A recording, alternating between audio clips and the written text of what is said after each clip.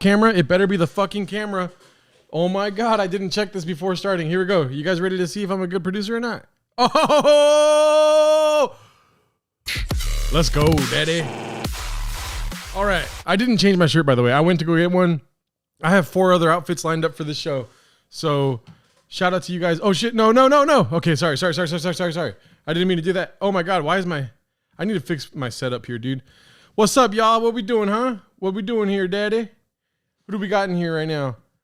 We've got Eduardo Madera, Marvin Moreno, Moses Z, Wizard Magic, Stone Cold Steve Austin, you know what I'm saying? Victory, The Fourth Mouse, Mark Ramirez, Dink PT. Shout out to all you guys, dude. What's up? Ray DeVito, the Gummy Smoker. What's up, dog? Oh shit, I haven't seen you since high school, daddy. Let me pop this chat out so I can have it on my screen here. Let me make sure everything's working correctly. Yeah, daddy. Look at that. Alrighty. How we doing, huh? You guys excited for today's stream or what? I've been thinking about this stream all week. Do I have anything to say? Not really. I do want to tell you why it took me so long to start right now, because I think it is pertinent to you guys. You know, you guys. I saw a bunch of comments in here that were talking shit about me, daddy. Shout out to whoever subscribed to me. You're the realest. Dude, I've had a long day today, right? I've had a very long day today. I want to tell you guys what happened today. And then we'll get into some shit, dude. First of all, thank you guys for being on my stream. You guys are awesome. I fucking look forward to this every day. I make my whole day around the stream, but the day was trying to fuck me up, daddy. I'll tell you that right now. It's trying to have my... Dude, it wanted my kangaroo pouch to have no pecker. You know what I'm saying? Just flipped my truck. Gerardo just doubled up. So much better without Cooney. It's like salsa on top of a show. Okay, Moses, be cool, dude. Moses, you could douche us too much, dude. I'm thinking about blocking you. Just like I blocked Bud Easy, dude. Where's he at? He's a fucking sharp little tongue before we started here. Huh? Where's he at? Oh, he left, huh? Where's Bud Easy at? The hell? How many rains type day? Dude, I needed 4 rains for today, but I only had 3. That's a lie. I had 4. Anyways, so... Oh, shit, there he is. What's up, Bud Easy? Bud Easy's redacting his own comments, dude. All right, so check this out, dude. Where should I start? Here, let me ask you guys... Oh, wait, what the fuck? Why can't I comment on my own shit? What the fuck? Subscriber only mode. Dude. How is it telling me subscriber only mode? This is ridiculous, dude. What the fuck? Funny how Bud Easy works. How is it for me also that it's subscriber only mode? That makes no sense. Okay. It's subscriber only mode again, dude. I blocked myself, I guess. Okay, here we go. So we're going to start a poll here. I want you guys, okay, let me do all caps. I like doing all caps polls. Which story y'all want first, Bubba? And, you know, I'm trying to think because it does happen like sequentially, and it's been something that's been happening for fucking weeks here, dude. I don't know if you guys know this. I don't live in a great area, right? Security, police. Which one do you want first, huh? Tell me. You guys want the security story first or police story? And if you guys are wondering, yeah, I was just fucking ripping iron right now, dude. I was fucking working out, daddy. You know what I mean? I was just at the gym right now, dude, doing jack shit. I just go to the gym to look at these fucking ridiculous... Dude, women's clothing is getting out of hand, dude. I'm just looking in... All I do is go for the jiggles, dude. I don't even work out. I just walk in there, I get on the treadmill, stand still on the treadmill and just go. I get on the stair climber just so I can have like elevation to look down and be like, God damn. You guys do this? I can't vote. I blocked myself. Let's see here. You guys want the police story first. That's a good thing. Here's the thing, right? Both stories involve security. This one girl's outfit got security called on Gerardo. God damn. Dude, whatever they call it. Oh, I'm not racist, sexist. I'm racist, sexist, I'm gay. I'm all the things, dude. It's ridiculous. Why do women go to the gym showing their ass off? And that's the stream, guys. Later. Have a great night. Love you guys. Dude, it's insane. I'm not complaining, okay? I like dudes, but these chicks with fucking fat asses, it's ridiculous, all right? And let me know when Caesar comes in here because I want to play that song. All right, so we got the poll done. We've got 23 fucking like, hawks in here, dude. Where's the hawk at? And the cheeks just doubled up. All right, so check it out. It's 6:21 on a fucking beautiful Tuesday night here in Los Angeles, California. Shout out to you guys. Did I figure out the wireless mic setup? No, I didn't. Did I even? Oh, it's right there. I have my wireless mic set up over there. Stay tuned for a wireless mic setup, possibly. I'm not quite sure how to do that. Check this out, dude. So your boy's out here in these streets, going to his coffee shop. It's a secret. I'm not going to tell you where it's at. I'm driving around. I don't know where to start here because I don't know if you guys are like me, but you keep track of everything. You tally up shit. Like, I bought you a Diet Coke. If you don't buy me a Diet Coke within the next week, I'm never speaking to you again. Do you guys do this? That's me breaking the fucking Diet Coke and being like, you better buy me a fucking another one, dude. And it better be a glass bottle. You guys do this or no? That's what I do. I keep track of everything. You know what I mean? So I live on a street that is legal. It's a legal address. We have a street. There's a fucking street light at the end of the street. Sorry for cussing. It's not a great area, dude. There's a fucking motel. Okay, I probably shouldn't yell this loud. Everyone's going to hear me. I realized it earlier than later. There's people around here that shouldn't be living here. I said the whole sentence. And it's a sketchy area. What do you do in sketchy areas? You get security, right? There we go. Got the security drop. So there's a street light at the end of my street. You hire security to like just put cones up, and the fucking people that live at the motel, if you even want to call it that, it's a fucking shanty town that's a building. You know what I mean? I love these people more than the security. The security bugs the fuck out of me, dude. The security 3 times now. And 3 times, dude, big mistake, dude. 3 times, you're fucking out, dude. There's a reason why there's 3 strikes in baseball, all right? Don't get me started on fucking baseball, because my son lost his game yesterday. Let me chill, dude. You guys got me fired up, dude. I love you guys. I'm keeping score, dude. And get this, dude. 3rd time, right?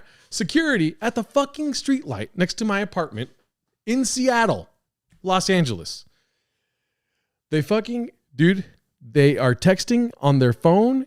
This is the first time. There's 3 different things, first of all. This is what I'm telling you, and I fucking sniffed it out after the 3rd time, and now I treat them with no respect. And then something else happened after the fact.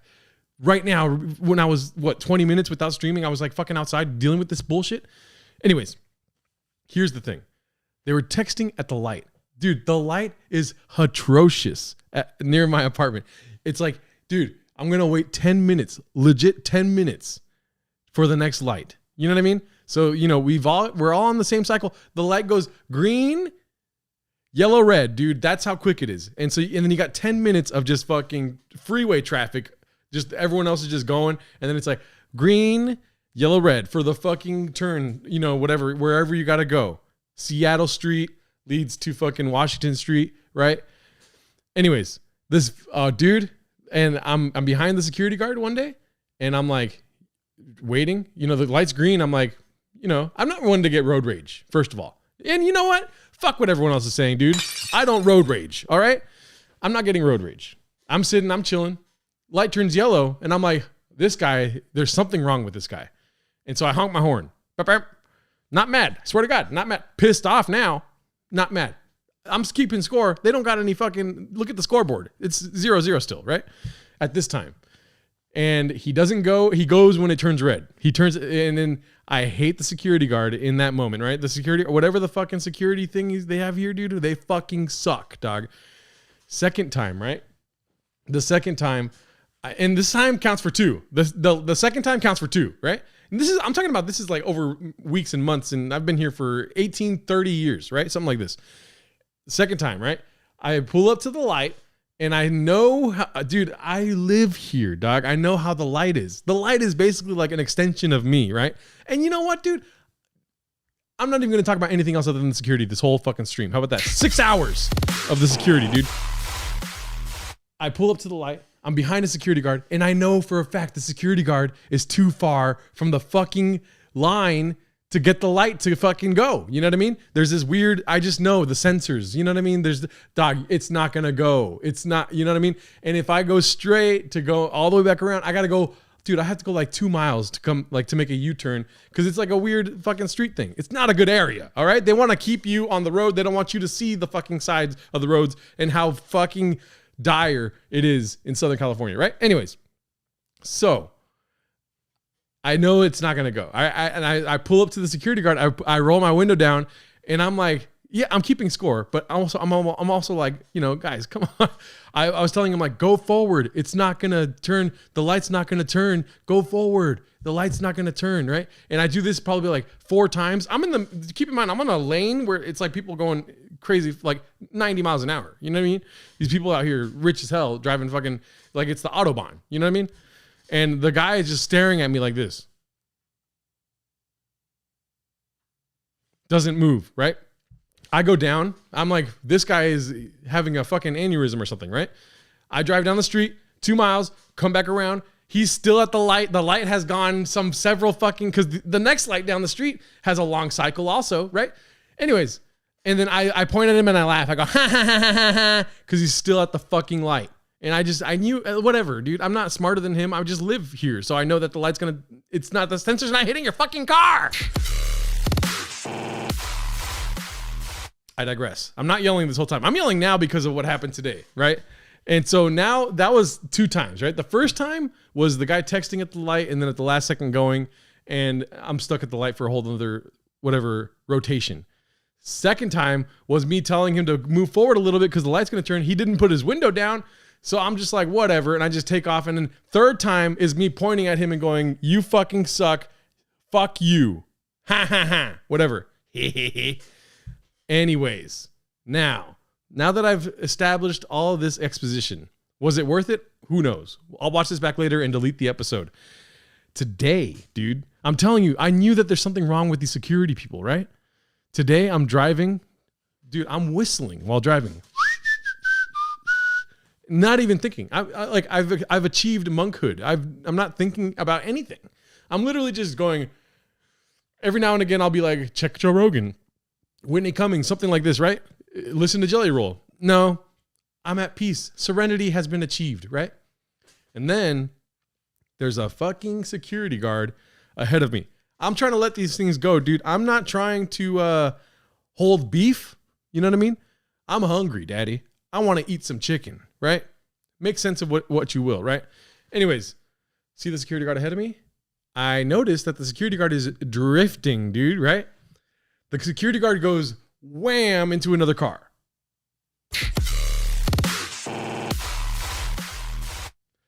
And I see that. The security guard overcorrects like crazy, goes, whoa, whoa, whoa, whoa, whoa, whoa, whoa, whoa, whoa, whoa, whoa, whoa, whoa, whoa. Because they fucked up now, right? The girl that they hit was hot as fuck. So now I got to help her out because I'm a good guy. Anyways, I'm like, first of all, I'm like waiting for them to pull over. In the moment, I'm like, they're not pulling over, right? The lady's pissed off. You know what I mean? And I like that. Spicy. You know what I mean? She's like trying to get their attention, but the fucking metro lady's just like, it's a lady too, that the security guard. She just like eyes focused just forward, just like not looking anywhere. Not trying to get any sort of, dude, she hit and run this lady, right? So I pull over when this lady pulls over nearby. It's pretty close to my apartment. It's the same security guards that watch this area or whatever. And I pull over, I go, hubba hubba. And I go, if you want my phone number, here's the phone number.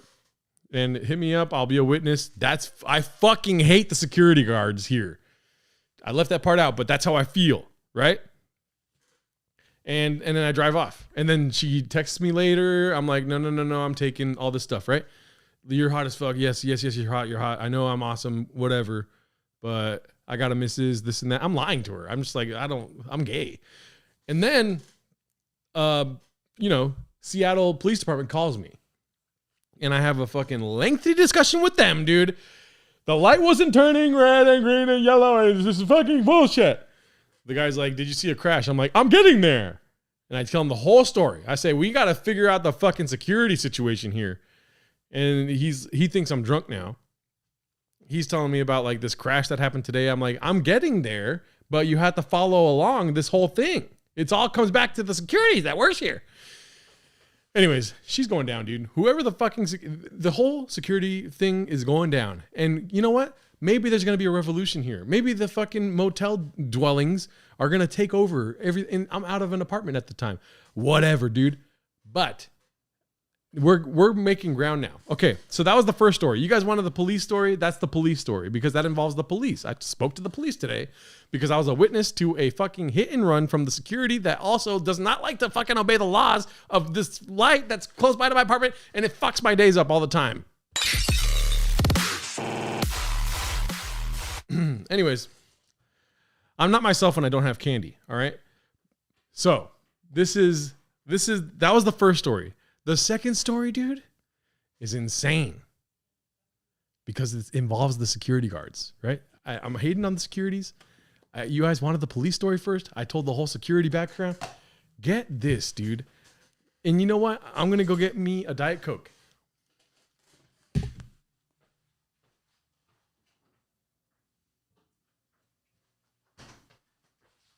So, in my long absence of leaving you guys on red, where you guys were, you guys were watching the songs that I put together for you guys. Music I did not make, but music that I do enjoy.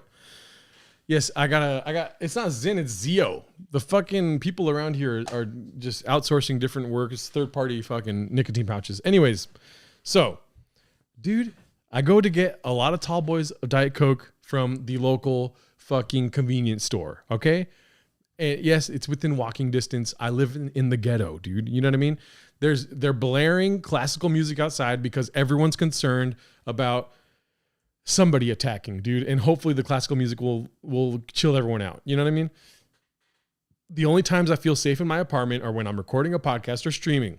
When I turn this off, I'm going to put on a bulletproof vest and try to sleep tonight.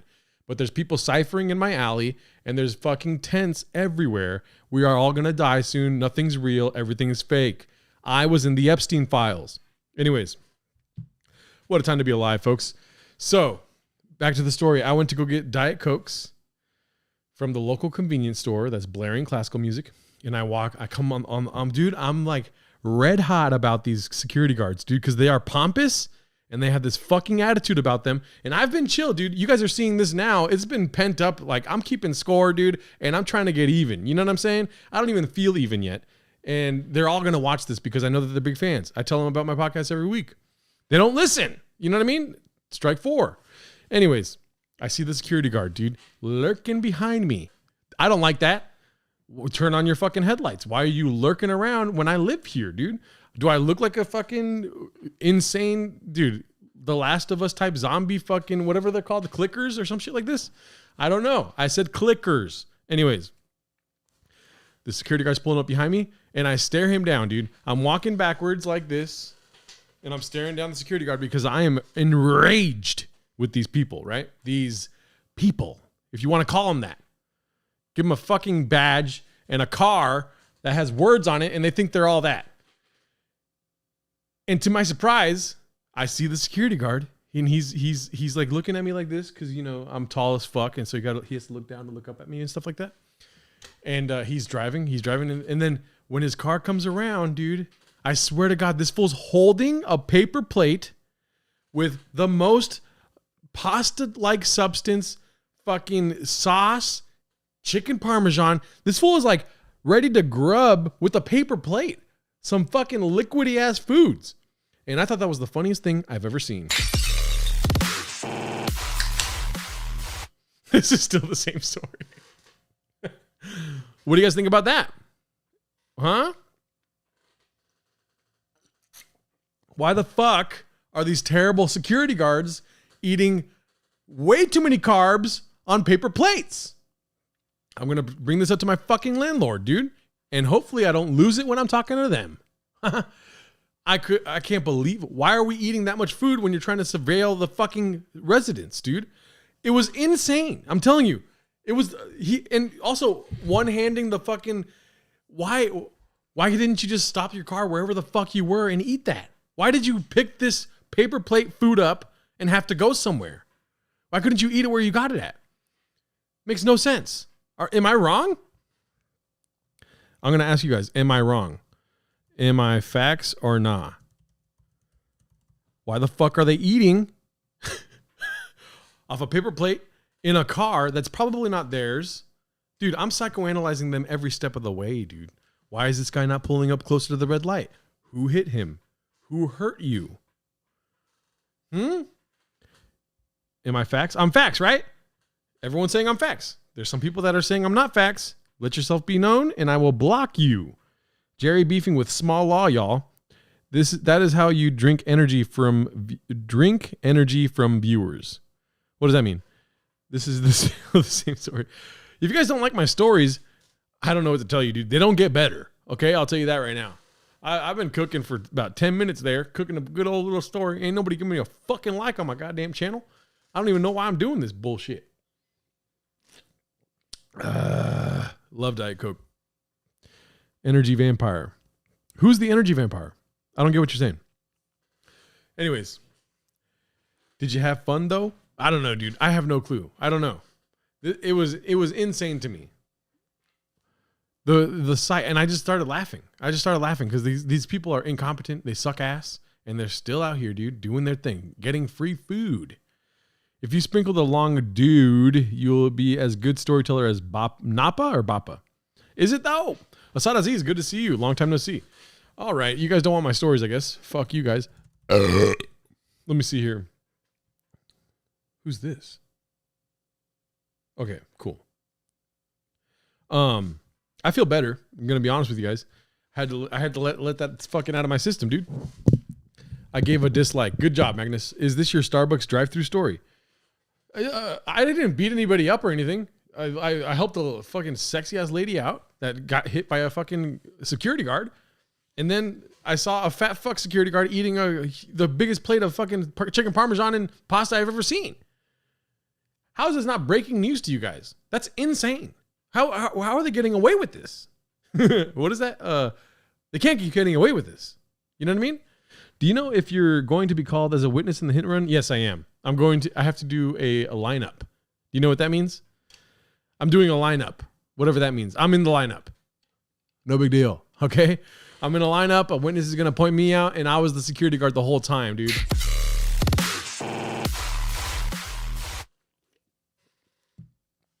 A haircut. Do you have a gun or you just needed to burp? This story and the Epstein files have all my attention. Foo me once, you can't foo me again type shit. Yeah, I'm going to be going to the lineup. He told me whatever day works for me because it is not good that it was a security guard. That's what the whole thing was. I was on the phone with the police department today for 3 hours, something like this. And I was having to discuss the whole situation. A roster of guys. Yes. A bunch of white guys on the roster. He asked me if I was going to be able to point out the security guard in the lineup. And I was like, I'll tell you what. I know all of your security guards. He's like, sir, stop talking shit about the security guards. And I was like, okay, well, tell them to stop sucking ass because they suck ass. No, you did not get blocked. Fourth mouse. I can see your messages. I haven't been really reading all the messages. I wanted to cook, as they say. There's something interesting that I learned this last week. Jeffrey Epstein is a pedophile. I wasn't sure for the longest time, but with that latest drop of 3 million fucking pages of evidence, dude. Oh yeah. He is a fucking pedophile, dude. That's for sure. Yeah. It's been a long time coming, and I gave him a benefit of the doubt, but oh yeah. I know that's dog bitch. What the hell? What is this, Paul C? Paul C's going Baja mode. Okay, dude. Please don't post that, Paul C. That's hilarious. That's fucking hilarious. But, Miguel, they don't like you, the fucking, jabbies. You know what I mean? You're better at the security job than the security. Did you pop your truck for the roster of people? Okay, be cool. Yeah, so I'll tell you that right now. Trump, yeah, for sure. We all knew that Trump already was that. You know what I'm saying? But YouTube won't let me say it, daddy. Epstein is for sure a pedophile, though. Whoa. The shit that I saw, dude. Whoa. Some dicey. You know what? Do you guys want me to get started with the whole Jeffrey Epstein thing? You want my take on Jeffrey Epstein? Okay. After all this, you need a gorilla mind. You're right, dude. Let's see here. I need a gorilla mind. Let's see here. I don't know what I want. What do I want? Oh yeah.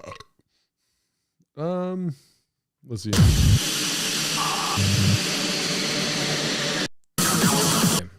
So what do you guys want to talk about? Epstein. A lot of stuff about Epstein, huh? Definitely a pedophile, dude. For sure. 100%. That's as far as I've gotten. That guy is touching kids. For sure. Thank God he is no longer here. Because the wreckage of his past is lengthy. Tell you that right now, dude. Jeff loved comedy. Do you think he saw Schaub's first special? Hilarious. For sure he did, dude. No longer here. Thank God he is dead. Anyways, in Minecraft. But and still no one behind bars, even with all the written evidence. Gerardo took 2 instead of 1. What does that mean? Took 2. He's living in Russia, XJ. Okay, so here's the thing, right? Listen, I'm so happy. A lot of evidence is coming out. A lot of files. A lot of reading. What do I like to do? Read. What am I reading currently? The Iliad by Homer. Thank you for asking. Am I making any progress? No. I'm dealing with the fucking security guard shit nearby my apartment, dude. I would like to feel secure if I'm going to sit down all day and read my book. Why is my chair squeaking so much? I got WD-40. It makes my fucking floors all slime. Is that going to work? Is that good? I've got a lot on my plate, okay? I'm dealing with the fucking security guards. First of all, that's priority number 1, right? I'm also I have a secret coffee shop that I'm going there every day. I have commitments to do that there, and I'm doing a podcast every day. I'm recording podcasts, not even putting some out. I'm just doing it to have a backlog of just episodes I could drop on you guys when you guys finally start listening. You guys never listen. Bruh, he owns a clone farm in New Mexico. Guard from the jail reported them switching him out. And FBI subpoenaed 4chan to something in the guard. Rosa said Owen said he's still alive. Oh, wow. Call ICE. I bet you won't have a security problem. In the files, did we find out that who the Bubba was that Trump gave head to? Everyone talking about the Epstein victims, but no one's worried about Gerardo and the security. This is what I'm saying. Thank you, Asad Aziz. Anyways, so Epstein, definitely a pedophile. I don't think there's any question now. That guy's definitely a pedophile. Here's my issue with the whole Epstein file situation, okay? How do I get my information? Huh? I read the Iliad currently, right? Also, what's another way I get information, dude? Because when it comes to drinking water, you're not just drinking Aquafina. Sometimes you have Diet Coke. Or you go to the stream. You go on a hike. You get an empty bottle of water, and you get some fucking stream water. Come back to your apartment. You put it in a fucking little carvasse, whatever the fuck you call that thing. A pot. You cook it. You burn all the parasites out. And the next thing you know, you're drinking water. That to me is reading the Iliad, the old-fashioned fucking Greek mythology type way of drinking water. Now, a bottle of water is YouTube. Thank you. Same exact thing as reading, watching YouTube. That's what I'm saying. Now, I watch YouTube videos. What's the number one thing we do on YouTube? Like and subscribe. I cannot stand it, dude. When you're talking about a definite pedophile touching real kids, I don't want to subscribe to your YouTube channel. I never want to watch you again. You're a sicko talking about sick things. Stop telling me to subscribe after you say the worst thing of all time. Let me see if I can find some fucking examples for you guys. I don't have anything pulled up, so you guys are going to have to stick with me here. But there's one that really set me off, dude, and I didn't think about it for a couple of days, and then finally I was like, you know what? Fuck this guy. Has nothing to do with politics. He's posting, bro, every 5 seconds about this thing, dude. And then he's begging at the end for you to subscribe to his YouTube channel. You guys probably know who this is. It's just gross and disgusting. Gerardo's so brave for this stance on this. Thank you.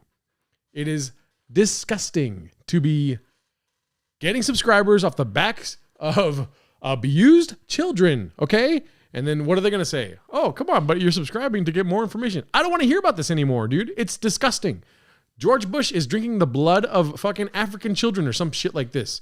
They're taking boat rides. I want to go on a boat, but I didn't know that you had to fucking chop a dude's arm off to get on this boat, right? Let's just watch Candace. Not a chance, daddy. We are going to watch this guy ask for subscribers after telling us the craziest shit that we've ever heard in our lifetime. Let's see. All you have to do is find subscribe. And I've had it, folks. I have had it. Hit subscribe. Let's get to 6 million subscribers. Unreal. Let's see what he says right before this. And you know what? Maybe I'm wrong, okay? But I don't like that this guy has 6 million subscribers and he's still talking about kids getting touched. Dude, you've made it. You are part of the elite, in my opinion. 5.91 million subscribers? Goodbye, right? You can no longer beg for subscribers in the middle of a tragedy that involves fucking little kids. I don't want to hear it, dude. Let's see this. Multiple pages. So if there's 3 to 4 million documents missing, multiply that by, say, 10 to 12 pages per document. There may be 20, 30 million missing, which I think is even worse. I think what we just saw here is the tip of the iceberg. Hit subscribe. Let's get to 6 million. Okay, maybe you guys are not on board with me. I just think it's disgusting. Even he doesn't want to say it. He's like, oh, fuck. The script says hit subscribe. I'm just going to say it, even though I'm thinking about kids getting fucked by some random billionaire guy in fucking Florida. He had an island and he would fuck kids all the time, and he would have the elites of the world come through and fuck kids all the time. Yeah, hit subscribe, dude. Jesus Christ. Yeah, it was like 3 million pages of fucking kids, dude. That's so crazy. There's probably like 20 million. If they only showed us 3 million, it's probably like fucking so many more pages. But you got to subscribe. We're trying to hit 6 million subscribers. I'm going to throw up in the fucking bathtub right now. I don't know why I do this. Why am I doing this to myself? I'm going to make literally 20 videos about this later today. Fuck this guy, dude. And you guys probably know him or like him or whatever. Fuck this guy. It's a threat. Subscribe or else. Do you guys not agree with me? I'm gonna keep asking if I'm facts or not, because I don't know if you guys are on my side or not. I find it gross, and maybe I'm wrong. Am I wrong? I just, I'm back to streaming. This is the third stream back, so I need to kind of like, figure this shit out. I'm a big fan of MSLBALALSB. What does that mean? Agree, but YouTube is all about whoring yourself out. No shame. All right, well, let's watch another one then, dude. I'm gonna bring you guys another one. This one, it really made me laugh. It has nothing to do with Epstein, but it's still something very funny, and it's somebody that I do enjoy watching, from time to time. Maybe he's deep state or some shit like this, but I gotta find it here. He's talking about something about project, or what is it called? Assets. He's talking about his undercover assets. Let's see here. Okay, wait. Oops. Let's see. I apologize for taking so long here. Project something. Let me see.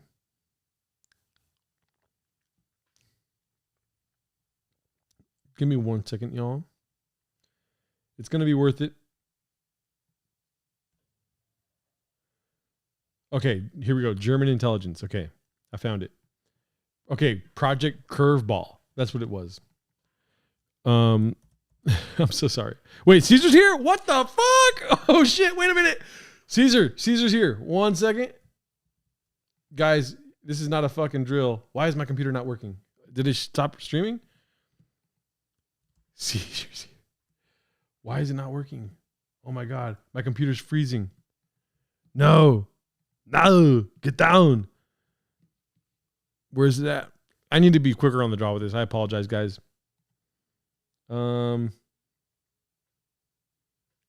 Where is it? What the fuck? What the fuck? All right, here goes. Caesar, welcome.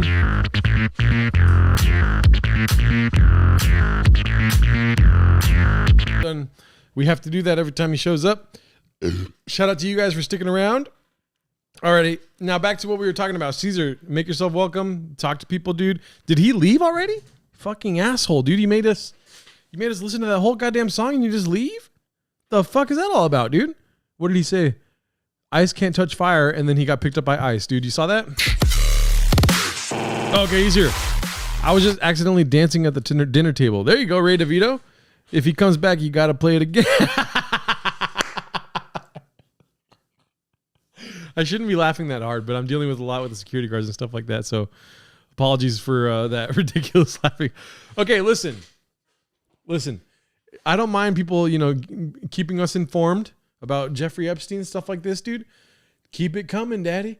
I'm going to listen to every fucking second of every fucking piece of shit video you put out because I'm very interested in what the fuck is happening with Jeffrey Epstein, okay? Guilty, right? But please do not ask me to subscribe when I'm listening to you talk about kids getting fucked, okay? Is that too much to ask for? Huh? Is it? Seems a little bit extreme. Wait, my thing? Wait, you guys are saying, am I wrong? No, I'm not wrong. You guys are on my side, huh? Fucking break your glasses, daddy. Security living rent-free. Watch CoffeeZilla about the files, daddy. Best minds. I already watched that Voidzilla video about the files. First thing I did, literally first thing I did when I woke up. Okay, so we've already established that. There's been plenty of examples. I've been watching different channels. People are, dude, oh my God. There's another one I could bring up for that. Here's another one though, dude. Let's not talk about people dying, Americans dying, and then you fucking plug a sponsor right afterwards. How about that, guys? You want an example of that? Bill Gates is a demon. Facts.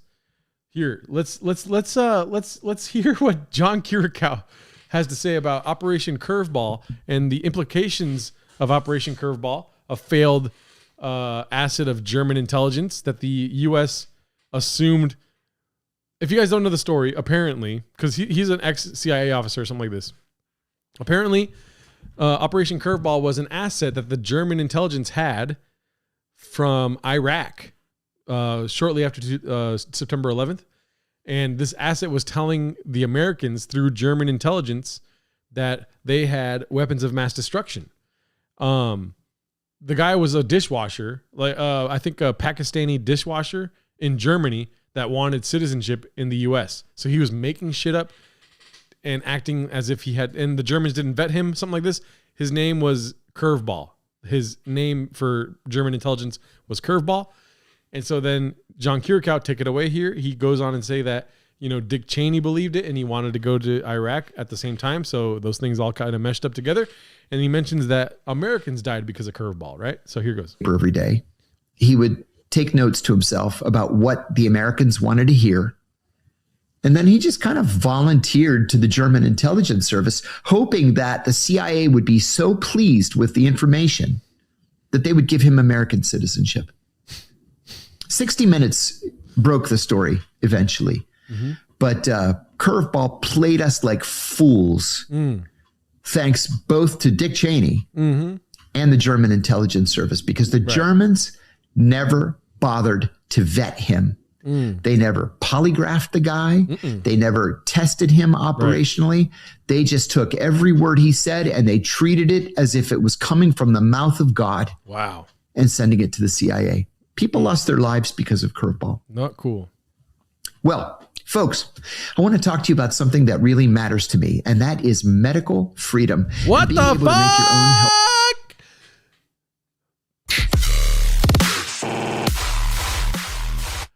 End on a better note.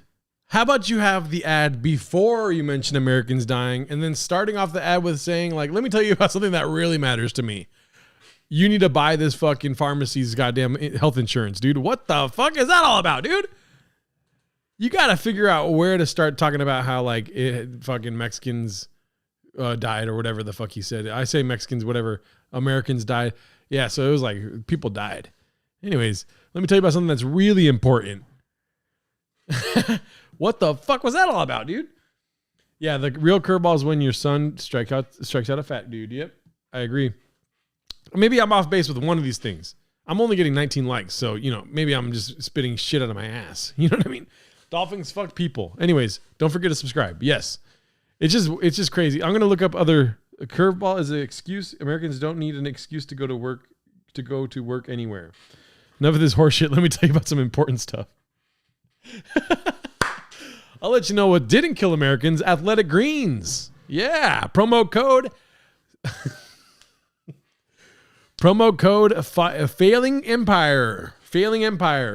Promo code We Are Going Downhill and Fast. It's just like crazy late stage capitalism type bullshit, dude. Can't blame him. I mean, his name was Curveball. Yeah, he did throw a curveball. You're right. Like, shout out to Caesar. I'm gonna play a song again, dude. Just kidding.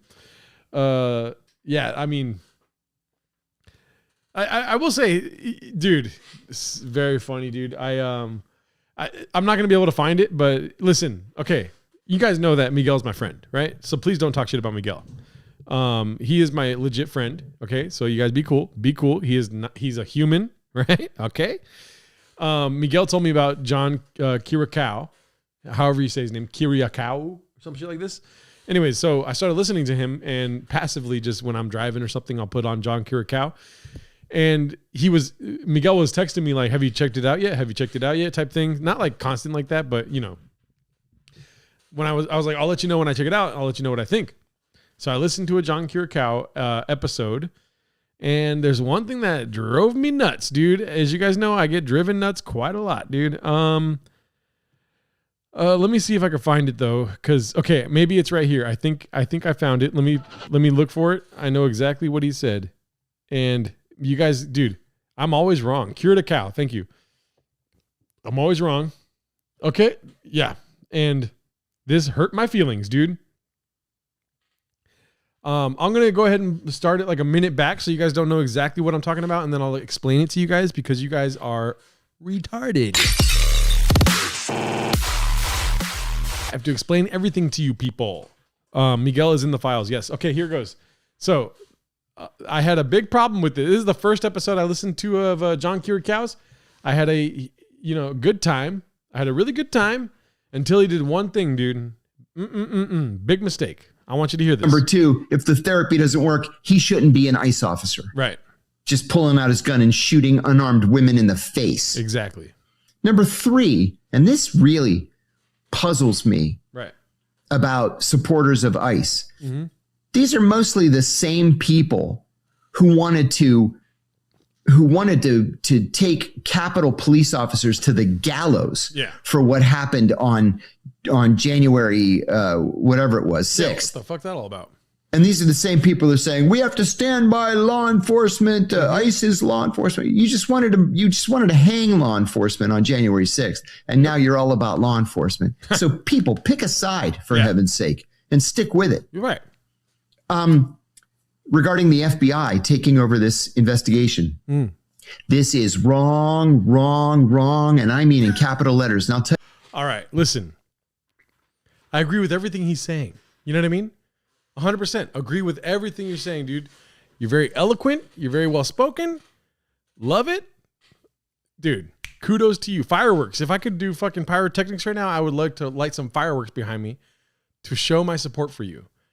But dude, when you're in my fucking earphones, sorry for cussing, do not say wrong, and move your head like that, dude. That's so disrespectful, dude. Am I wrong? He's cooking, he's going, and then all of a sudden he's wrong. Yeah. You guys, dude, I don't need that fucking sassy ass bullshit, dude. Why are you doing wrong? This is wrong, and I do not like that, dude. This is a wrong. I got it the first fucking time you said it, dude. I already knew you didn't like it before you said wrong 3 times. Why are you doing this? I do not like that. Stop doing that. Something real feminine about that. Over this investigation. This is wrong. Now I'm starting to think that it's right. Why are you like not convinced with telling me that it's wrong one time? Why you got to say wrong, wrong, wrong, right? And the way he's not even like articulating the word. He's like moaning it. Wrong, wrong, wrong. I'm going too far, right? But this really did bother me. I'm like, dude, why? Don't ever do. I wanted to message him. Do not ever do that again, dude. It's fine. I really appreciate your opinions. I like your fucking editorial piece on ICE and all what's happening and bullshit like this, whatever the fuck. I'm sorry for coming at you all heated because I got some security guards that are fucking with my shit nearby my apartment. All right. So that's what you got to understand. That's where I'm coming from, dude. Don't ever say wrong 3 times in my ears. I don't like it. Over this investigation. This is wrong, wrong, wrong. And maybe I'm wrong. But notice how I said it once and you got the point. You know what I mean? I might be wrong about how I feel. I'm going to try this out. I'm going to try this out when I'm podcasting. When I'm talking, I'm going to, I can't even imagine myself doing that. You know what I mean? Can you guys imagine saying wrong 3 times? Imagine you're having a heated debate. Both sides respect each other. Everyone's in love with each other. We're all just talking, trying to spread ideas. We're all thinkers. You know what I mean? And then all of a sudden you say something, and instead of them coming up with an articulate point to counteract your whatever rebuttal, this and that, I didn't graduate college. They hit you with the wrong, wrong, wrong. I fucking hate you, dude. I never want to talk to you again. Don't. Bro, am I wrong? You guys better not agree with this fool, dude. I swear to God, dude. I'm gonna be so mad if you guys like, you guys are gonna vote against me just to fucking piss me off. At first, the other one, am I wrong? It was no. Dog, no, don't. There's something fundamentally wrong with saying wrong 3 times. You're losing the argument. But that's not what was happening here. You were winning the argument. I was agreeing with you. Everything you said until you go wrong, wrong, wrong. I agreed with everything. Taking over this investigation. This is wrong, wrong, wrong. It's just like you're a boomer, dude. Like you don't understand how to speak to us. You got it before that, but then you threw in this fucking weird thing you guys used to do in the 50s or 60s where you go wrong, wrong, wrong. It's fucking childish, dude, and I hate it. I don't like it. Stop doing it. Great point Caesar brings up. Don't make me play the song. Matthew McConaughey said, all right, all right, all right. There's swag to that, dude. Whatever swag this shit is fucking, he's trying to fucking hit on me with, I don't like it, dude. If I'm a hot chick at a bar and you ask for my number, I go, no, no, no. No sounds better. But you thought I would give you my number? Wrong, wrong, wrong. Dude, I'm going to stop streaming today because nobody's agreeing with me and it's bothering me, and I'd rather be alone in my fucking thoughts and fucking be correct about everything, dude. This isn't wrong. Not saying it more than that. And you suck, dude. I used to like you, John Curacao. Amy Winehouse said, no. There was a beat behind her, okay? She wasn't articulating points, and she wasn't talking about failed operations and German intelligence and stuff like this, like high-level bullshit, dude. This is Whitney Cummings level. It really is. It's getting in there, dude. It's getting to that level of like, why are you doing this to me, dude? I feel personally assaulted. You said wrong 3 times. Like I did something wrong. You're just conveying information, dude. Do not do that. I don't know how, I really don't know how else to say it. I wish I could articulate it further, but I digress. Moses does not know where he's at this whole stream, by the way. Scroll back and read his messages. Taking over this investigation. This is wrong, wrong, wrong. And I mean in capital letters. And I'll tell you why. Not just because. Tell me why, dude. Say it once and then tell me why. I don't like, I want to ask Miguel, like, he's probably not going to be down, but yo, I'm streaming. Do you want to explain the wrong thing or no? Okay. I asked Miguel because I did get in a huge argument with Miguel about this because, you know, he asked me what I thought about John Curacao, and that's why he's important to the story. And then I let him know, like, I like him. I watched 3 videos of his. You know what I mean? I did. If you look here, like, I've, you know, right here, that's the one we were watching. I watched these 2, and then that wrong thing, dude. I was digging it. I was like, okay, every upload. Notice how, like, after that one, I did not watch anymore, dude. But then he used Epstein in the title here, and I had to watch it. You know, let's see if he asked for a subscription. I did not like the ad placement talking about dead people and then being like, by the way, something that's really important. Let's see, where's his subscribe at? Okay, no, this one was actually very nice and touching. He did a good job about the subscribing thing. Blockbuster.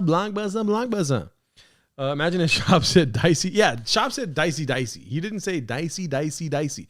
There's something degrading about that way of talking. You know what I mean? I don't like it. And you being a CIA fucking agent to begin with, you know, you're already on rocky ground, dude. So you can't be saying wrong, like you're back at the fucking headquarters, dog. I don't want to hear it. This is touching though. This is how you ask for subscribers in the middle of a fucking tragedy like the Epstein files. Thank you again for subscribing. You're really making this fun and worthwhile and exciting. And I love hitting refresh every day to see how many subscribers we have. It's all very exciting. Thanks for doing that. And we'll see you next time on Deep Focus. Look at that, dude. Are you kidding me? Dude, don't you just want to grab his cheeks and go, you're so cute. He's so excited and old as fuck and happy that he's getting subscribers, dude. That's awesome. I wish I had that inspirational music to like subscriber push here. You know what I mean? Inspirational music. Let's see. I just want to say thank you to all my subscribers. You guys rock and roll, dude. I don't know what else to say. Thank you guys for subscribing. You guys are fucking awesome. Life is better with you guys subscribing to my channel. I fucking love it. And honestly, every day I wake up, I refresh my YouTube and I don't read the comments. And I'm just so happy. So happy. I first wake up and I jack off, but then I go to my YouTube and I see that Moses posted that he doesn't understand what's happening here on my comment section. And I didn't read it, but somebody told me about it. And I just want to thank you guys, all the views, all the watch time hours, all the rock hard hawks in my fucking chat. I love it. And I just want to, thanks for liking the stream and subscribing. And honestly, I see the subscribers go up every day and I think to myself, what the hell did I do to deserve this? I'm just a fucking waste of breath that I'm a fucking piece of shit that sucks ass. And you guys are subscribing to me and I appreciate you. I really don't like the security guards in my apartment, and that's fine. I did speak to the police today, and they're on the case. So, just like you guys are on my case, and I love it. Subscribe. Thanks. You must admit, it does warm my heart. Where the fuck is Jarito? I've been worried about him. Oh shit, Jarito's here, dude. He's chilling. He's holding all my shit. He holds the broom and the mop in both hands. He's like this. But with the broom and the mop. He has a broom and a mop in each hand. Don't you know Cesar Gerardo beats Jarito and he almost kicked him out because puta does not like Jarito. Whoa, dude. Pump your brakes, Mr. Marvin Moreno. All right? You're acting more like Marvin Blackhair right there, saying a name like Puta like that. Okay? Small mop, by the way. It is a small mop. This is a full-on Callan meltdown on stream. I don't mind melting down, dude. If you couldn't have like a fucking stream of my life, you can literally point to any moment of my life and be like, he's melting down for sure. It's all falling down now. This is definitely the last moments of his life. Why is he acting like this? All day long. People ask like, what gets you to level 10? I'm like, dude, I live on 10, daddy. Are we on 10 yet? I wake up and I go, are we on 10 yet? I am a basket case, okay? You guys don't be looking to me for advice. I'll say that right now. We got 32 viewers. Pinatas before hoes. I agree. Caesar, 100%. Listen, if you walk into my apartment and you ask me to get rid of Jarito, you don't understand what you're starting. All right. It's not going to happen. You know what I mean? This one girl wanted to beat up Jarito. You know, like you do with piñatas. I'm sure you guys have heard the story before, but she was like, if you're going to give it away, like, I'll just take it to a party. I stopped talking to her, dude. Who the fuck said anything about giving them away? I've had them for years. I've had them for 5 years now. You think I'm just going to give away a fucking piñata I've had for 5 years? You think it's like a backstock that nobody's wanted to buy him yet? And I've just been having this piñata. Like, yeah, he's cute. It's just nobody wants to buy him. Yeah, you can take him to your party and fuck him up. Not going to happen, dude. The life expectancy of a piñata is very low. I understand that. You know what I mean? But just because a grandma is 130 years old doesn't mean you start beating the shit out of your grandma. What the fuck is that all about, dude? Out of my apartment, I say. I say, get out. Get out. And they start talking, but wait, get out is what I say. And I keep score. So unfortunately, you scored too many points because there's no coming back for me. There's no 20-point game. There's no 20-point shot that we can even the score here. You threatened to kill my best friend. Bye-bye. You guys on my side? You guys disagree? Wrong. I'm seeing a lot of wrongs. Say the right answer. So you guys like wrong. You guys really like that? Fill the piñata with minor Okay, whoa.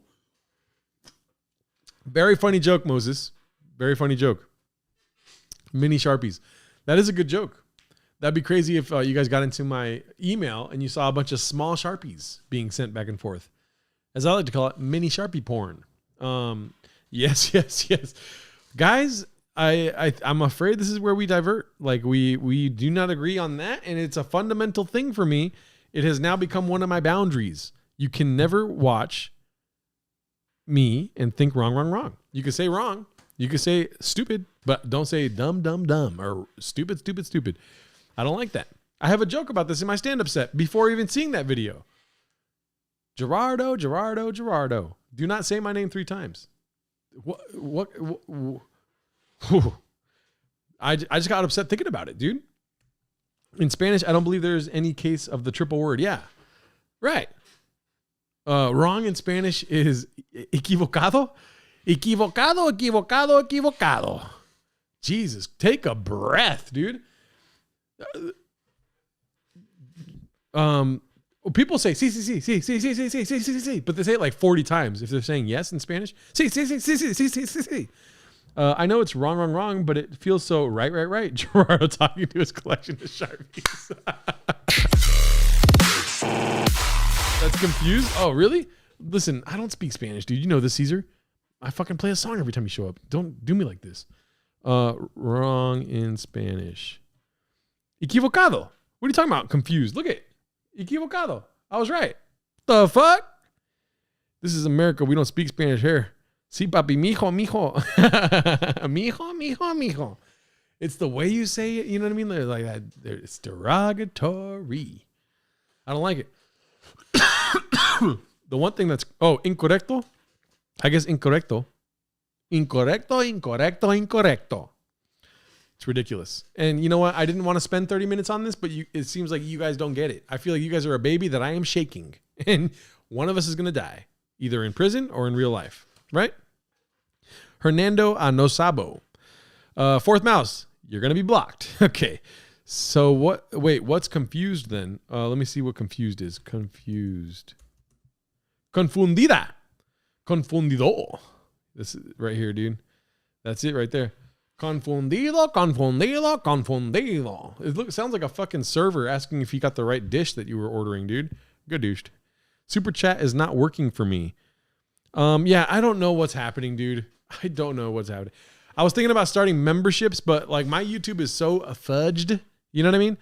By the way, I don't know if you guys like those little clips that I put out of my streams. I don't know how I feel about it. I'm just trying to put shit out so that I can get some views on my channel, some subscribers, daddy. You know what I mean? So I'm figuring this thing out as we go. Epstein is shadow banning the super chats. Oh shit, Robert. Let me look this 1 second. Give me one. Oh, yes, sir. Oh, wait.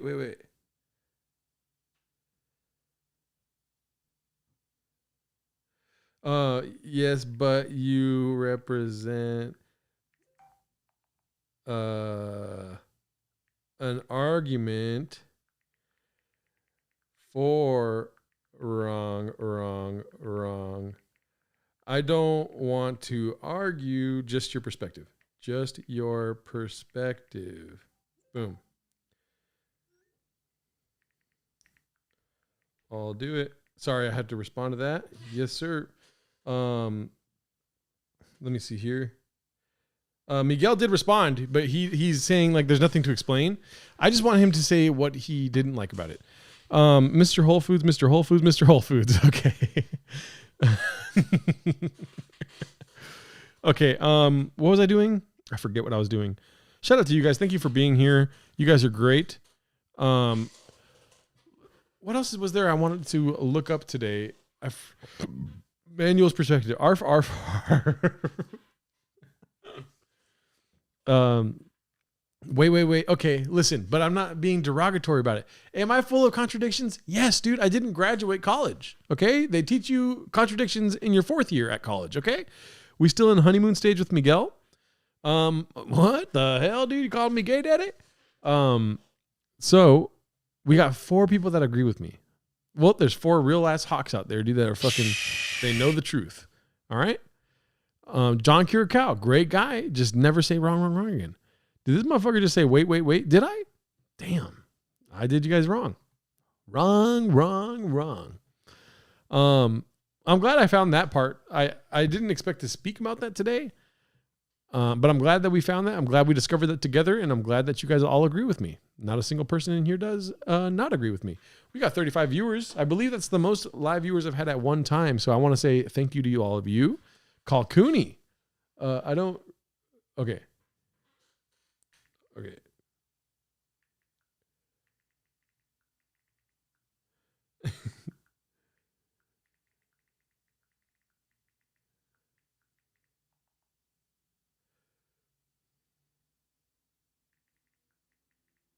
I want to tell Miguel I won the argument.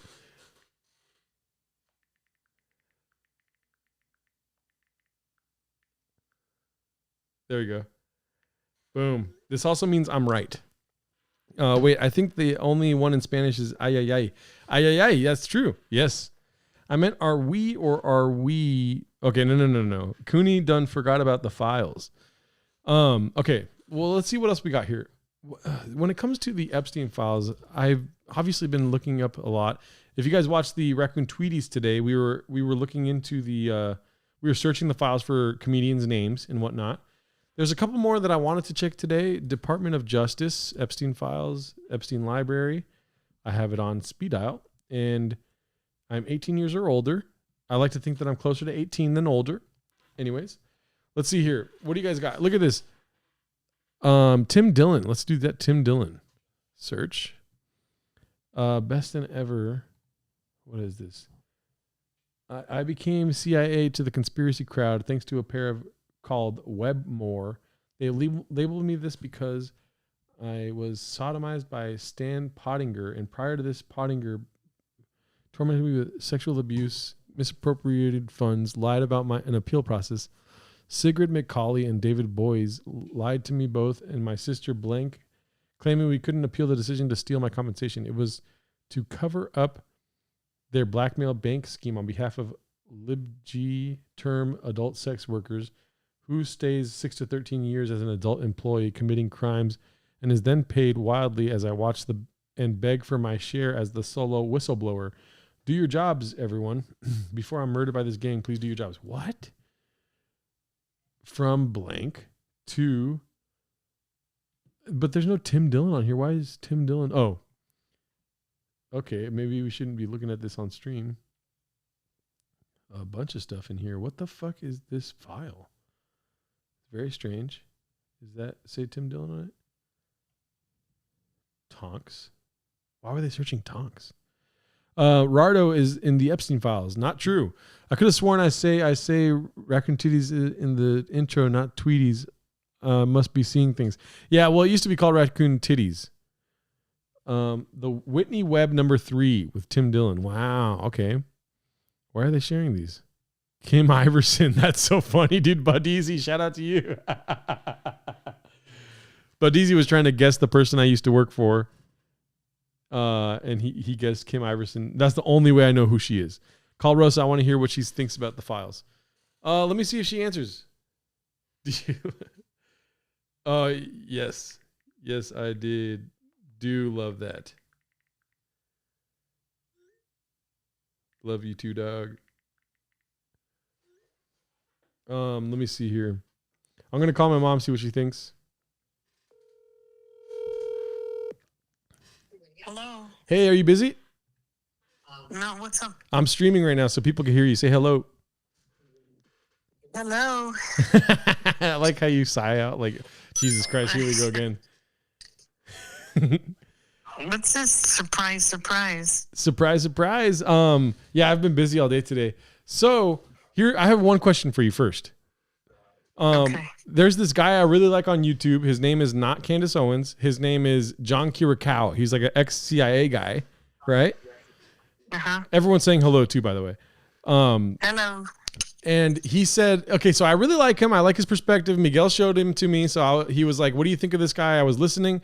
And then out of nowhere, he goes, wrong, wrong, wrong. Like he was trying to make a point and he said wrong 3 times. Do you hate it when people do that? Wrong, wrong, wrong. You say that, don't you? No, I don't say that. Thank you. Right? Because it's dumb. Nobody should do that. Was it wrong? It was, but he could have just said it one But time. maybe he felt 3 times was necessary. Wrong. Because it was that fucking wrong. It's like, but it's cringe to a point where I don't even want to know what he's talking about. It's like, don't talk to me that way. You know? Well, then stop watching it. It was a Miguel recommendation after all. Don't be like that. Why you gotta hate on Miguel?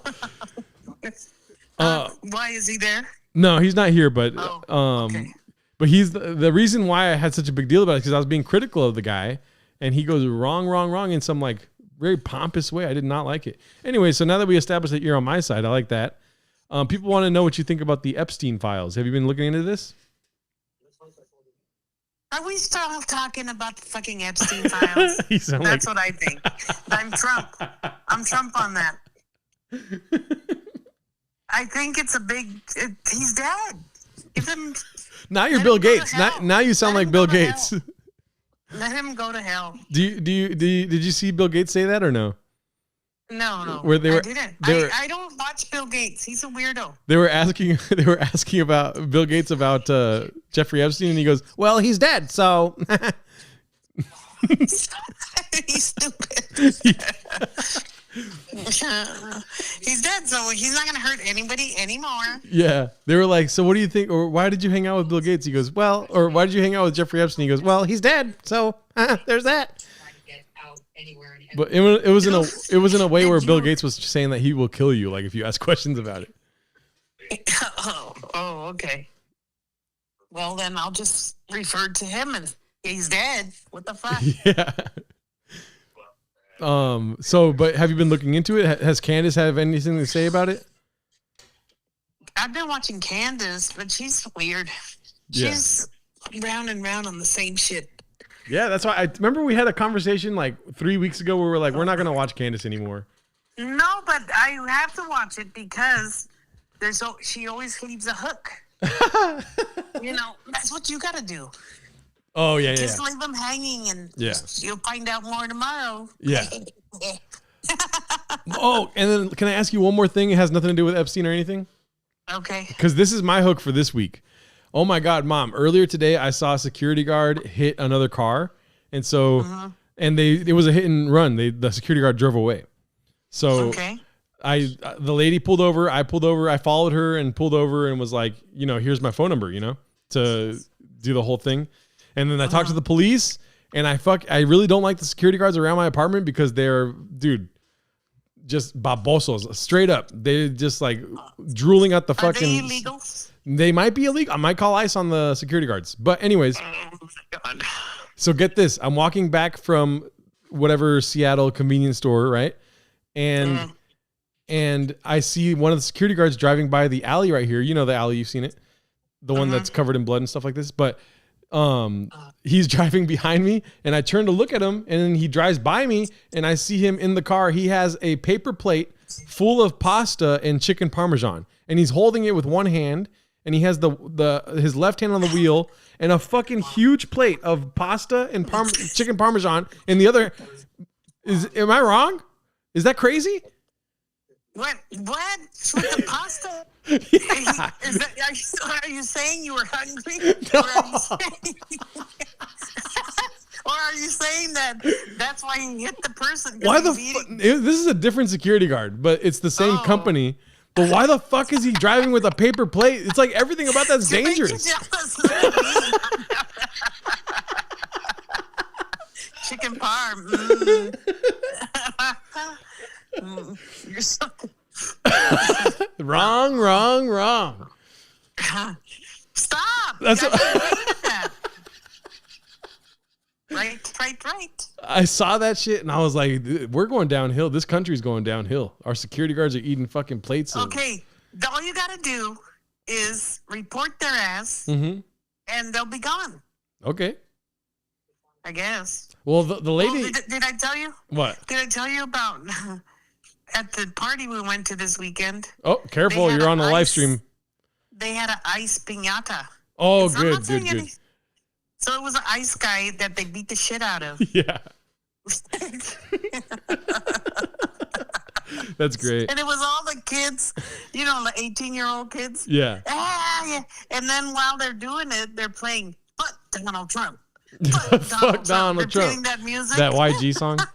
Yeah. Like, oh boy. Dink PT's a loyal viewer of mine on my channel. He's asking, did you cry when they were hitting the ice piñatas? Well, I had to take a picture, of course. Okay. But I was like, okay, this is a great lesson for your kids. That's what I was thinking. Like, this is a great lesson. Yeah. Yeah, beat the shit out of ICE officers. Yeah. They're calling you Rosa Epstein. We already looked up if you were in the Epstein files. You're not in the Epstein files, so you can sleep easy tonight. No. I wouldn't give that guy time of day. If he was like, come have dinner, you'd be like, wrong. I'd be like, fuck you, fucking perv.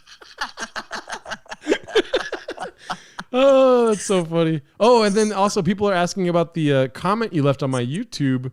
This is more of a question from me, but you were saying that Sydney Sweeney is 2 SS's? Yeah, Sydney Sweeney. Right, but you said 2 SS's. That's what threw me off. 2 S's. Okay. Okay. Hey, you really need to take a. Oh God, chill. Mom, don't make me turn my stream on you because I read the comment and you did a typo, and it's okay if you just want to admit that. It's not a typo. Okay, maybe because I did the SS because I was trying to make her also a Nazi. Yes. Okay, I was gonna pull it up. Entendre. Yeah. Yes. But yes, she is an SS, but what you wrote on my channel is Sydney Sweeney is 2 SS's, which is not true. That would be something along the lines of Sarah Sydney Sweeney Silverman or something like this. You know what I mean? They're saying Swastika Sweeney. Okay, yeah. So people understand. Now we get it. Everyone was questioning what that comment was. Actually, my whole thing is her name is SS, right. Sydney Sweeney. Yeah. Stupid. The people that didn't get it can go back to fucking kindergarten. Okay? Yeah. I agree with you. They do need to go back to kindergarten for sure. But I'm putting it up on here now. As you can see for the chat, Sydney Sweeney is 2 SS's. First of all, you put 3 S's because you had an apostrophe S, and then you put 2 SS's. Now you've got 6 S's. That's not what Sydney Sweeney is. Also, she might be, I'll tell you what, her bra size might be SS. You know what I'm saying? You're so stupid. And she's more like a Z. Yeah, she's more like a sleep with me. You know what I mean? But yeah, they're saying wrong because they saw the comment now. So. Oh. Yeah. Okay. Who's wrong? They are. They're wrong up the ass. No. Up the ass. Whoa. That's how wrong they are. But okay, well, thank you so much for answering. I'm glad that you agree with me on everything I brought up. I only answered because I was watching something on my phone and then there's an interruption. That's the only reason why you answered it. Yep. Yes, and then it's Gerardo. Well, okay. Thank you, Mom. Are you guys gonna golf? The weekend? I did forget to ask Dad about that, but I'm down. I'm sure we'll find something. I'll look up something to reserve. I know, but were you gonna? Do you want me to book something? Because it has to happen earlier than later. Yeah, I have a show Friday night, so Saturday morning. I'll look into it. I'll look into it tonight, and then I'll call Dad tomorrow. All right, maybe I don't know if I might want to go with you guys. Who? Paul or Thomas. Okay. Paul or Thomas. Okay. Okay. All right, Mom. Anyway, love you. Let's talk later. Bye. All right. Love you. Bye. Bye. Love you. There goes our Arosa call for the day. It is my father's birthday this weekend, so we're going to go golfing before the Super Bowl. And who do you guys got for the Super Bowl, huh? Let's see here. I know you guys are all a bunch of Super Bowl fucking lovers. I'm only going for the halftime show, daddy. I want to see a Puerto Rican man in a dress, bubba. I'm trying to watch that all night, daddy. Who winning, though? Seahawks. And who's the other team? The Rams? Just kidding. Wish. Patriots. That's another thing I wanted to get into. I wanted to do some Oscars predictions. You guys down to do this? Seahawks. We've got one vote for Seahawks. Somebody really wants the Seahawks to win. They didn't even wait for me to publish the post. Bad Bunny. I'm watching the Turning Point USA halftime show. Daddy Kid Rock the Real Star. What is that? Turning Point. Let's see the turning points. Bad Bunny is winning, Daddy. Okay. Turning Point Kid Rock. To headline Turning Point USA's All-American halftime show. Well, okay. That's fucking, I guess that's cool. NFL owners panic as Kid Rock announces patriotic halftime. Well, I mean, can't we all just get along, dude? You know what I mean? Wrong. I'm still sad. It should be Bo Nix in Denver. Listen, I really don't like Denver. I apologize for all of you. I'm just not a big fan of the Denver sports. I'm so sorry. I'm a Clippers fan. If you guys don't know, we traded away James Harden, and I feel really good about that because we got Darius Garland back. I didn't really look into all the details of the trade because it did happen when I got out of the gym, came here. I was at the gym just gooning for all those fucking thick-ass ladies with tight pants. You know what I'm talking about? The motherfuckers in that gym just wearing that shit. And they're looking good. I was just in that gym, not even working out. The only iron I was pumping was thoughts of lifting them up and inserting myself, daddy. God damn. Oh, my God. That's what I said. When I go to the gym, I go, God damn. Anyways, what was I saying? Clippers. Yes, the Clippers trade for Garland. James Harden, Darius Garland trades. I shouldn't be looking. I have ADHD. I don't want to be looking this up on the fucking podcast or whatever this is. We get a second round pick and Darius Garland. Darius Garland is so much younger than. I'm so sorry for doing this. Darius Garland is, I believe, like 20 something, right? Yeah, he's 26 years old. Shout out to you. Welcome to the Clippers. We're gonna treat you good. Cool story. How many picks you get? We got one pick. It's a dry fucking trade. We should have went for more first round picks. We got a 2026 second round pick. That's insane, dude. Like we have no picks. Anyways, I digress. Yeah, I'm gonna look up. It's the trade deadline is this Thursday for basketball. Okay, like no big deal. It's just I'm gonna look up Shams really quick. I love you guys. Thank you for being here. I really do not like.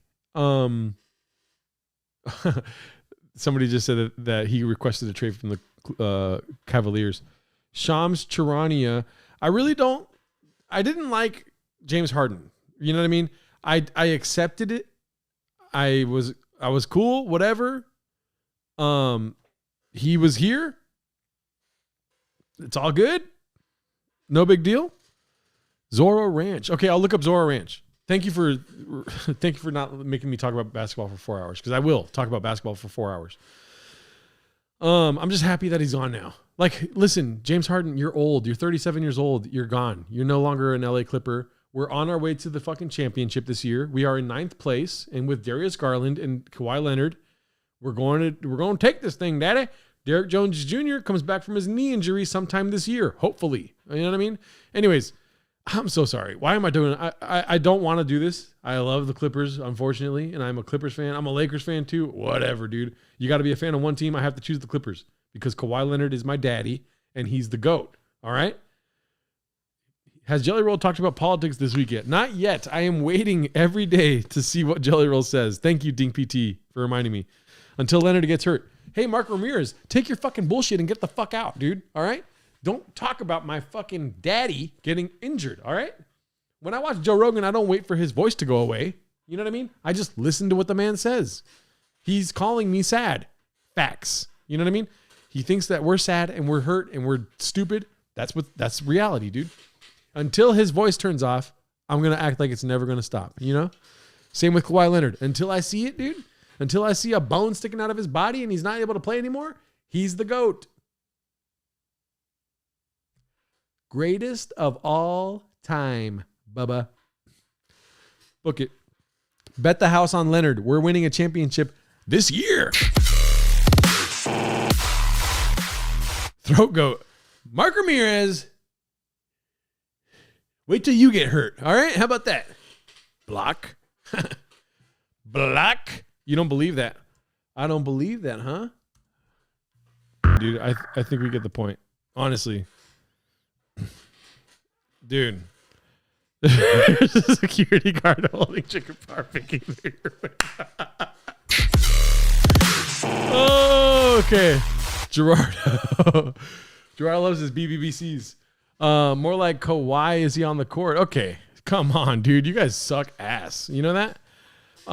Listen, I think I didn't even have to say anything. His game speaks for itself. He's the GOAT. He's way better than any of you. His dad will beat up your dad. Kawhi Leonard for life. And all you guys should be on my side because you're not on the right side of history, which is a prominent conversation right now with everything going on in the world. And when it comes to Kawhi Leonard, being on the right side of history is calling him the GOAT. I want you guys to speak to your higher powers tonight and thank him for making Kawhi Leonard because, listen, whatever conception you have of a higher power, Kawhi Leonard came from him, daddy. All right? And he blesses us every day. And to be quite honest, I can't stop being blessed because I watch Kawhi highlights every day. Now my mom's on the chat. By the way, I'm watching Bad Bunny, not Turning Point. It's Super Bowl, not Sunday service. Gadoosh. Kawhi Leonard has wrists like Cooney. All right. Well, he also has moves like Jagger, okay? And his wrists have never been injured. So you're speaking from a place where you don't know jack shit, Bud Easy. How about that, huh? Gadooshed. You feel like you suck now because you do suck. Because Kawhi Leonard's the GOAT, and he is my favorite. All right?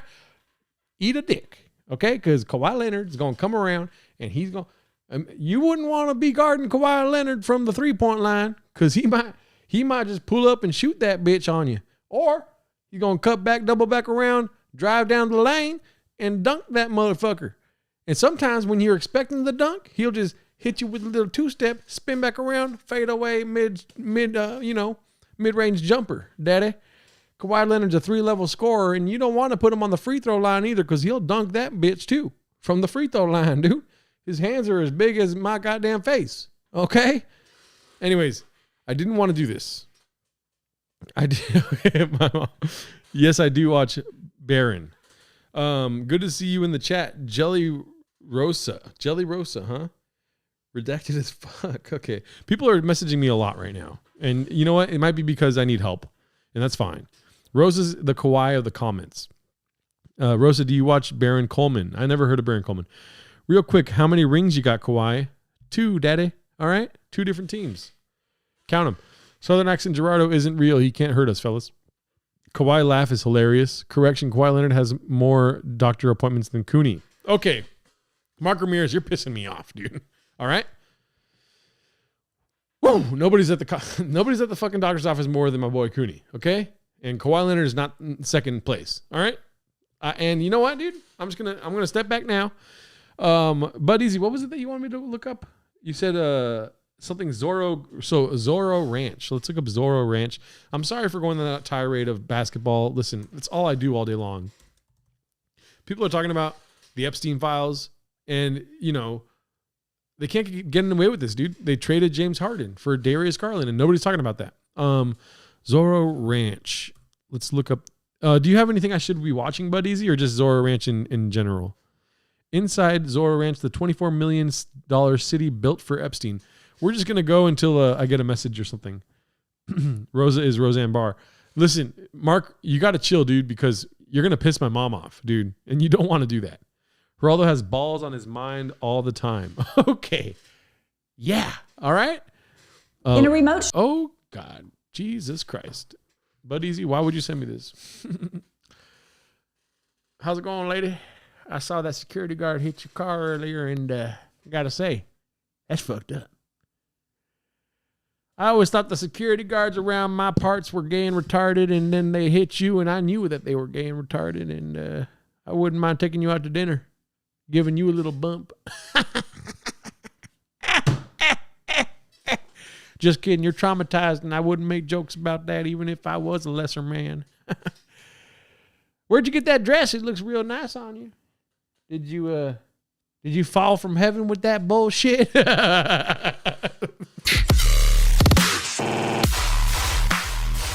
Dude, you guys didn't even know I talk smooth like that. You know what I mean?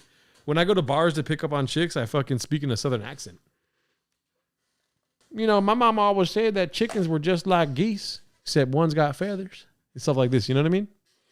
It's so easy to be Theo Von, I don't only got one roadcaster in my apartment. I got two. If you want to stream it, shoot a podcast. Something like this. I got two A10 Mini Pro switchers in case you need a second one to stream your show. I'll stop. When I look into your eyes, I don't only see a fucking sexy ass female. I also see myself. Okay, whatever, dude. You sound like Jelly Roll. Thank you, Mom. Oh, do we have an update on the grocery store, Rosa? Yes, Mom. Sent a short vid on Discord. Thank you very much. I'll look that up right now, actually. Let me open up my Discord. Discord is also at the center of a lot of heinous shit, dude. For the days I've had too many addies and not enough baddies. Gorilla Dream. Shout out to you. Wow, nice. I didn't see. I don't know why I haven't got any of these DMs that I'm seeing now on my phone. What the hell is that all about? Time-coded link. Okay. Bud Easy, I'm going to watch your video, okay? But, I really want to hear what this girl has to say. Is this girl nuts? Culture shock? Is she free, single, anything like this? Did I tell you you got a face for podcast? I shop at Walmart now. No Winco, no Staters. Mom, what happened to Staters? Dude, I introduced my mom to a Staters nearby her house. And Mom, the first time you went to Staters, I'm sorry for yelling at you on my live stream. Keep in mind, this is an entertaining version of me. This is not how I truly feel. But I fucking showed you the Staters. Oh, they're racist. You said they're racist, huh? The Staters looks really nice, though. The Staters is, when you walk into the Staters, feels welcoming. Mom, you're racist, okay? I'm racist. We're all racist. What are we doing? Mom, are you woke? My mom might be dark woke. Okay? Sounds too close to taters, and we ain't eating no tots. The Staters or the countryers? Oh, the state of the country B. Wow, you guys don't shop at Liborios or Vallarta. Fourth Mouse, this is why YouTube sometimes shadow bans you, dude, because you're asking crazy questions. I live in Seattle, okay? My mother lives out in Trump country, daddy, okay? Y'all whitewashed. Ate hers. Okay. On behalf of Canada, I wanted to apologize for the 3 Canadian live streamers that embarrassed us at the Hollywood open mic. What the fuck happened to... Oh, dude, I got to look that up too. I've read stuff about that online. Listen, I'm not racist. I'm waking up though. Fourth mouse is racist. Yeah. I forgot to put thanks for the big brains, G. My mom. Thank you, Mom. Fourth mouse has been harassing me for years. He's been on here just fucking giving it to me, and I don't want it. I don't want it. You know? So thank you, Mom. Finally, somebody stands up for me. Everyone in here was just letting Fourth Mouse do his fucking thing. Nobody said anything. Not even my own cousin. I gave my cousin a song, and he won't even, stand up for me when it comes to the Fourth Mouse, or as I like to call it, the big inconvenience. Okay? Thank you, Mom. Rosa rules. Manlyman. Oh my God. Okay, well, let's check out Super Mrs. Hottie's perspective really quick. Stretch of the New Mexico desert lies a hidden town full of secrets. I don't like her voice. Did you guys get that? Here's the Fourth Mouse. He's the Fourth Mouse. What'd you expect? Look up influence harass comedy club after bombing on stage. I didn't know what whitewashed means. Sorry, G. I'm back, boys. What up, Victory? Victory goes like this. I'm back, motherfucker. Okay, I'll stop. I need to stop drinking 18 cappuccinos a day, dude. I need another Diet Coke. I don't like her voice. You guys are on the same page with me. Voice, gross. Her voice is disgusting. You suck. Whatever you say is not true. Secrets that almost no one will share on camera. At the center of that town lies Zorro Ranch, a sprawling, nearly 10,000-acre compound with a much darker story than most people realize. The truth about this massive estate is that it was built by one of the most notorious predators of our time. While the world dissected island flight logs, tabloid exposés, and leaked email lists, this $24 million desert fortress has somehow managed to slip past nearly every major headline about Jeffrey Epstein. But okay. Suey eyes. You know what? Thank you. Ethel for Sagan. Thank you. But I will say, when it comes to a man's suey eyes, I don't like it. But when it comes to a girl's suey eyes, listen, 2 streams ago, if you guys want to go back and watch my first stream, you can look up the transcript and watch my 4-hour monologue about crazy ladies and why I love them and what they do for you and why I suggest everyone dates one nutbag in their life, okay? Hey, get married. You know what I mean? Life just gets bigger when you date somebody that's nuts, all right? Mom, turn your ears off, okay? I'm not talking about you. I'm talking about other women, okay? When you see this looking across the fucking first date dinner table from you, what do you think to yourself? This is not going to end well, right? Is the first thing you think. Hopefully. Unless you're like far down the fucking... If you're lost, then you're thinking you want to have sex. You shouldn't be thinking that. What you should be thinking is, what the fuck is she saying and why does it all not make sense? You know what I mean? She does look very surprised by whatever the fuck she's saying. Nobody's yelling at her, but she's still surprised. You know what I mean? I'll stop. I can't see 4 whites in Gerardo's eye. I can see 4 whites in Gerardo's eyes. One of the most notorious predators has she met Dalia and Callan. Chop Suey, why'd you leave the kids up on the island? Read his name backwards, G, not out loud. Who? Whose name? I don't know what you're talking about. I can see 4 whites in the double A was how I got it. The double A was how I got it. What are you talking about? Oh, okay. Yeah, I'm not gonna. Yeah. I see what you mean. And I'd rather just say Ethel for Sagan. That's what your name is, dude. Good one, Victory. Yeah, suey eyes for sure. But Zorro Ranch was, and still remains, one of the most crucial parts to everything Jeffrey Epstein was trying to create. Zorro Ranch wasn't just tucked away. It was engineered to be untouchable, heavily guarded, protected by secrecy, and isolated from the outside world. But here's where it gets strange. Also, she's like looks maxing. She's like breaking her jawline to get that fucking nuts look. You know what I mean? She's got also way too articulate of cheeks. Like, why are you a YouTuber? Should be a model, okay? I don't like you telling me information. Yeah. I'm going to save this for later. And let's check out what Mr. Bud Easy sent me here. Get there. All right. See, this is something I could trust with information. I'm not thinking about what's in my pants. I'm thinking about Zorro Ranch. All right. I wasn't even hearing what she was saying. I heard 24 million and I thought she was saying an amount that I would have to pay. You know what I'm saying? Because she is a supermodel. Alrighty. Zorro Ranch. Was that like a ranch with kids on top? Okay. There. I do want to switch gears ever so slightly because I don't want to run out of time to cover this. I think this is fascinating. I remember when this happened. This went around Twitter. This was called Twitter back then. It went around Twitter back shortly after Jeffrey Einstein left this mortal. Okay. Should I just keep watching and not say anything? You know what I mean? Let me see. Oh, fuck. Why did I do that? Shit. My mouse is very sensitive, so it starts clicking whenever I hit the switcher. I got to get a bigger spot for this shit. Hold up. Let him cook. Okay. You want me to cook or because I can't stand when people say YouTube is censoring words. He's just trying not to get shadow banned.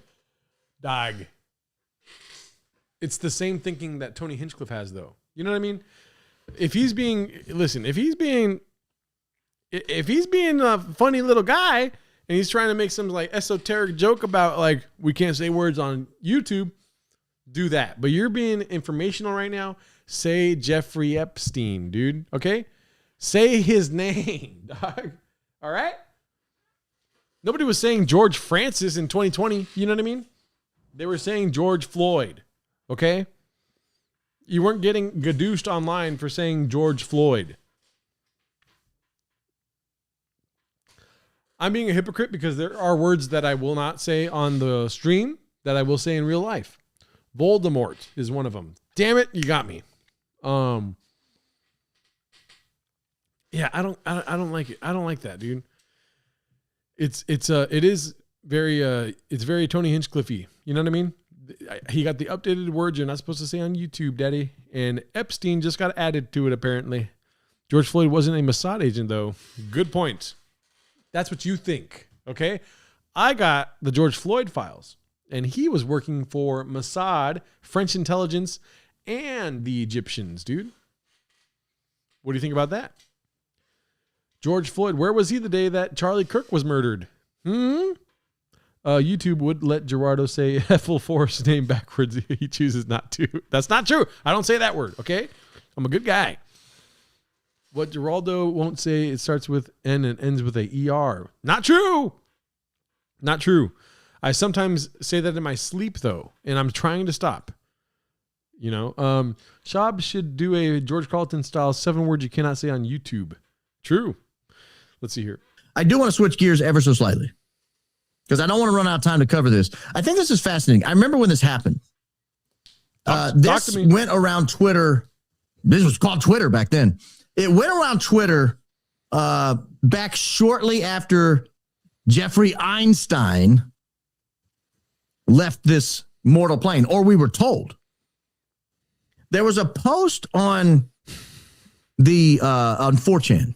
It's one. I like Fourth Mouse. I don't know if you meant to do that, but you misspelled island, which it makes it look like you think YouTube doesn't want you to say island.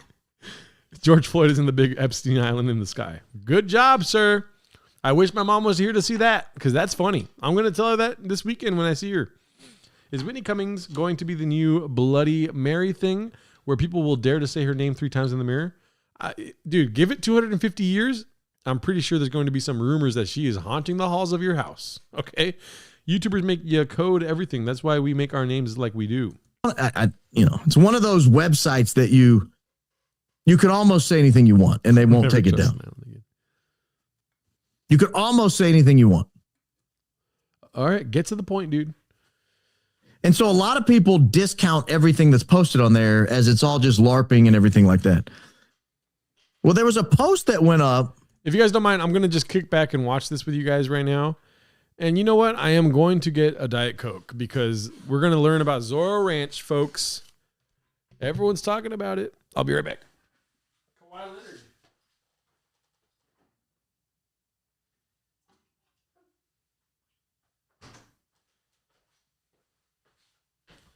Sorry it took so long. My fridge is huge. I had to walk in there and grab this bad boy out. If my fridge's so small, how can it fit these big Diet Cokes, Daddy? Gerardo hitting the piss sink. No, I tried to make sure that I didn't have to piss for a while. Before I started recording, you guys know it was like an hour before I started. I was just shaking it out, dude. I was shaking it nonstop. Gerardo's got one of them walk-in fridges. Yeah, it's right here, but it goes all the way down. It's quite a way. It's huge. Anyways. Before we knew that Jeffrey Einstein had allegedly offed himself. And I'll read it to you because it's right here. And the reason it's coming back up is there was a release in the Einstein files. Say Epstein, dude. That seemed to indicate there might be something to this. Here's what it said. Here's the way it worked. I'm not saying anything after this, meaning I'm not going to follow up, so don't bother asking me questions. Please do not try to dox me. But last night, after the 0415 count, they took him, meaning Jeffrey Einstein. They took him to medical in a wheelchair, front cuffed, but not one triage nurse says they spoke to him. In other words, this guy was taken away as if he was going to the medical area, but then the medical nurses never laid eyes on him. He never showed up. Next thing we know, a trip van shows up. This is a transport van. We do not do releases on the weekends unless a judge orders it. In other words, it's very unusual that a trip van shows up. It's very unusual that somebody would come and load up a prisoner on the weekend because judges typically don't work on weekends. And it's just not something that regularly happens. A transport can wait until Monday. Next thing we know, he's put in a single man cell and affixes a bedsheet around his neck to himself. Here's the thing. The trip van did not sign in, and we did not record the plate number. And a guy in green dress military outfit was in the back of the van, according to the tower guy who let him through the gate. You guys, I'm shaking right now, but I think they switched him out.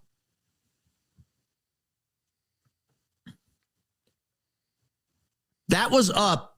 This has been up since 2019. This has been 6.5 years. This has been up and present. So I'm aware of this. I've been aware of this. Yeah.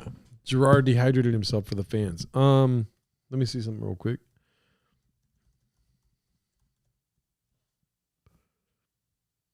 Okay, that's weird. All right. Let's see here. This. Sorry. I was one of those who was fairly confident. Manly Man, thanks for coming through, dude. Have a great rest of your night. I've heard it. Sorry for burping on the mic. That's disgusting. But I have heard of the, I saw the 4chan post or whatever of him being switched out. Dude, it goes further. I mean, there's like that whole ear theory where Hillary Clinton's brother passed away a couple weeks before. And the ear, like, so the New York Post got the lead on the story, and they were there first to take a picture of them, happened to like come out at the same time with Jeffrey Epstein's body. The picture taken is not the correct ear that Epstein had, according to other photographic evidence of his ear, but it is a lot like Hillary Clinton's brother that passed away a couple weeks before. You're not supposed to say Hillary Clinton on fucking YouTube. I should say honky clitorin. Something like this. Sleep tight, Manly Man. Hit the like button, please.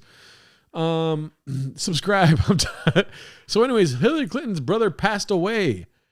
We're trying to hit 6 million subscribers. Let's see. He was not alive. Cootie didn't finance himself. Until yesterday. Because yesterday, when the Einstein files dropped, buried in the files right, was a document that was produced in response to a subpoena. Okay. Now, I'll explain why that matters to me in this context. Cook, Daddy. The subpoena appears to have been issued the day or two after that post went up. Now, keep in mind that post. Pixel Face Killer. That's not how you spell my name, but hello. Do I know you or no? Pixel Face Killer. Who the hell that though? Who the fuck is that though? Okay. You joined 13 years ago, Daddy. All right. All right. The Einstein thing is pissing me off. Yeah, me too. I called it the first time I heard it. It's going to be that the whole time. Just say Jeffrey, please. Post went up before news broke that he was no longer with us, that he had allegedly taken his own life. So to get the timeline right, you have 4chan post goes up before anybody's aware that he's not alive. Then the news breaks. And then a day or two later, there's a subpoena that goes out. Where does the subpoena go out to? It goes out to, of all places, 4chan. They want to know who put this up. I was curious who put it up. And the reason I was curious is because a lot of times people just lie on 4chan. And you could envision a scenario where the lie just happened to line up and the timing was just right, just ever so right. And you're like, whoa, he got lucky. Well, Paul C, listen, Paul C, I know that you're naturally pessimistic, but honestly, this guy is cooking because I didn't know this part about it. If they're subpoenaing an anonymous file or user on 4chan in these files, and depending on the date of it, let me see if I can see here. I trust him more if he didn't have a Jelly Roll accent. I am also, I refrain from commenting on that too, but this is, yeah, I mean, this report was generated using the following inputs. Okay, so this is just 8/14. Okay, so this is 4 days later, they were requesting to pursue a subpoena on this guy. That's crazy. Dog, imagine you have a anonymous Reddit account. You're in incognito mode. You got 4 VPNs directing your address to fucking different addresses, all this shit. And the government's out to get you because of some shit you put online, dude. That's nuts. Or I didn't graduate college and it's not nuts. I am just like you guys, dude. Dumb as hell, dog. You know what I'm saying, Daddy? Not cooking. Talk about Hamlet. I'll get to Hamlet. I'm going to get to that later. Dude, we're streaming till 3 days from now. We're going to be streaming for 3 days straight. Okay? You guys better not fucking leave. All right? I'm already upset about Manly Man going to bed. There's no such thing as bed ever since Friday. They dropped 3 million files. I can't stop beating off to this shit, dude. You know what I mean? Lucky, and it gets all kinds of information. I don't know why people get a kick out of lying online, but it's a very common. I have not checked that, Formula Juan. That's not kind to call him that. He doesn't like it. Okay? But if he is in the files, we can call him that all we want. All right? Did Einstein prove general relativity incorrect, Jerry? No. He did not. I sent you file 00066. Let's see. Practice. This is the document that was produced. I don't know if you can read it or if it's too small. I'll kind of tell you what it says here. But this is a report generated. The report was generated on August 14th. Yeah. Stone Cold Steve Austin. Great point. Listen, the post could be bullshit. You know what I mean? Like, it could be just some random shit that when somebody heard Jeffrey Epstein passed away, they made it up. It was posted at 9:45 at night.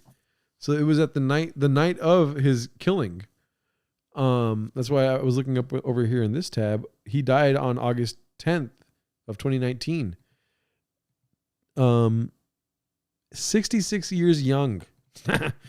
And yeah, he did say, "I'm shaking right now." Cringe alert. Bobby Lee is not in the files. I looked that up already. But I mean, it's crazy to subpoena the guy, you know? He was an anonymous profile. Damn, he died pre-Gringo Poppy. I know he didn't get a chance to live for something, you know? Yeah, I mean, that's crazy. Pursuant to a subpoena request. And it says right here, records provided pursuant to a subpoena. And then it's got the text of it right here. It's got the IP address where it came from. They were able to track that down. God damn. Roberto. And they believe it was put up by this guy. Again, I can't state definitively it was, but the belief is this guy is who it was tracked to. this Roberto Grijalva. I don't know if that's true. There's no identifying information here. No home address, no phone number, anything. Wow. And here we have evidence that he actually did work there. Whoa. And he was there that day at that time. Whoa. Friday, August 9, 2019, approximately 1:15. Grijalva passed on to oncoming staff member, and then it lists some other names here. Also, that inmate Einstein will be needing a cellmate upon arrival from his attorney visit. So you have evidence when you start putting this all together. What you end up with is evidence that this guy may have been honest. That may have been something that happened. It's certainly a fun story, whether or not it's true. I'm not rooting for the guy to get away. I'm not one of those people that just love chaos at all times, and the more chaos, the better. So if he gets away and we can prove he got away, then we got another story to run down. I'm not that guy. I don't want a guy like Einstein getting away with anything. I don't want him on the run. But I've noticed something. What's There's that? all this good news out there when it comes to these Einstein files. Right. There's all this incredible news, right? We get news about the way they talk to each other, the way they talk about each other. So I decided to do a search, and I'm going to redo the search now. I'm going to let you guys follow along with me as I do the search now. We're able to look at things like ABC News. Are they covering these files? Nope. Clinton's agreed to give oversight committee testimony. Note nothing about the content in the files. Trump urges Republicans to take over nationalized voting. Partial government shutdown. Kiefer Sutherland makes the top of the news here. We're merging SpaceX with XA. I mean, just nothing, right? Just nothing here. That's fucking crazy. About the Einstein files. Yeah, that's pretty nuts. Well, what about over at CBS News? Do we have anything at CBS News? Well, let's check it out. No, we got a long shutdown thing. We got the Kennedy Center. Again, Clinton's agreed to testify. They're not going to say anything. Sale of billions of rare earth minerals. Ed Martin removed as the czar. I liked Ed Martin. Now we have the notable names in the Epstein files. Oh, look. It's like the only people they mention are. But Easy, that's so funny, dude. Oh my God, that's why Cooney didn't know. People who are probably baptized as Christians. Bill Gates, Elon Musk, and Prince Andrew. Well, what is NBC News talking about when the Einstein files come? They agree to give testimony. Oh, here's the big story. The dadgum, they released it in such a hurry to slander all these people. The Department of Justice released it and accidentally released the identities of some of the people. So they're going to have to claw all those files back. They're going to have to pull them back out of the interwebs. They're going to have to make sure you don't see any of this information. Again, I look at the news and I think, what a disconnect. I will suggest. It goes the same day after day, the last 2 or 3 days since these Einstein files have come out. There's a total disconnect between what people are talking about on social media. All you got to do is scroll through X. And what the news tells us we're supposed to believe.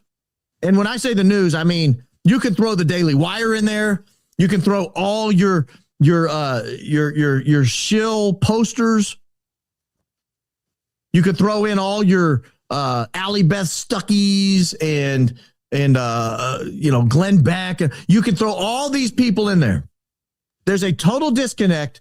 They just dropped a bomb on the world. They just dropped a massive bomb in the middle of everybody. And that bomb is, hey, oh, by the way, read through here and see what they think of you. See how they talk about you. See what they call you. Yeah, it's nuts. It's a big. Yeah. I'm on your side, pal. Stop yelling at me, all right? I'm going to look up this file that was posted in the chat. Hi, how are you? Okay, to Jeffrey Epstein from Redacted. Hi, how are you? I saw your MIT post. Darn, I'm good at math, but couldn't figure that one out. I'm giving you a math quiz when I see you. Have you been traveling a lot? If you take too many more trips to Russia, I'm going to assume that you are FSB, KGB by your parents. How are things? Not much is new here. Business at Hole Brothers are getting stable after a volatile period. Stand-up comedy has been my favorite hobby lately. Let me know what you think of these better jokes. No, I didn't pay the audience to laugh so hard. It's just 4.5 minutes. The password is comedy. Sincerely, Gregory Hold. Okay, let's check out Gregory Hold. Wow. From Gregory Hold to Redacted. Oh, not again. So they're gadooshing a comic. Because Jeffrey Epstein just said not again. Oh man, I'm so interested in seeing this guy stand up. I doubt this Vimeo link's gonna work. Password is comedy. This guy's probably dead. All right, so it worked. Oh my god. 5/2014 best of all shows. Is there any comments? No comments. Comments are turned off. Okay. This is interesting, dude. Let's see here. You guys interested in this? Password is comedy. Told you all. Bapa's in the files. Damn it. I hope I didn't miss anything good. Eduardo, welcome. I'm interested in watching this now, dude. This is a stand-up comedy that was in the Epstein files. Keep in mind, though, Gregory Hold he didn't message Jeffrey Epstein apparently directly because it says it's redacted. Whoever it's to is redacted. So, yeah, and it's really redacted. It's not like half redacted. Let me see if I can copy and paste this. Copy and paste. No, yeah, see, it's redacted.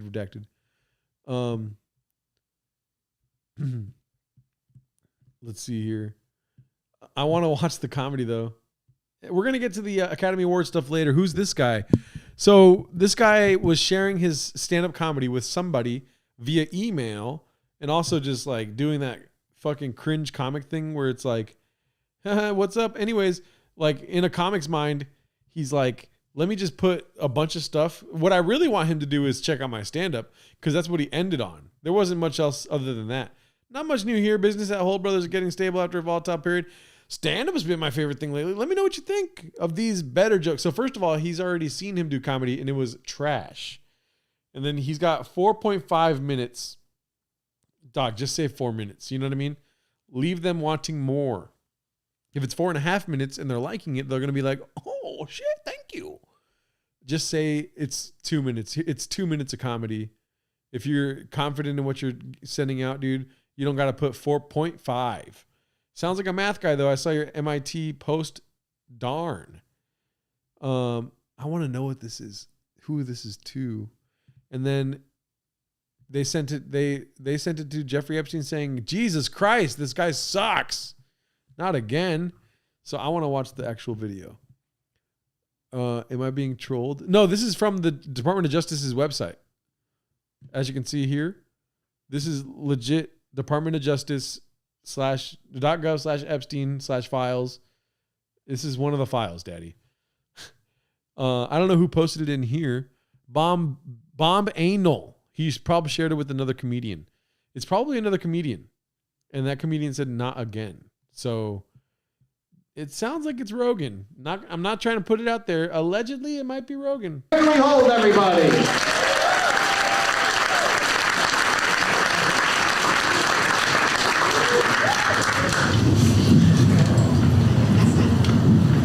Hey, so my libido isn't what it used to be.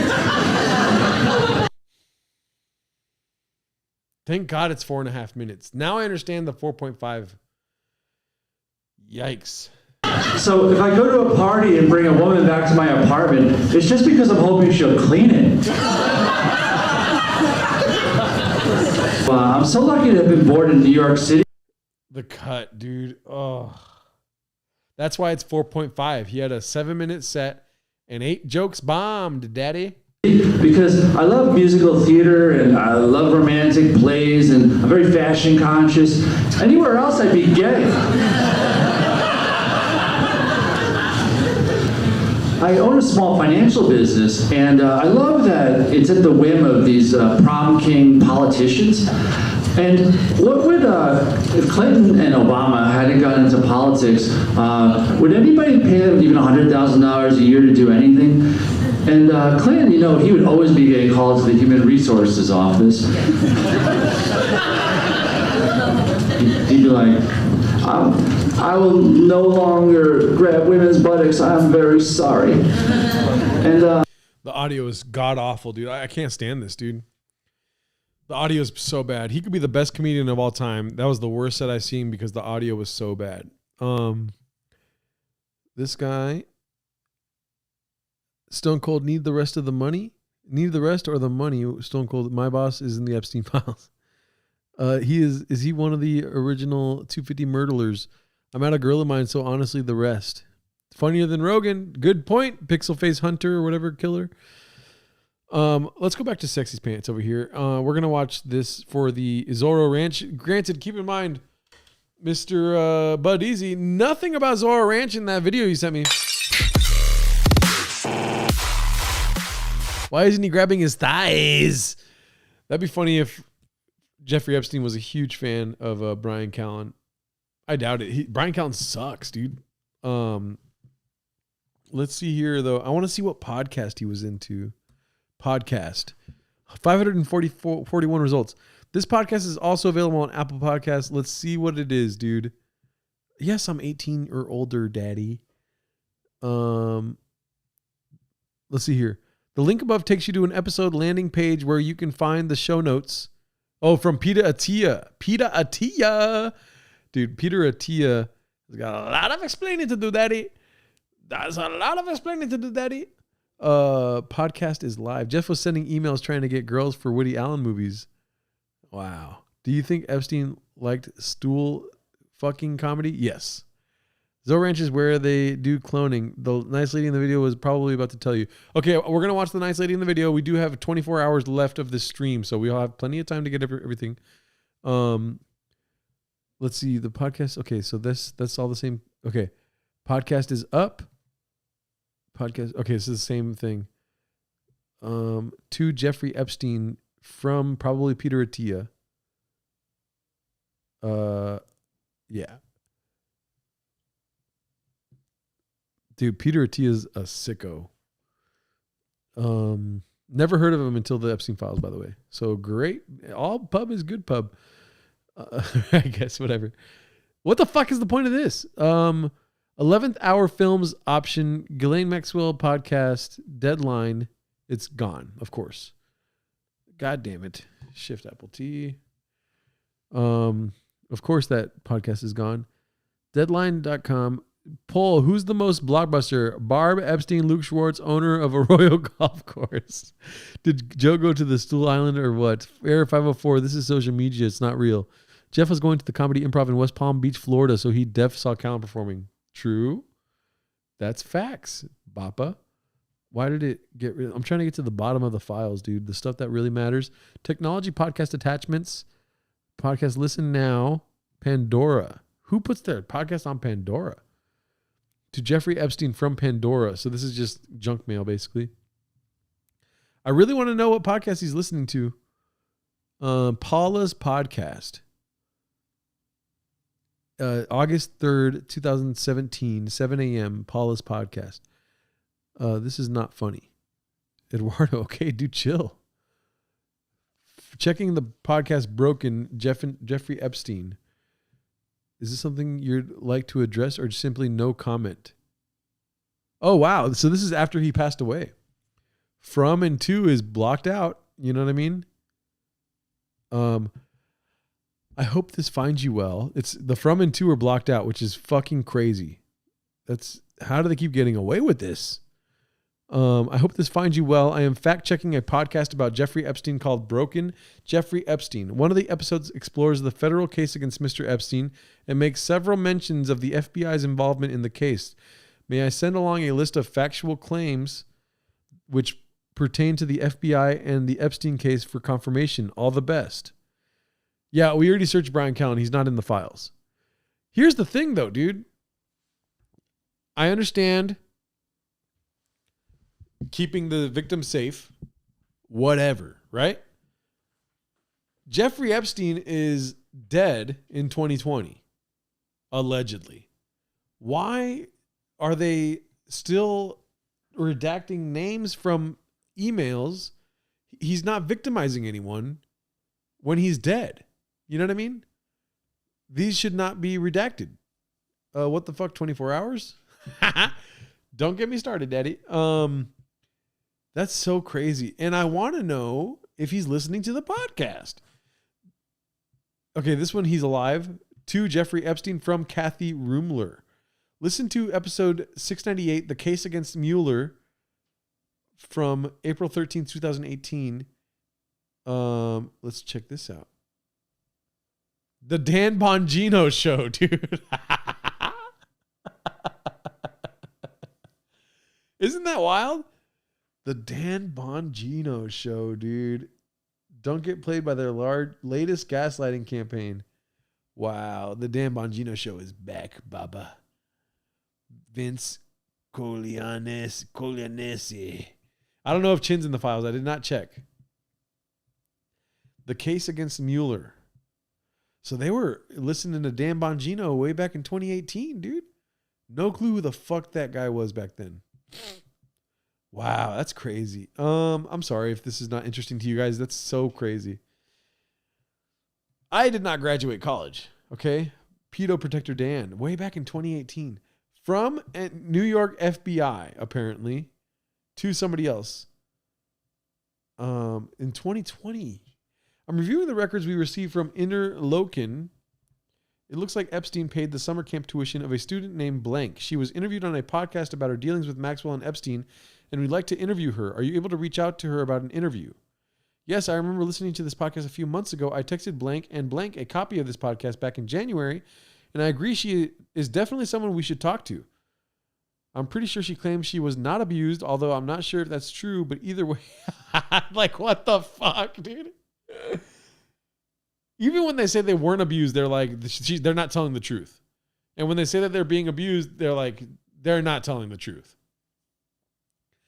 Pretty sure she claims she was not abused, although I'm not sure if that's true, but either way, it could be a very fruitful interview. It could be a very pizza-full interview. I'm at the airport now, headed to Aruba, so I'll be out of phone contact until next Sunday. I'll check in with you guys when I get back. Please do. We'll connect with her and keep you updated. Could you pass along the records from Interlochen? That's crazy. Right before coronavirus, March 8th, 2020. The FBI is all up in your guts right before coronavirus. I tuned into Bongino for 30 seconds yesterday. Rumble tried to tell me that he had 240,000 live viewers. That's fucking hilarious. Not a chance.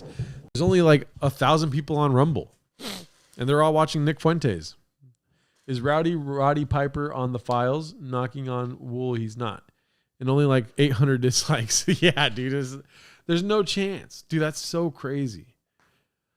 I feel like Callen would have been tickled pink to get invited to the island. I doubt Rumble even has 240,000 users. Stole my joke. You couldn't convince me that 24,000 people even use Rumble. What are we doing? Thiefer Sufferlands in the chat. Yeah, there's no chance there's that many people on Rumble. Candace doesn't put up those numbers. Yeah. 256,000 live viewers. That's crazy. There's a 0% chance Dan Bongino will be on TFAT. I wouldn't say zero. There is a 15% chance he'll be on TFAT.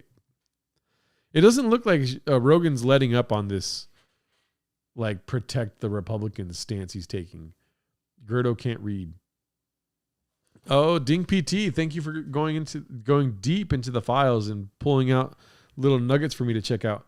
I copied it and I will paste it in right now. Let me look at this podcast file. Here's the podcast interview. Thanks. Okay. Oh man, my nose. Here's the podcast interview. Did the other one have the actual? He's simply brilliant, though. Is that from the Joe Rogan Experience? Next up on TFAK is Snizzlicker. Dude, I can't stand that guy. Has the woke met the wall. All right, I'm going to not put this on the screen because I don't trust you guys yet. Are rape jokes funny? Okay. What is this? Should we read this? Okay. I'm going to read this, guys. I'm so sorry if this is where you leave me because you're not interested in this stuff. Whatever, dude. I am interested. I've been looking into the Epstein files since Friday.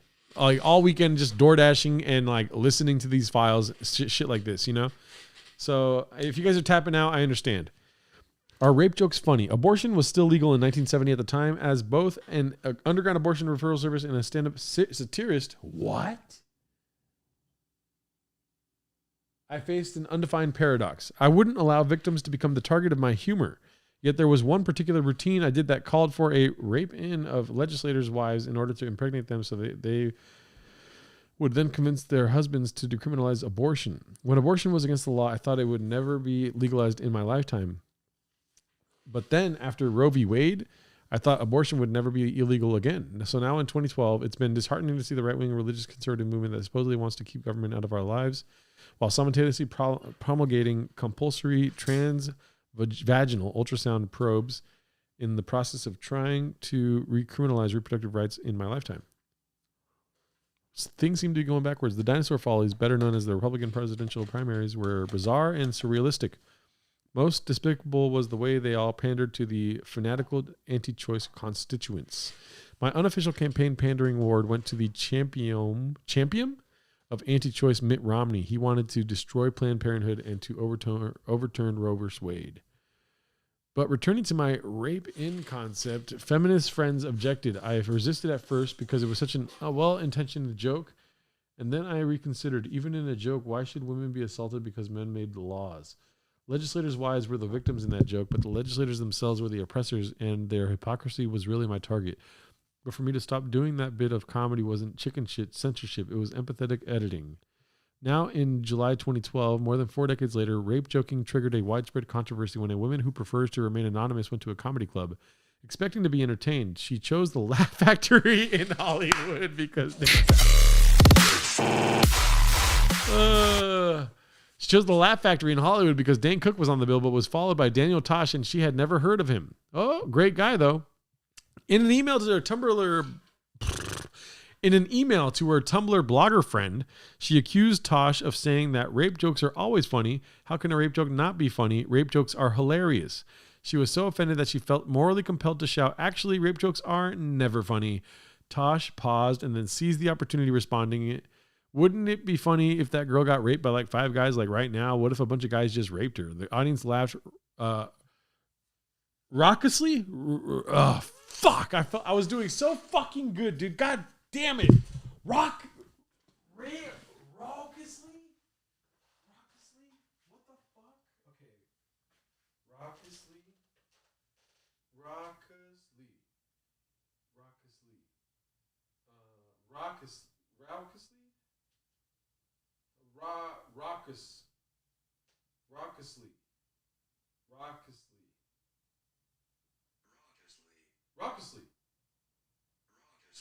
Raucously. Okay, yeah, I got it. I was doing it. Raucously. I got it. All right, we're good. Raucously. We're good. Okay. Nailed it. Got it the first time. Didn't even freak out. Okay, the audience laughed raucously. Not a real word, by the way. After all, isn't anyone who yells at a comedian practically asking to become an immediate target? But this woman was stunned and humiliated, and she left. In the lobby, she demanded to see the manager, who apologized profusely, Jamie. Buddy, we're sorry about that. The women, they do not get raped, stuff like this. This is not true. You want a turkey? I'll give you a whole turkey. Oh, we got a lot of turkeys here. The homeless people love the turkeys. Are you homeless? Do you want to get raped? Okay, that's my Jamie impression. It's terrible. Buddy. Turkey every day. Okay, who apologized profusely and gave her free tickets for another night, admitting, however, that she's understood it. This woman never wanted. Dude, these fucking comedy, it's awesome. It's so funny when you come to a comedy show and you complain and they're just like, dude, I'm so sorry about that. Chris Rock is coming next week, though. You want tickets? Tony Rock, I mean, I said Chris Rock, but Tony Rock actually is his brother. He's really funny. In her email, she concluded that having to basically flee while Tosh was enthusing about how hilarious it would be if I was gang raped in that small claustrophobic room was pretty viscerally terrifying and threatening all the same, even if the actual scenario was unlikely to take place. The suggestion of it is violent enough and was meant to put me in my place, she added. Please reblog and spread the word, and indeed it went viral. Coincidentally, on the same night that Tosh, in his signature sarcastic approach to reality, provoked the woman, Sarah Silverman was performing at Foxwoods Casino, and she touched upon the same taboo subject. We need more rape jokes. We really do. Needless to say, rape, the most heinous crime imaginable, seems it's a comic's dream, though. It's because it seems when you do rape jokes that the material is so dangerous and edgy, and the truth is, it's like the safest area to talk about in comedy, because who's going to complain about a rape joke? Rape victims? They don't even report rape. They just traditionally not complainers. Ironically, The Aristocrats, a great documentary, by the way. If you've never seen it, The Aristocrats, check it out. Go ahead right now, pause the video, go check that out, come back and watch the rest of my video. A documentary entirely about a classic joke of the same name. Silverman complained facetiously. I swear to God, I think that's facetiously. Facetiously. Yep. That she was once raped by a showbiz legend, Joe Franklin. Also, her rape tips for men include carry a rape whistle for men. Carry a rape whistle. If you find that you're about to rape someone, blow the whistle until someone comes to stop you. However, another joke of hers goes like this. I was raped by a doctor, which is so bittersweet for a Jewish girl. I said rape like 30 times now.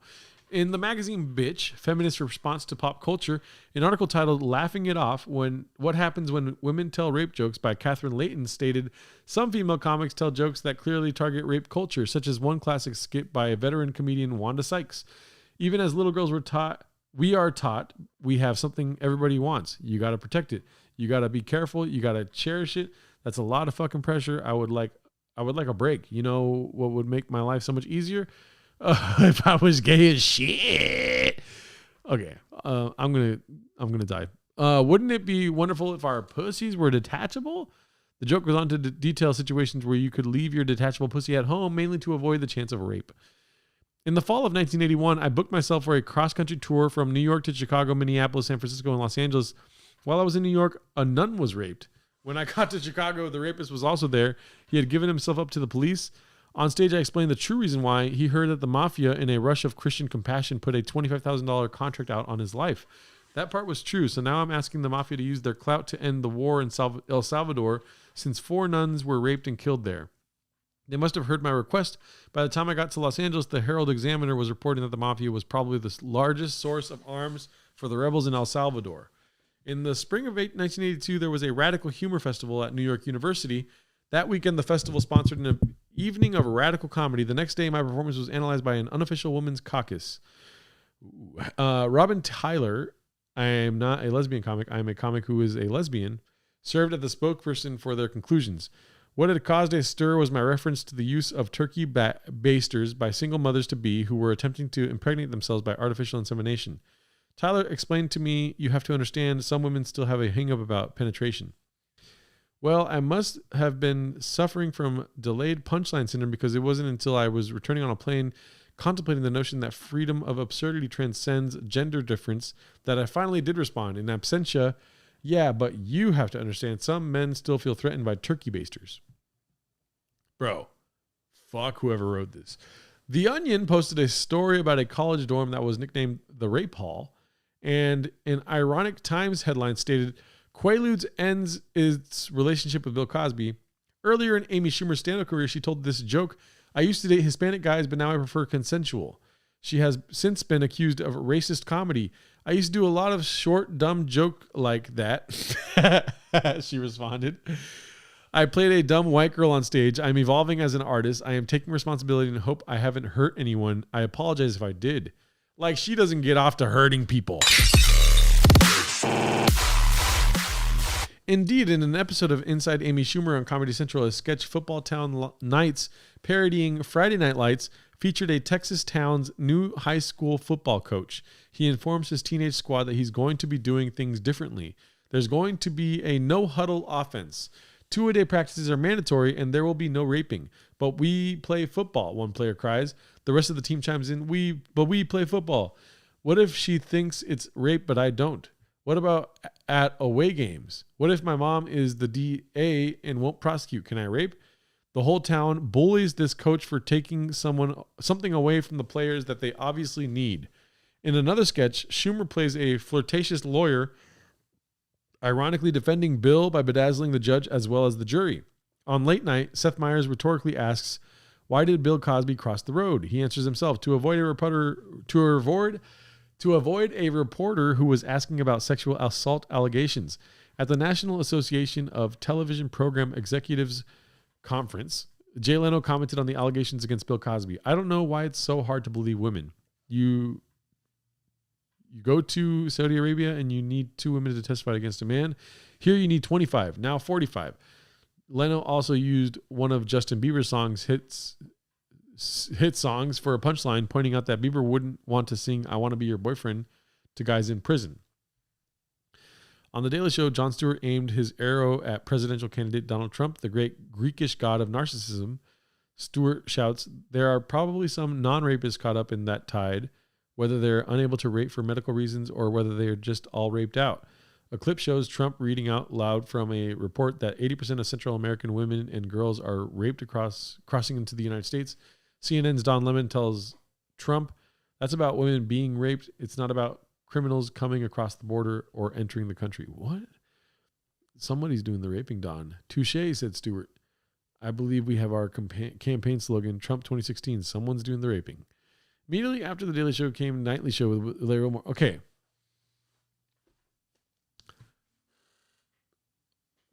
This is the worst fucking essay I've ever read in my life. What's the point? What is the point? Are you guys following me here? Is this the Brunoverse with salsa on it? Yeah, dude. I'm so sorry. This is terrible. Now we're gonna go back to Daniel Tosh. Like I'm following. Okay.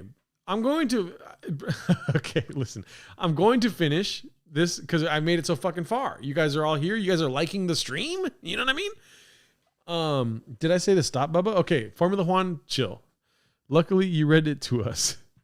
This is the worst fucking shit I've ever fucking read in my life. But Ding PT, I'm not attacking you, okay? Listen.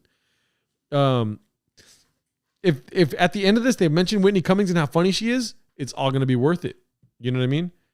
We're halfway right now, dude. Listening to you read this is raucous, B. I said it right before looking it up. You know what I mean? What else you got, Chin? You're not taking breaks between commas, bro. It's terrible, I know. Is this going to give me shingles? Listen, I'm not taking breaks between commas because I have a defined sense of reading and I'm really good at it. I am good at reading. So you guys are jealous. You didn't have to read it all. Ding PT, I'm not finished yet. I'm going to read it all. We're hitting our first redaction. Listen, it makes sense that there's no redactions in this because it fucking sucks. Even the FBI are reading this.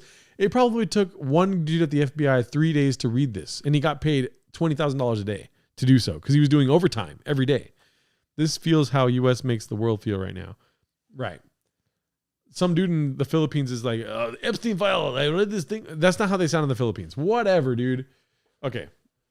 Here we go. We're going back in. I'm going to open my phone so I can have the comments at least here so you guys can be reading it with me. 600. Let me see here. Where's okay, YouTube. I forgot. I thought I was streaming on Rumble. I thought I had 300,000 viewers in here. 300,000 viewers in here. Look at that. My voice is so sexy. 300,000 viewers in here. Look at that. My voice is so sexy. 300,000 viewers in here.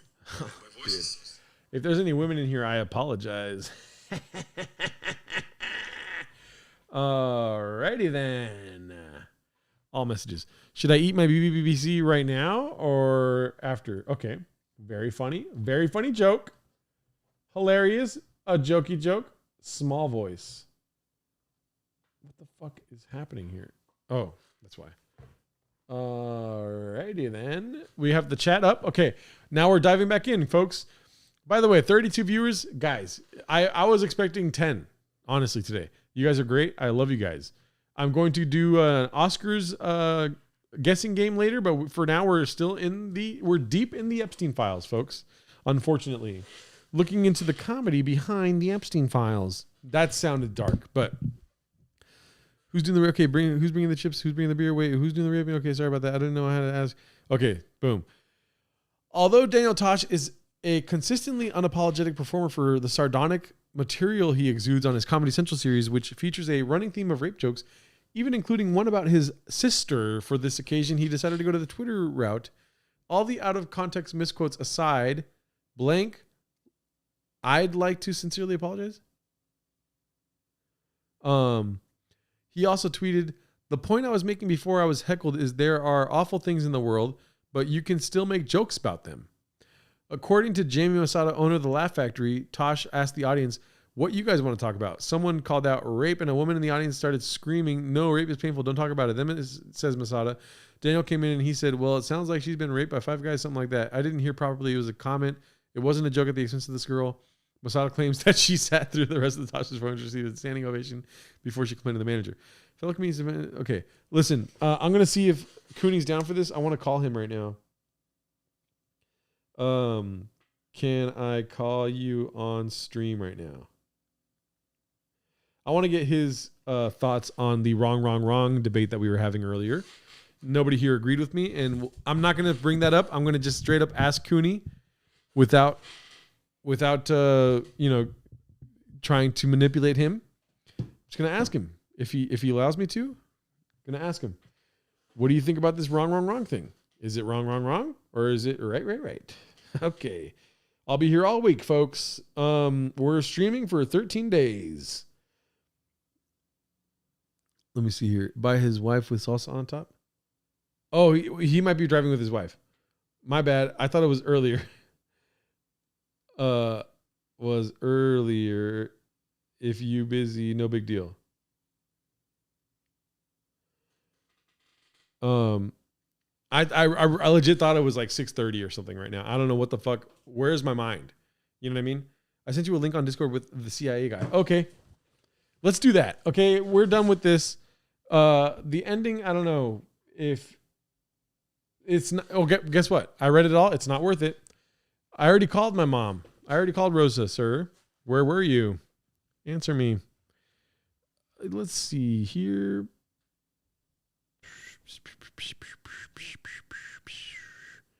Okay, here we are. Does the CIA make people disappear? CIA spy reveals. Okay,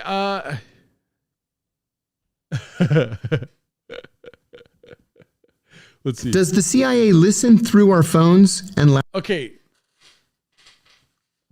Thank you, Janae, for sending me this. I have not seen this yet.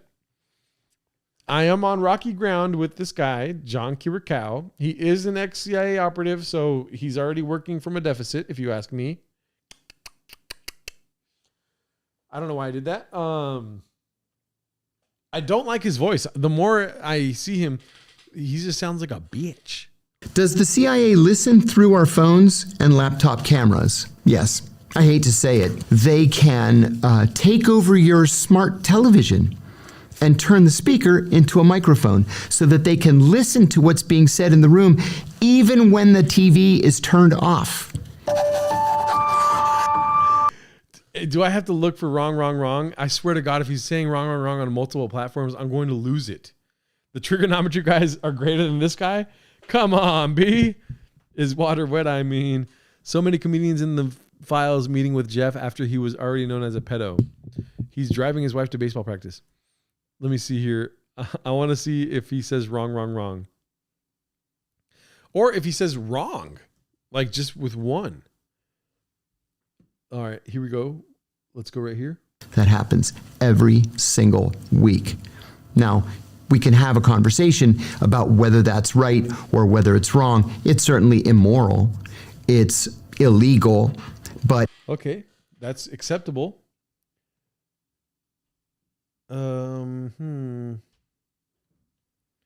Let's see here. Of the CIA, except a couple.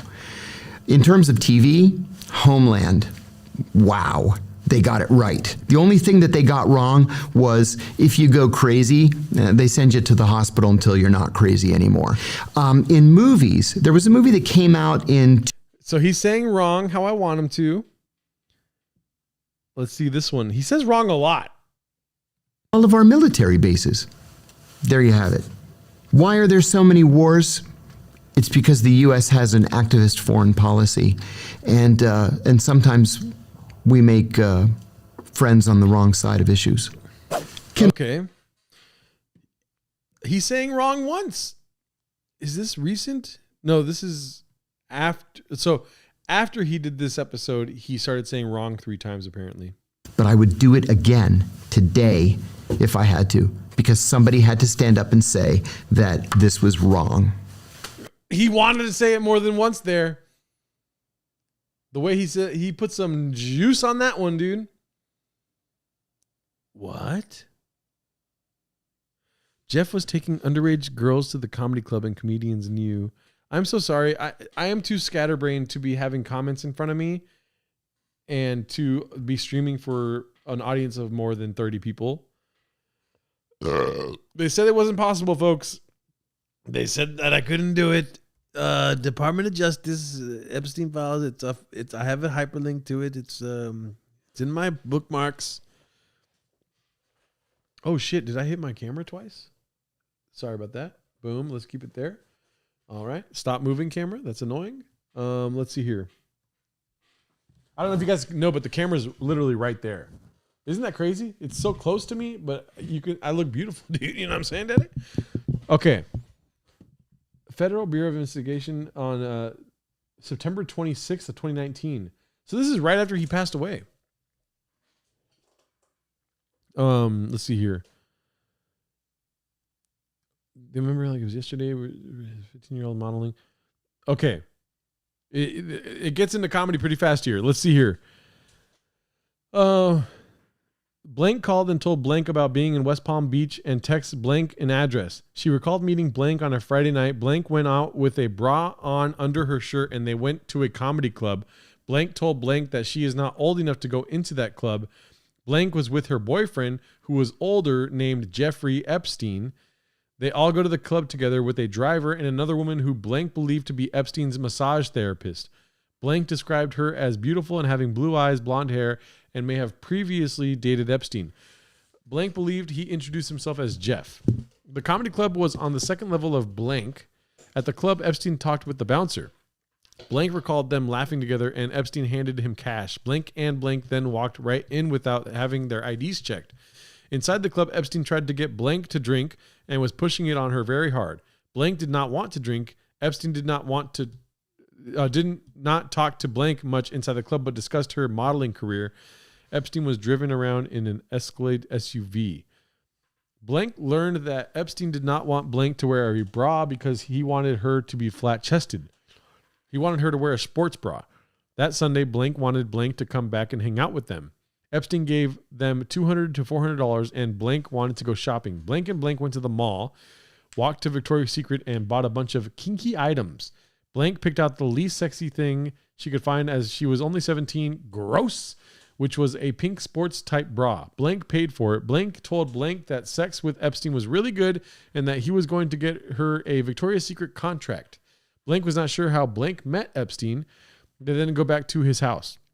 When they arrived back at his house, there was a blonde woman who was believed to be Epstein's massage therapist. Epstein asked the girls to show him what they bought. Epstein asked Blank to put on what she bought. The massage therapist told Blank, "It's okay, honey. We've all done it." Blank felt like she had to because she was in his house.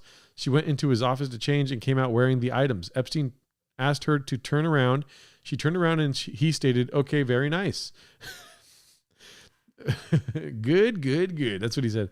The next day, an appointment was set for Blank to come back to receive massage therapy. When she came back to meet with Epstein's massage therapist, she was led to believe Epstein would not be there. Blank was told to strip naked and lay face down on the table. Shortly after that, Epstein walked in and he wasn't supposed to be there.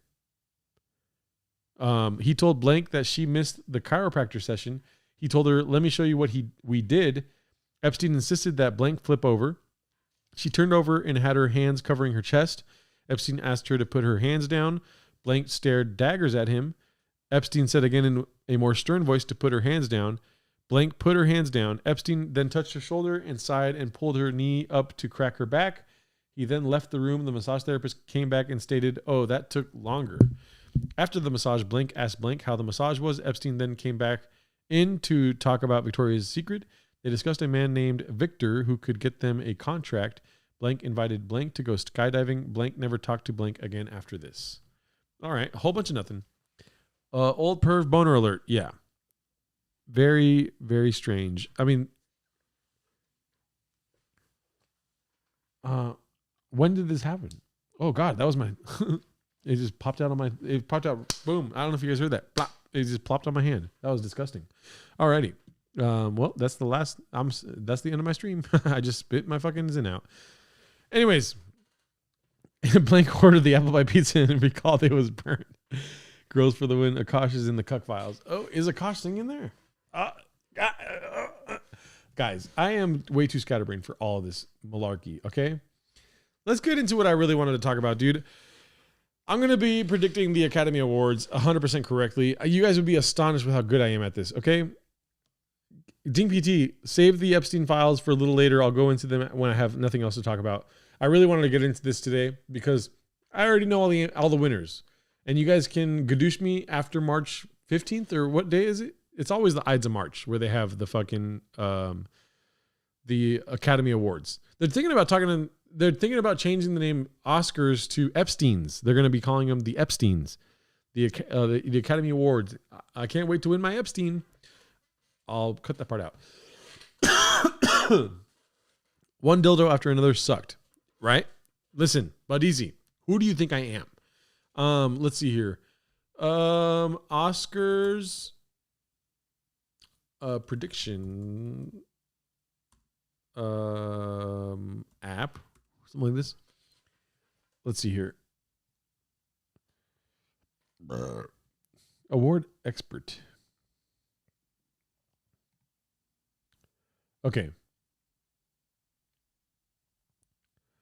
How do you do your own? Make predictions. There we go. Predict Oscars. Alrighty, let's see here. Oscar predictions. Make your picks. There we go. All right, so here we go. We're going to be making our picks. You guys are not going to be influencing me whatsoever. Make your picks for the Oscars 2026. Predict awards, races, TV shows, and more. Sign in or register. Fuck my ass. Will do. Let's see here. I'm just going to click the Gmail thing. You were kidding about not having seen Boogie Nights, right? No, I have never seen Boogie Nights. Life of Chuck, best film of the year. Let me log into this really quick. This app is blocked. What the fuck?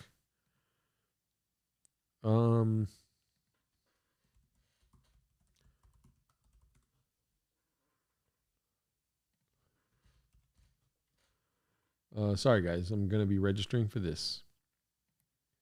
Best picture goes to Melania. That would be nuts.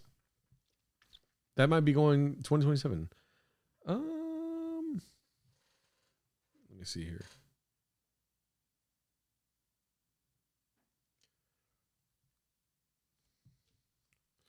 Jesus Christ. Oh shit. Fuck. I missed Cooney's. Cooney said he could talk. I was too late to see that. Let's see here.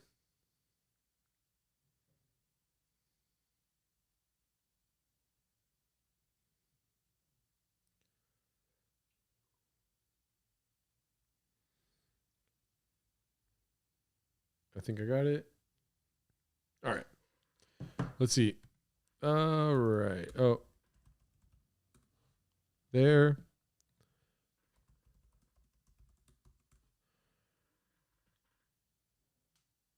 Okay. I'll save it for this one. All right, here we go. Make your predictions for Oscars 2026. Now, I don't want you guys being all fucking, negative Nancy's here. Obviously, for the international film, live action short, documentary short, animated short, these things, I'm not going to be 100% correct, okay? But for the major categories, I'm typically right, okay? It's not what I want to happen. It's usually what I feel like is going to win. You know what I mean?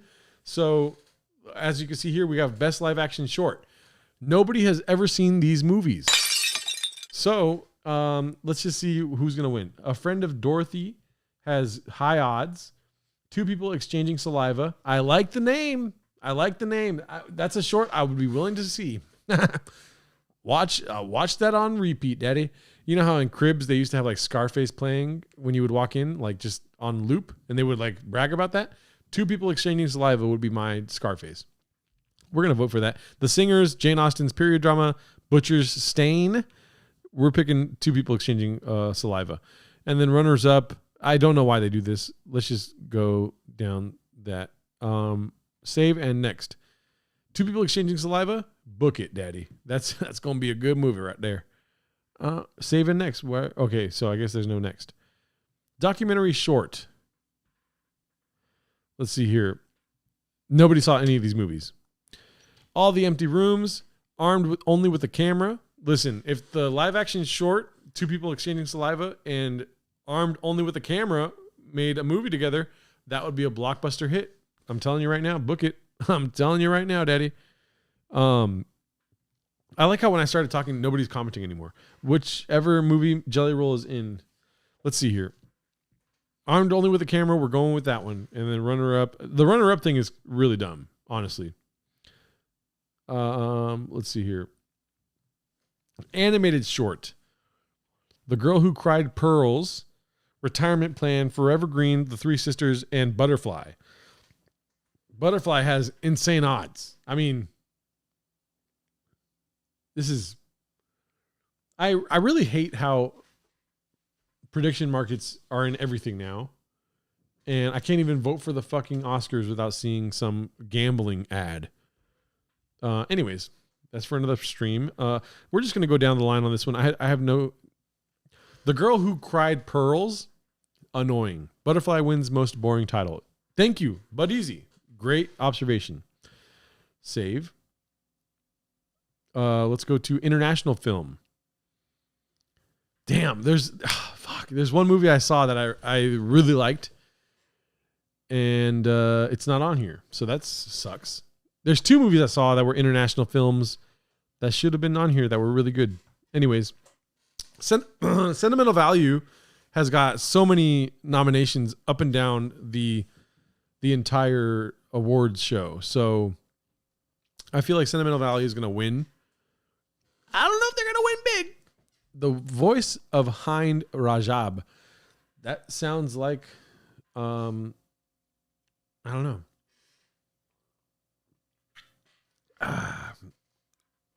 Let me see. I feel like Sentimental Value is the smart choice to make here. So we're going to go Sentimental Value, and let's just give the Voice of Hind Rajab second place for the fucks of it right now.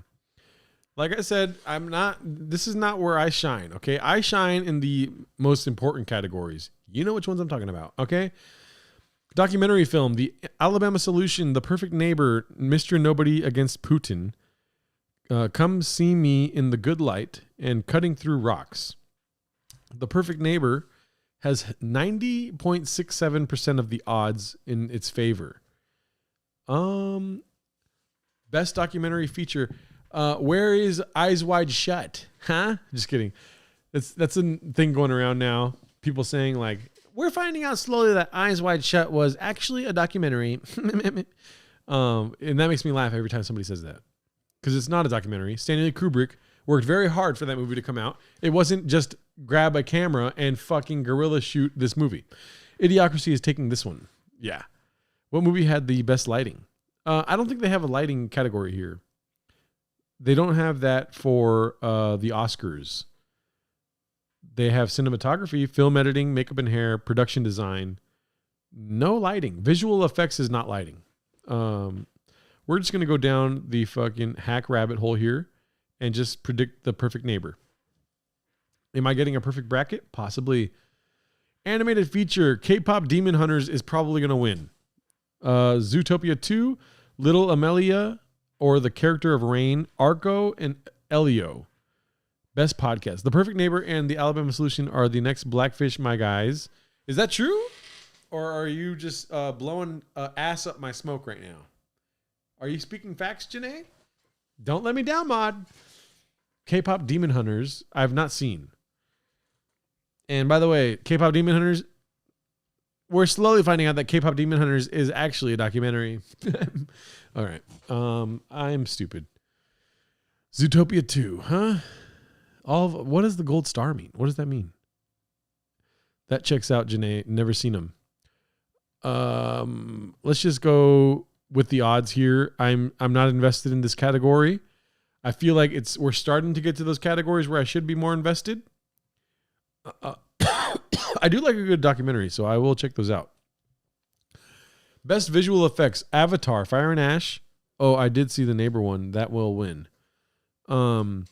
Sinners, F1, The Lost Bus, Jurassic World Rebirth. Dude, I mean, Avatar is going to win this. Sinners, I guess. Like, what's the point of the runners-up thing? Is it just to get points in whatever bracket thing this is? Let's go sound now. Best sound, F1, possibly. One Battle After Another, Frankenstein, Sirat, and Sinners. I feel like F1 will probably win this bullshit, dude. Sound, who gives a fuck about sound? I'd rather watch a movie with no sound, if you ask me. I'm going to put One Pussy Battle After Another or whatever. One Jungle Pussy After Another in second place here. Song, best song, K-pop Demon Hunter. You know, what was really a surprise to me is that K-pop Demon Hunters really stole the night with 18 wins. Sinners, I Lied to You. Diane Warren, Relentless. Train Dreams, Viva Verdi, Sweet Dreams of Joy. F1 Best Sound, good call. One Pussy Pop After Another. Let's see, K-pop Demon Hunters, Golden. Should we listen to these songs? Or I don't have any interest in doing so, but if you guys want to do that, we can. If that makes this actually bearable and, you know, watchable. I did like the blues music of Sinners, so I might have to vote for that one. But K-pop Demon Hunters, honestly, they might just run away with the whole thing. F1 got the sound of the blowers all wrong. Sinners, I'll put Sinners in first place. I do want to go in and listen to this shit, but increase this pick by 5 times. This can be used twice. I have 2 out of 2 super bets awaiting. Best score. Hamnet might take. Hamnet, it's surprising how Hamnet was only nominated for 8 awards, but they won 13. Let's see here. Best score: Sinners, One Battle After Another, Hamnet, Begonia, and Frankenstein. This is interesting because Begonia's score, let me tell you right now, Begonia's score was annoying, but people at the Golden fucking Naked Man Awards, I almost said Golden Globes and I saved myself. Saw that? People at the Naked Golden Man Awards, they really like weird shit. And Begonia had the weirdest fucking soundtrack, dude. The Vyvanse is making Cooney's DNA soft. My bad, dude. Just saw this. Why is my ringer's off? So, Begonia had a weird ass soundtrack. I might have to put Begonia as first here. Sinners is a movie about music though. And I feel like they nominated it 16 times in order to win the what they would call urban audience, because, you know, what's her name? What's that one whore's name? The one that fucks all those guys. What's her name? Jada Pinkett Smith.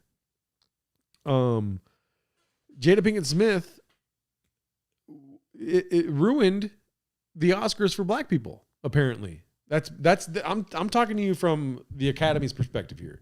All right? Sinners, worst movie I saw last year. That's aggressive. And you know what? If you go back to the first stream I did, on this YouTube channel here.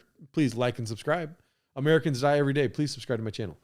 Shab on an F1 pit crew rolling the tires slow as fuck while 3 people film him. I walked out halfway through. See, okay, Thick Nectar, you're trying to burst my bubble here. I'm not saying Sinners was a good movie. I wasn't a big fan. I'm pretty sure I said that way back when we talked about it on the podcast. It was a good time. And when I say it was a good time, it's typically me saying like I didn't love it. You know what I mean? I don't think it deserves 16 nominations. That's wild. But it's them trying to, you know, with you know, they're trying to expand their fucking base, dude. Jazz was good. You got me there. The songs, the music was great. The blues in Sinners was great. And Buddy Guy is my guy, dude. All right. Listen, I've seen Buddy Guy perform twice live. It was amazing. Sinners was dope. I never would have imagined Oscar noms. They're, you know, like next year, Odyssey's going to be nominated 85 times. They're trying to balance the budget, dude. They're trying to balance their racist ass budget. Let's see here. I'm going to put Begonia as the winner here. And then I'll go, since Hamnet's my daddy, I'm going to put Hamnet in second. Hamnet's the best movie I saw all year. I saw it last year or this year? I saw it last year. That's aggressive though. If I say the best movie of 2025 for me, I forget what other movies I saw.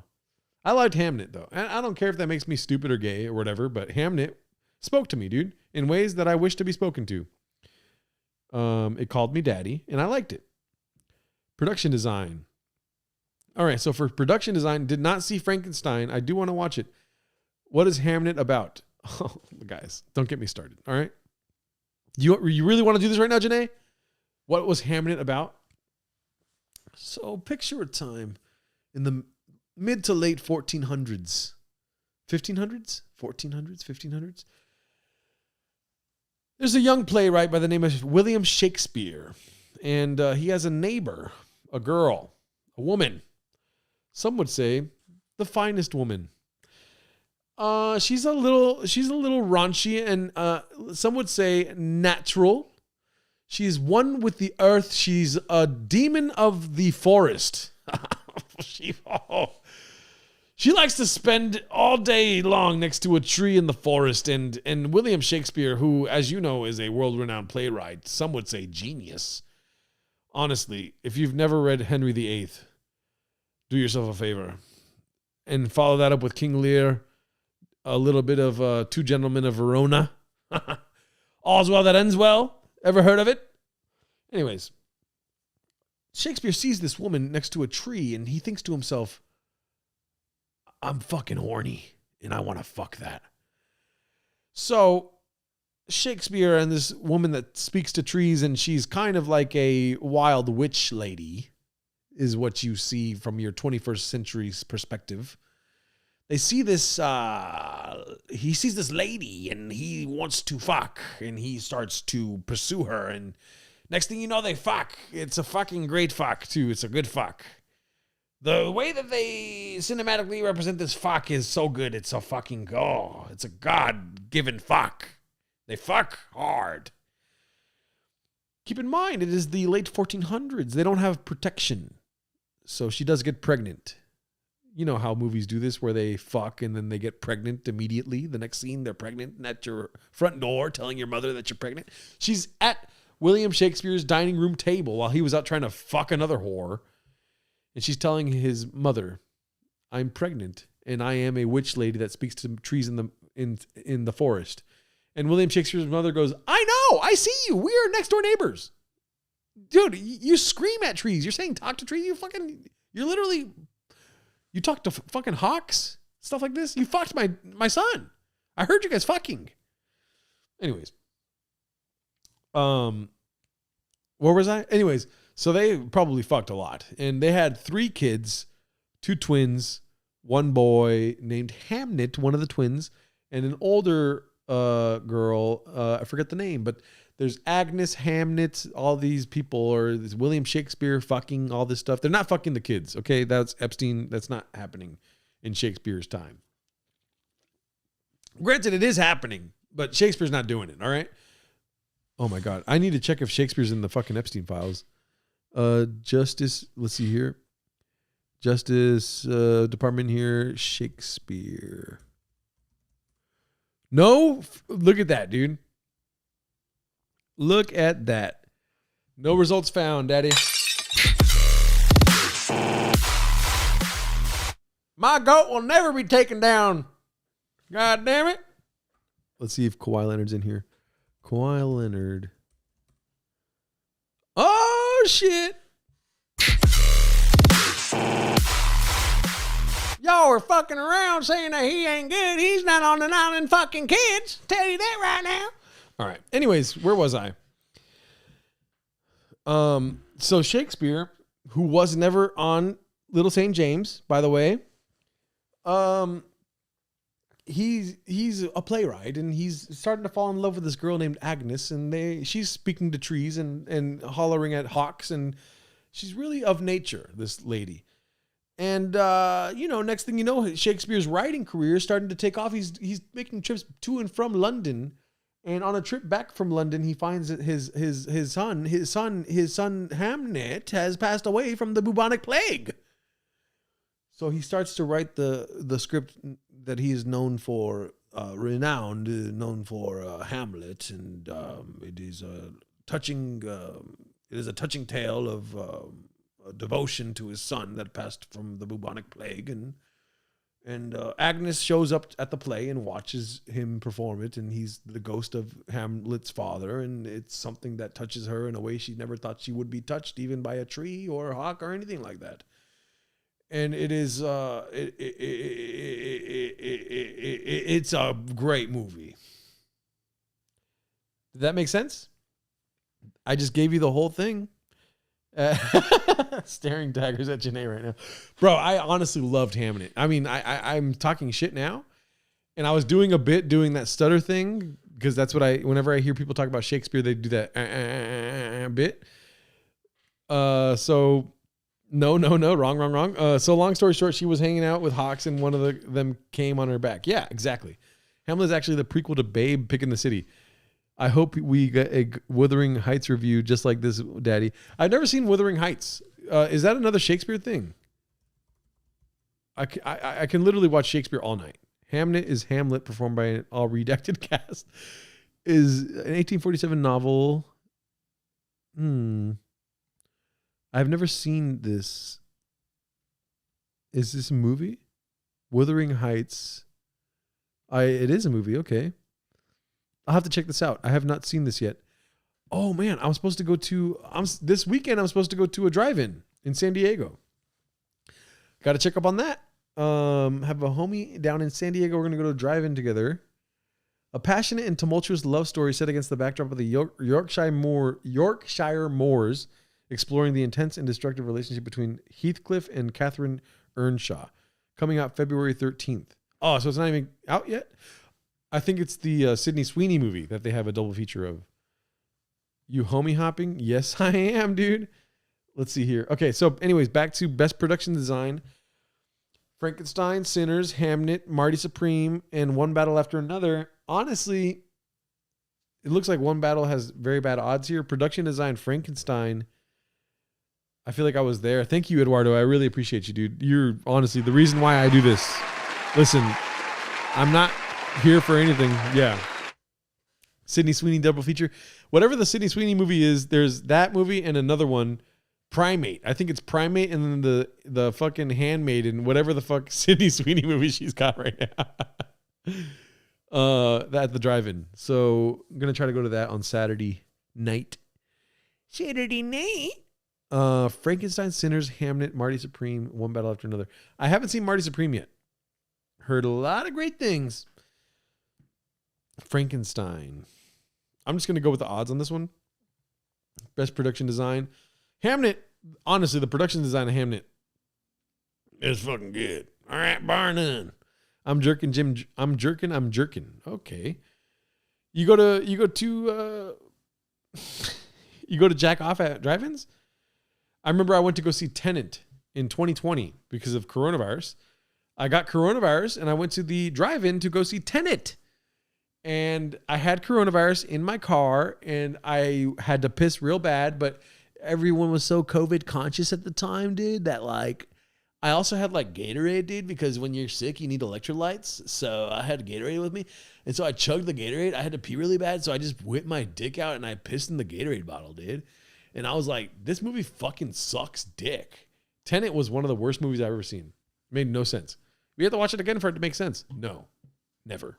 Fuck this movie. It makes sense when you watch it backwards. Fuck this movie. I can't wait for the Odyssey, though. I'm excited for the Odyssey. Just because my boy Matt Damien is in it. Matthew Damien. Let's see here. Is in. All right. The security guard's lucky I'm taking Zin. I would have fucked him up early when I saw that Parmesan. Chicken Parmesan. Okay. So now we're on to makeup and hair.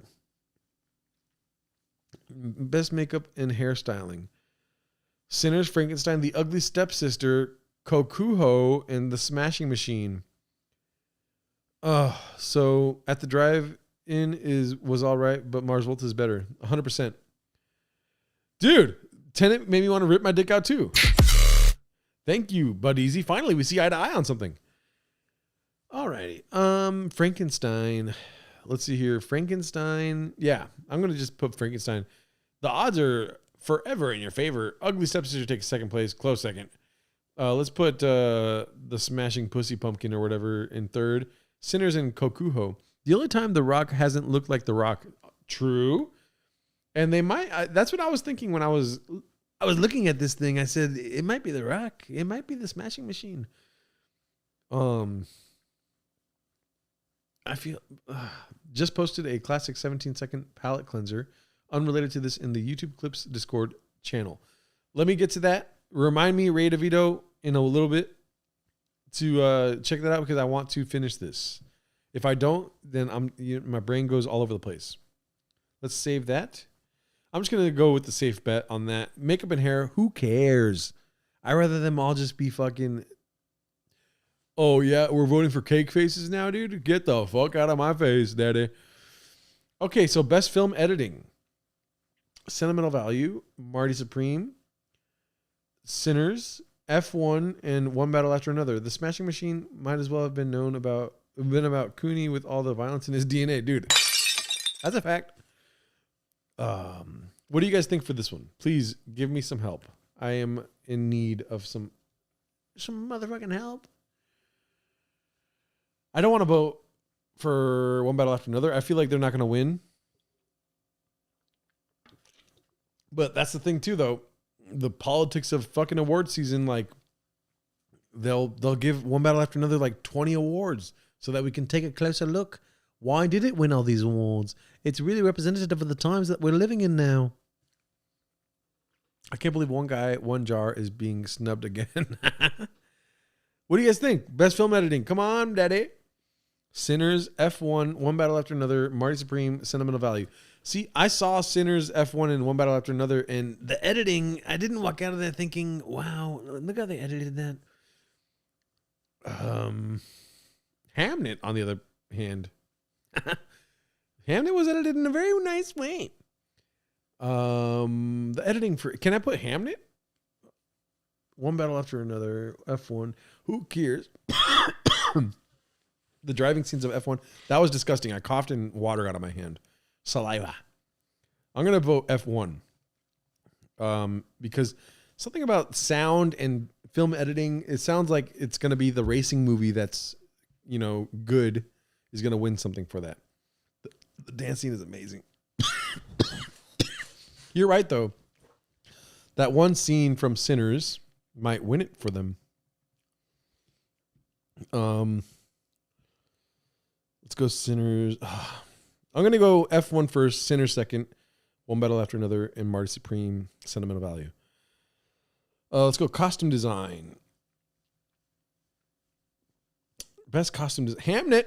Uh-oh. We're going to run away with all of them. Frankenstein, Sinners, Hamnet, Avatar, Marty Supreme. Do they have any information on these odds? Where are they getting these odds from? Frankenstein. All right. Marvin Moreno,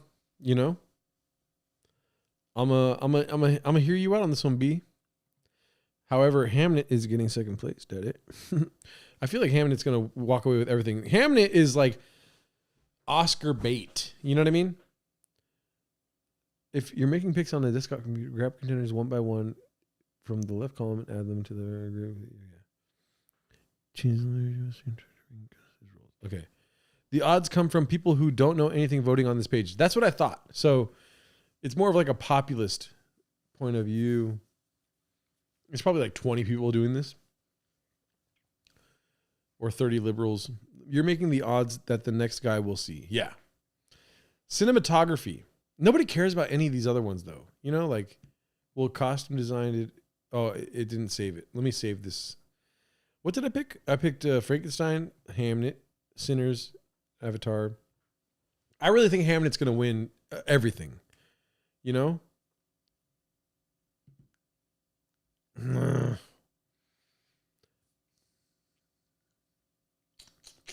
I didn't see Frankenstein. I should probably watch that and then do this. Saved that one. Let's go cinematography. Okay, so this top row now, I'm pretty confident in this top row of selections that I'm going to make. Cinematography. I wish I can block out the odds. Cinematography. I never saw Train Dreams. The cinematography of Sinners, I could see it eking out a win from that. One Battle After Another, nothing really. It was known for being PTA's like most unimaginative like film from a camera standpoint. So I don't think it's going to win best cinematography for that. Honestly, I didn't see Marty Supreme. I really should see that. I didn't see Frankenstein. I can care less about watching Frankenstein. It never really got me, the story. Let's go Sinners. And then the artsy hill scene. Yeah, I can give a fuck about that. It's cool, whatever the fuck idea behind it is. But like when you're watching it, like the girl I was with was like getting nauseous from the fucking driving scene. And then the filmmaker could be like, we wanted you to be nauseous because you don't really know what's going to happen. It's like, no, dude, she's going to throw up right now. Like, you know, I was like, whatever about it. Lasted way too long. That's a Zoomer take though. It lasted way too long. Okay, dude, go back to TikTok, daddy. Let's see. I got to stop saying daddy. Casting. Okay, so casting, Hamnet, bro. Let me tell you right now, I think Hamnet's going to take casting.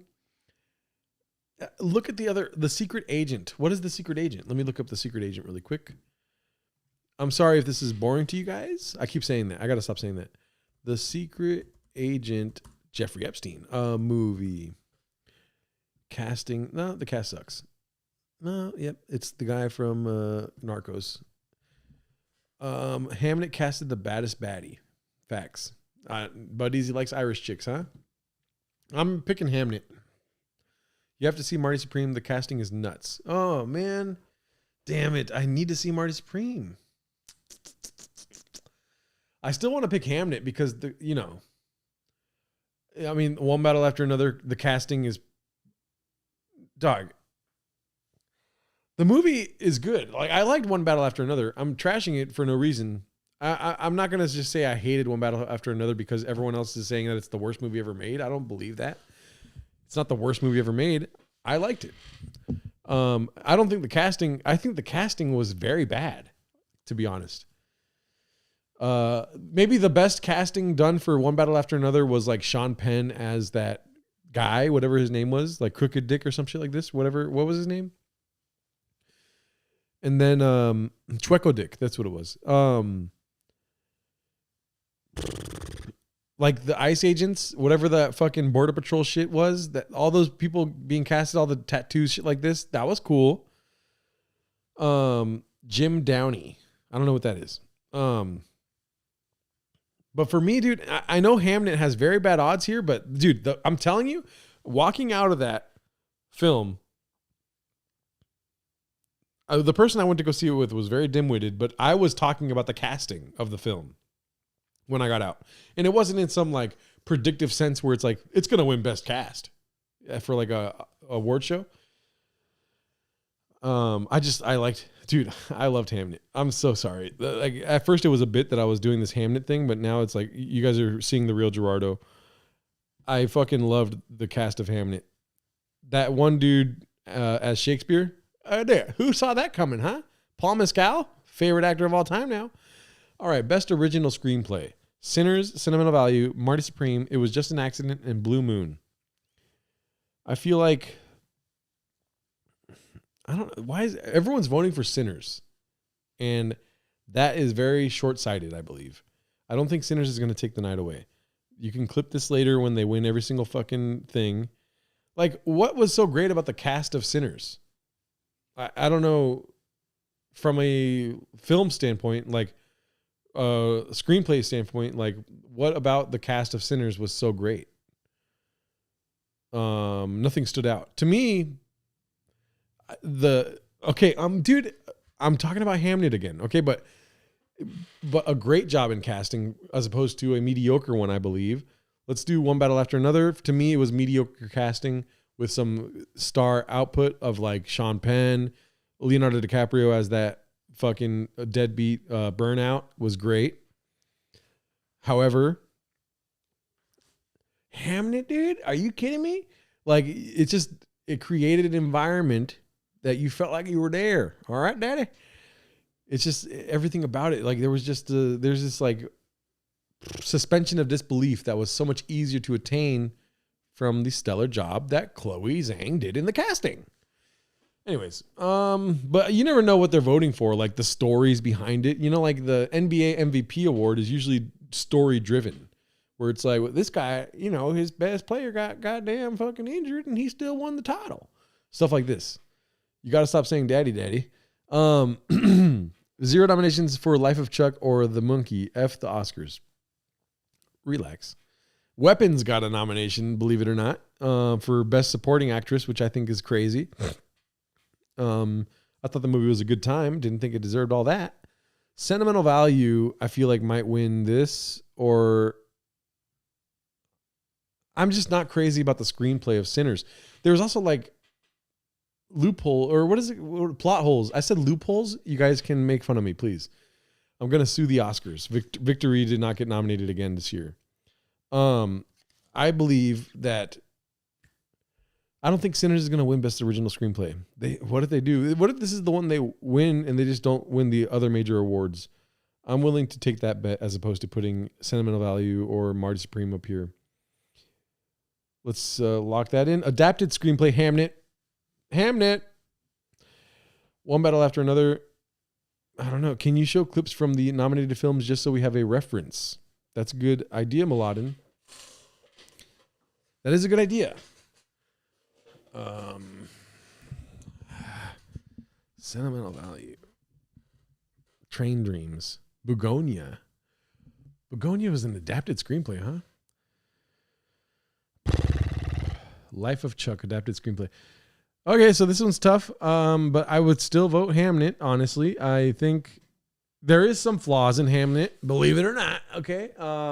One Battle After Another wasn't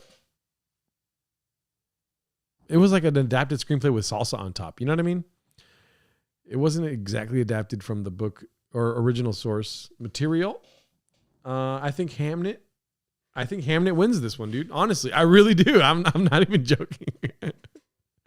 I think One Battle After Another won't win this. If anything, it'll be like a Lifetime Achievement Award type thing where he wins Best Director. Because he also, like, I'm telling you, the narrative plays a lot into these award season things. I feel like the narrative of him, you know what I mean, will give him the award. Okay, so here we go. Mr. Who was it that said this? Mladen. We're going to start watching clips now. LMAO, imagine the first 45 minutes of One Battle in book form. Yeah. Jungle Pussy, huh? Wow, the book really said Jungle Pussy, huh? We are overlooking Life of Chuck a lot. I haven't seen Life of Chuck yet, so I'm gonna take your word for it. And wrong. Just loose pages. Okay, so Sentimental Value, Stellan Skarsgård. I said his name wrong, probably.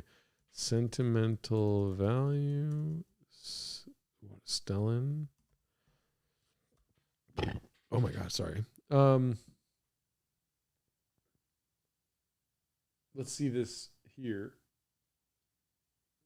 Stellan, be that boy.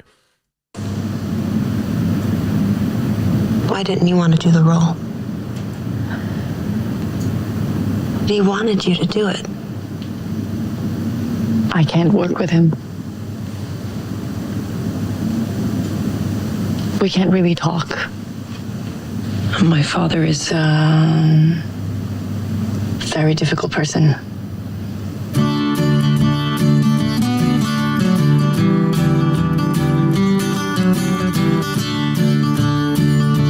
Du kan ikke bare late som han ikke er I byen, kan du det? Hva prøve? Er det han?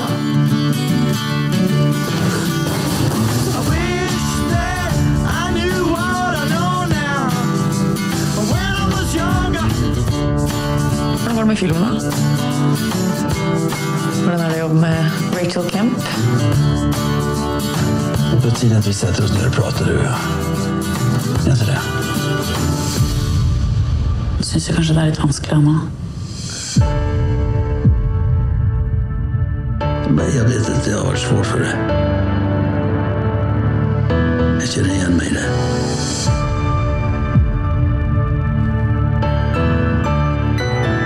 Hvordan ble du en så bra person med den oppveksten vår?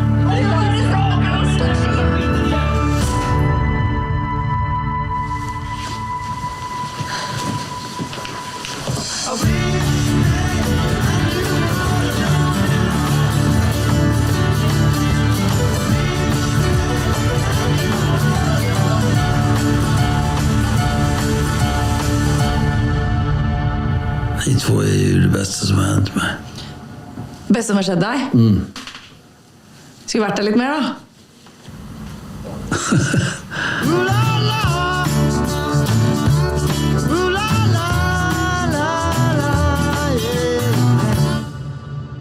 Oh my God. What the hell? Jeffrey Epstein. Why are you back on my screen, dude?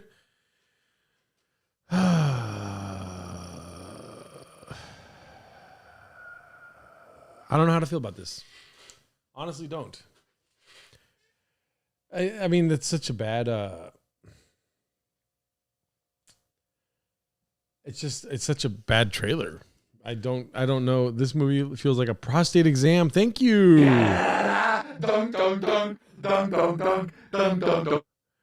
The actors are decent, but this is a Sundance film. Yeah. Is Muladin half black Aladdin? Oh my God. This movie feels like a prostate exam. I fucking hate breathtaking cinema. Yeah. I mean, here's the thing about that, right? When it comes to Oscars, you got to look at films that are pushing the medium forward. This is how people at the Academy think, right? Like the next, like the way they talk about it posthumously, where it's like the next step in cinema type bullshit, right? So in that sense, yeah, Hamnet feels like the past for sure, but the past done very well. Okay. Sentimental Valley does feel like the boring future that we're looking towards. Frankenstein. Let's go ahead and check out Frankenstein really quick. Just so, I mean, that didn't make me want to give him Best Supporting Actor. Frankenstein trailer. The official trailer, Guillermo del Toro, right? Am I tripping? Is that the right one? Oh, well, the only way you can find out, I guess. Let's see here. Is it this one? The final trailer. Let's see this. I must confess. This does look beautiful. I don't know if this is the right one, though, because I know that there was like 2 Frankenstein films that came out last year. Which ones? Let me see here. Which Frankenstein? Oh, my God. Frankenstein movie nominated for Oscars.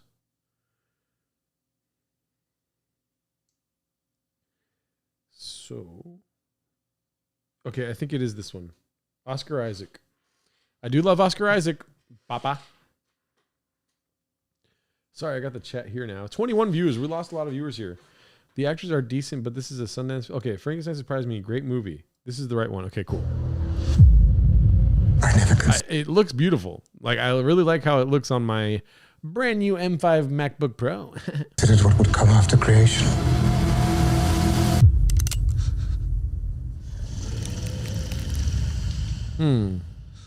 Wow. See, like, I watched the whole trailer for Sentimental Value on this screen, but this one looks so much better. I feel like because it's doing things to me, dude. Oscar Isaac did the Riyadh Festival, next up on Flagrant Boy.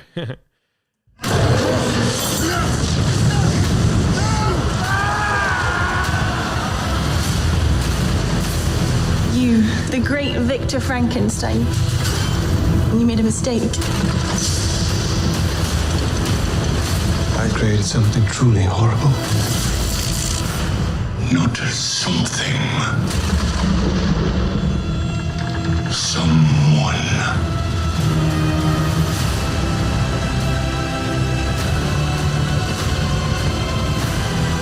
This was the way of the world.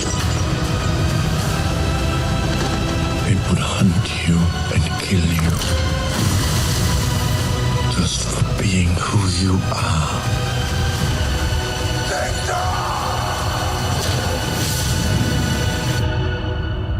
I've not yet finished. Much more carnage will ensue.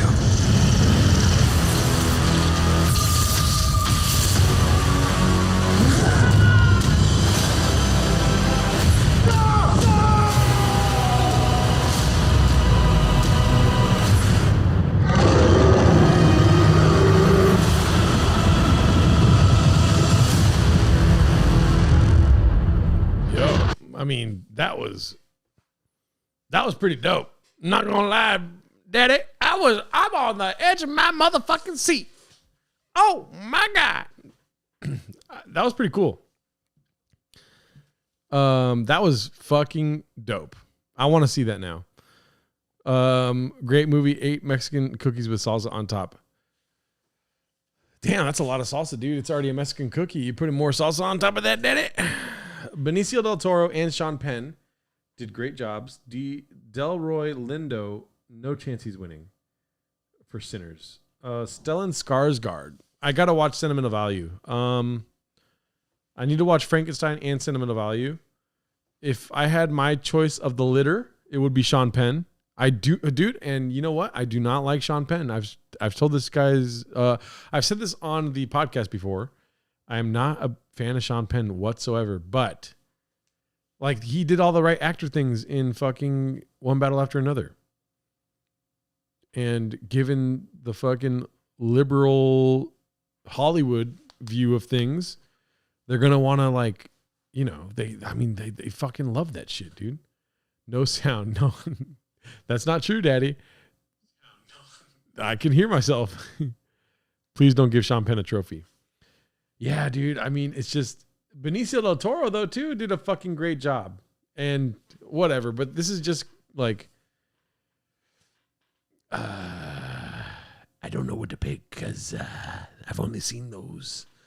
Stellan Skarsgård. I need to see it. I don't know. Maybe I feel like I don't like where that story was going. Sentimental Value. I don't like Penn. I'm more of a Sharpie guy. Yeah, Sean Sharpie is my guy. But he goes full redact on some of his roles. Yeah, Sean Penn is he's annoying as fuck. He is the definition of an actor. You know what I mean? He's an actor's actor at the end of the day. You watch him in a documentary and he doesn't turn it off, dude. He's just like, yeah, and there was like a cigarette in my mouth when I did it. And the cigarette was fucking lit and I was sucking on that thing. That's like Sean Penn as a normal person. You know? It's like, dude, just talk to me normally, you know? Great role for Sean Penn. He was racist Ice Rain Man. Sean Penn thought it was an ice casting call. He thought he was going to get 50,000.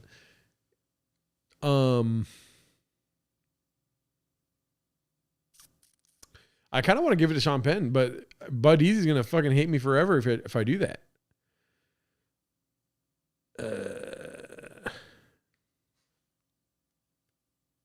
Yeah, I don't know what to do. I'm lost. I'm lost for words, Daddy. Sentimental Value. I need to watch it. I need to watch the movie. Sean Penn 15. I'll tell you what, if I make any changes to these choices, I will update you guys. I'm going to choose Sean Penn for now because his performance was great. Fucking A. I know it's the wrong choice at the end of the day, but I didn't see Jacob Elordi, and I don't know if he plays the monster or what he plays in Frankenstein. And honestly, it's a dumb thing to be like, I'm, going to pick somebody I haven't seen yet, Many people are saying it. Sean Penn thought it was an ice casting call. Everyone's saying it. People said that. Remember, you were picking who's going to win based on the Oscar votes. What's the question? Well, I'm like I said at the beginning of this, I'm not picking my choices. I'm picking what I think the Oscars are going to like. And like I said, the political climate of Hollywood, Sean Penn is the guy, in my opinion. Imagine Sean Penn giving an acceptance speech. Kill me. Yeah. He's going to be like, I didn't think I was going to win tonight. And I killed a guy out earlier today, so it's weird that I'm on stage doing this. I don't know why Sean Penn sounds the way he sounds at all times. They were doing a documentary about Charlie Sheen, and every time the camera's on him, he's like, I just want to squeeze you. He's a very strange guy. But anyway, supporting actress. I want to see Penn light up a cig on stage, Daddy. Yeah. All right, supporting actress here. One battle after another. Tiana Taylor, I don't think is going to win. Maybe it's the million cigarettes. Sean Penn has the edge. Amy Madigan in Weapons, I don't think is going to win. Like, what? How is she getting 20% of the vote here? Sentimental value, Inga Ib's daughter, Lilias. Based on the name, she might win. Elle Fanning, and Wunmi Mosaku for Sinners. A lot of people don't know Frankenstein is a metaphor for mad scientists building monsters from corpses. It's literally what it's about. She will win because of the makeup in Weapons. Amy Madigan, huh? The crazy lady? Weapons is winning nothing. I don't think Weapons is winning here. The fucking old crazy lady, that's easy to play. Tiana Taylor, dog. She did, like, dude, Tiana Taylor's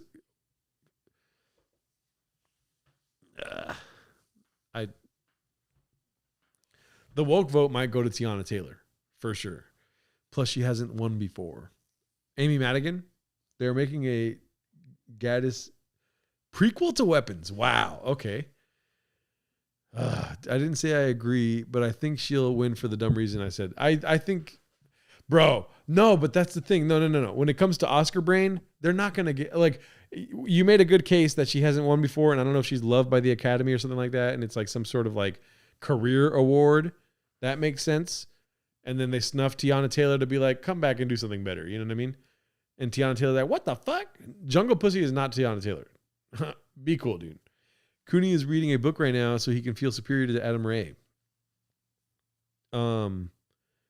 I do think maybe Amy Madigan takes the career award if she's that. Let me see. I'm going to look it up really quick. Wow, my arms are fucking pumped from looking at fat asses at the gym. Amy Madigan. Let's see here. Yeah, I mean, just incredible performance, huh? I mean, look at her. She looks disgusting. Give it to her. They did it with Denzel in Training Day. But Denzel was fucking epic in Training Day. I mean, what is she known for? 1984, 1989? And if she has won an award before, then there's not a chance, dude. There's no way. Where's the awards? I almost did a Jeff Dye breath right there. You saw that? Nominated for 2 Oscars, 34 wins and 35 nominations. She was nominated for Twice in a Lifetime as a supporting actress. Uncle Buck. She's married to Dick Tracy. My what? Did you just fly in drum roll? I don't know. Amy might have been better roles, but she has a shot here. Okay, we'll vote for her. I'm not putting Tiana Taylor in the lead here. Boy, are my arms tired. Let's go for actor now. Best actor. Wow, Timothée Chalamet, huh? I don't know if Timothy wins it. Because, Wagner Moura for The Secret Agent. I want to see a trailer for The Secret Agent. The Secret Agent trailer. Thank you guys for being around here for so long. You guys are awesome. Let's see here. Essa é a pessoa que eu quero. Buraco na boca. O teu caso é o que eu mais quero resolver. Tem matador me procurando, é isso que você tá dizendo? Tem.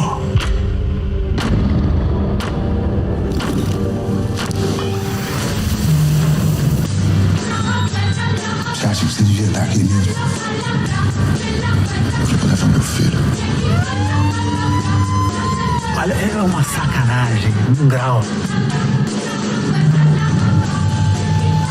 Agora você tem que estar sexta-feira cedinho lá. Ele é Armando. Não. O nome dele é Marcelo. Armando? Armando? Eu, se fosse você, me escafedia. É por isso que tem que defender o que tem ainda. Tu e o meu neto. Você não sabe com quem você está se metendo, rapaz. Hombre dirá que Brasil melhor, com menos pirraça. Esse cara. Eu matava ele com um martelo. Tu anda armado? Não, mas eu sei usar um martelo.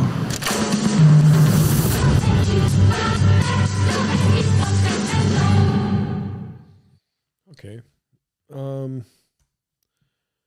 I liked that trailer. Filmed in Minas Gerais? Many gays? What? That can only be Pablo Escobar. I know, it's weird, huh? Great, now I'm racist. What did you say? Who do they sound all freaky deaky, not English? Why do they sound all freaky deaky? I wouldn't mind doing an award show with Tweeties. That would be dope. That can only be Pablo Escobar, filmed in Minas Gerais, City of God, Part 2. What is the City of God with white Brazilian salsa? Looks good, but what's their competition? I listen, for me, I don't like when movies, the trailer consists of just the supporting characters speaking. And then when you show up to the movie, it's all Wagner Moura. And it's like a character study of this guy that's a secret agent in Brazil. It's like, show me that in the trailer. I'm trying to decide the Oscar from the trailer, not from the fucking film. So please, I want to see Wagner Moura do some more speaking. Why is this like a trailer all about Wagner Moura? Show me the Moura. I want some more Wagner. Anyways, that's my thoughts. Anyways, I said anyways twice and it's fine. Great. Now I'm racist. Do you have a gun? Say less. Ethan Hawke. I've never really liked Ethan Hawke. Call me gay. Call me weird. Call me dumb. Say what you want. Not a huge fan of Ethan Hawke. Black Phone was cool, but then they made a sequel. Wagner, I hardly know her. More Moura, please. Let's go. I don't. The reason why I'm not picking Timothée Chalamet is not because I haven't seen Marty Supreme, but Timothée Chalamet is very young, and I don't think they're going to give it to him. However, he is not controversial whatsoever. So I feel like maybe they're hedging their bets and being like, this can be like GOAT category. This can be like, there was Daniel Day-Lewis and then there was Timothée Chalamet type shit, where they're like handing the baton off to him and giving him an Oscar early in his career. Thank you for saying that, Bud Easy. I do want to see it because I've heard that from multiple sources. However, I'm not a big fan of sequels, especially to horror films. So that's where my mind goes. My mind thinks Timothée Chalamet, not controversial whatsoever. Might end up giving him the award now and then giving him 2 more later in life and 1 more for like his King Lear performance where he's old as fuck. And then he finally gets the 4th award because nobody's ever gotten 4. And they're planting the seeds now, which gives me hope for the future because these old elitists are planning for the future, just like I described to you. I'll give it to Timothée Chalamet. I think I convinced myself through Oscar brain that he will win. I still have 2 super bets, and I'm telling you right now, the first super bet is coming right here with Jessie Buckley, Daddy. Let's go. Yep, let's give it up for her. She did a great job in Hamnet. Hamnet is one of the best movies I've ever seen. I walked in here, I said, wow, Hamnet, what a good movie. This movie is so good. I think it's the best movie I've ever seen. Honestly, I'd never seen a movie like this. Jessie Buckley, what a performance. Wow. Super bet. That one is for sure, dude. When it comes to Hamnet, Janae, watch it for Jessie Buckley. She's a beautiful human. She has a funny accent. Not in the movie, though. But gives a great performance. Honestly, just, what is it called? Provocative, just no holds barred, unapologetic, just such a good performance. If I watch Hamnet and it's not, so help me. Bro, you got to understand what you're not going to go scroll TikTok. You know what I mean? Hamnet demands some motherfucking respect. You gotta sit in the chair, dude. You gotta sit in the chair and say, have your way with me, daddy. Do what you want. And then be open to the movie. All right? Walden got nominated. I doubt it, dude. Bro, the Oscars, I don't like the phrasing. I don't like the cooked thing, but the Oscars are cooked if Walden gets a nomination. Yeah, dude, this one is, I'm so sure of this one. It's just 100%. So before I go to director, interesting here. I honestly think that PTA will win the best director nod. I don't want that to be the case. However, how many times has he won in his career? IMDb.com. I put .com instead of .com all the time. Paul Thomas Anderson. I type so fast. It's insane. Let's see here. Oh, never won. He's going to win the Oscar. He's going to win the Oscar for this film. I haven't opened it. I haven't looked at the whatever fucking odds yet, but he hasn't won yet. He's nominated. And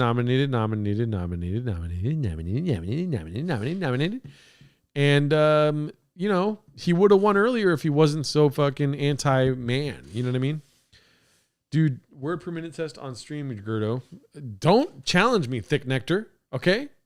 PTA been waiting for this one since the porno one. We sleeping on Melania. All right, so let's go. Director, I'm curious to see where PTA is on the odds because he's for sure winning this. It's like, he's number one on the odds. He's for sure winning this one because much like how Martin Scorsese won for The Departed, it's not his best film, but they kept fucking up by not giving him awards for legacy films. Thick Nectar, you need to send me proof that you have 120 words per minute, or you ain't shit, dog. I'm sure I've hit 120 words a minute. Don't fuck with me when it comes to typing. Okay. Sorry for cussing. Okay. Anyways, Paul Thomas Anderson is going to win this. I have a feeling. It's not his best film. He's going to win this for the great films that he's made. For sure. Second place, Chloe Zhao. I called her Chloe Zhang earlier because I am racist. Okay. I'll send it, daddy. If Ryan Coogler wins, bro, I hate the Oscars. That's a fact. If Ryan Coogler wins this award, gagadoosh, the Oscars for life. Whatever. I'm cool with anyone else winning this award except for Ryan Coogler. Not because of how bad the movie was, just because I don't want it to happen. I don't want to see it. One of mine, supporting actress, did not save. I think I got Amy Madigan, right? I'm farting. There it is. Alrighty. Listen, I've streamed for 4 hours, didn't fart once. Give me a break, all right? And I still have a super bet that I can use. I have one more super bet. This one looks pretty close for the super bet. He going to win a la The Revenant via Leo. Should have won for The Departed. Right. Exactly. The Departed won Best Director for Martin Scorsese when he should have won for any other film, honestly. And Leo won for The Revenant. However, The Revenant he did a great job in The Revenant. He literally slept with bears for 3 months. How many Asians nominated though? Chloe Zhao. A great filmmaker. Honestly, I'm like, I fucking love Chloe Zhao. Let's see here. Just because she made Hamnet. Let's save that, book that, and then let's go to Best Picture, and then we'll choose our super bet, and I think we're done with this section here. Okay, so One Battle After Another, Best Picture. Kill me, dude. I feel like Begonia should win over One Battle After Another. Hamnet, I want obviously to win. I don't think Hamnet's going to win Best Picture. If it does, bro, I'll be so happy. I haven't masturbated in 10 years. I'll masturbate if it wins.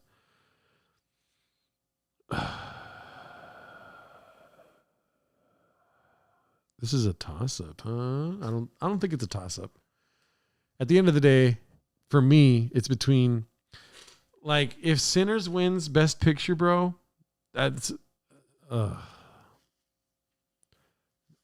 don't know, dude. That's just, that would be a bad look for the Oscars. But the Oscars constantly does shit that's bad. Evil Chinese Man, Li Jingling. One Battle After Another, Sinners, Secret Agent, Hamnet, Marty Supreme, Sentimental Value, Frankenstein, Begonia, F1, and Train Dreams. I thought Begonia was so good.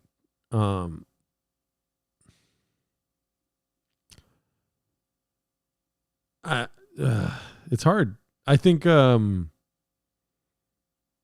the end of the day, the safe bet is One Battle After Another.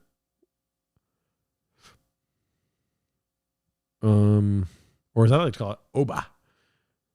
Yeah, F1 is nominated for Best Picture because back in whatever 2008 or something like this, 2009 or 2012, whatever year it was, they started giving 10 nominations out as opposed to 5 for Best Picture because people felt left out.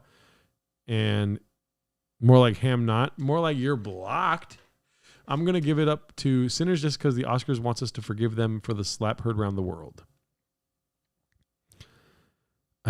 I'm not giving it to Sinners. Even if that's the right choice. I'm not doing that. On earwaves.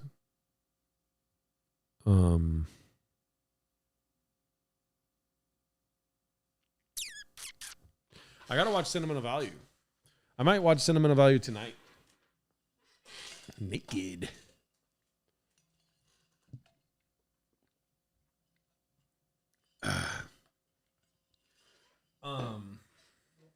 I'm sorry for lagging here.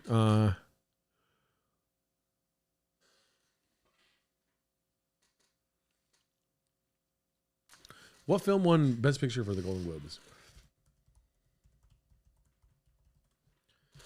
Watch Frankenstein. I will watch Frankenstein. Hamnet won Best Picture for the Golden Globes. I think I knew that.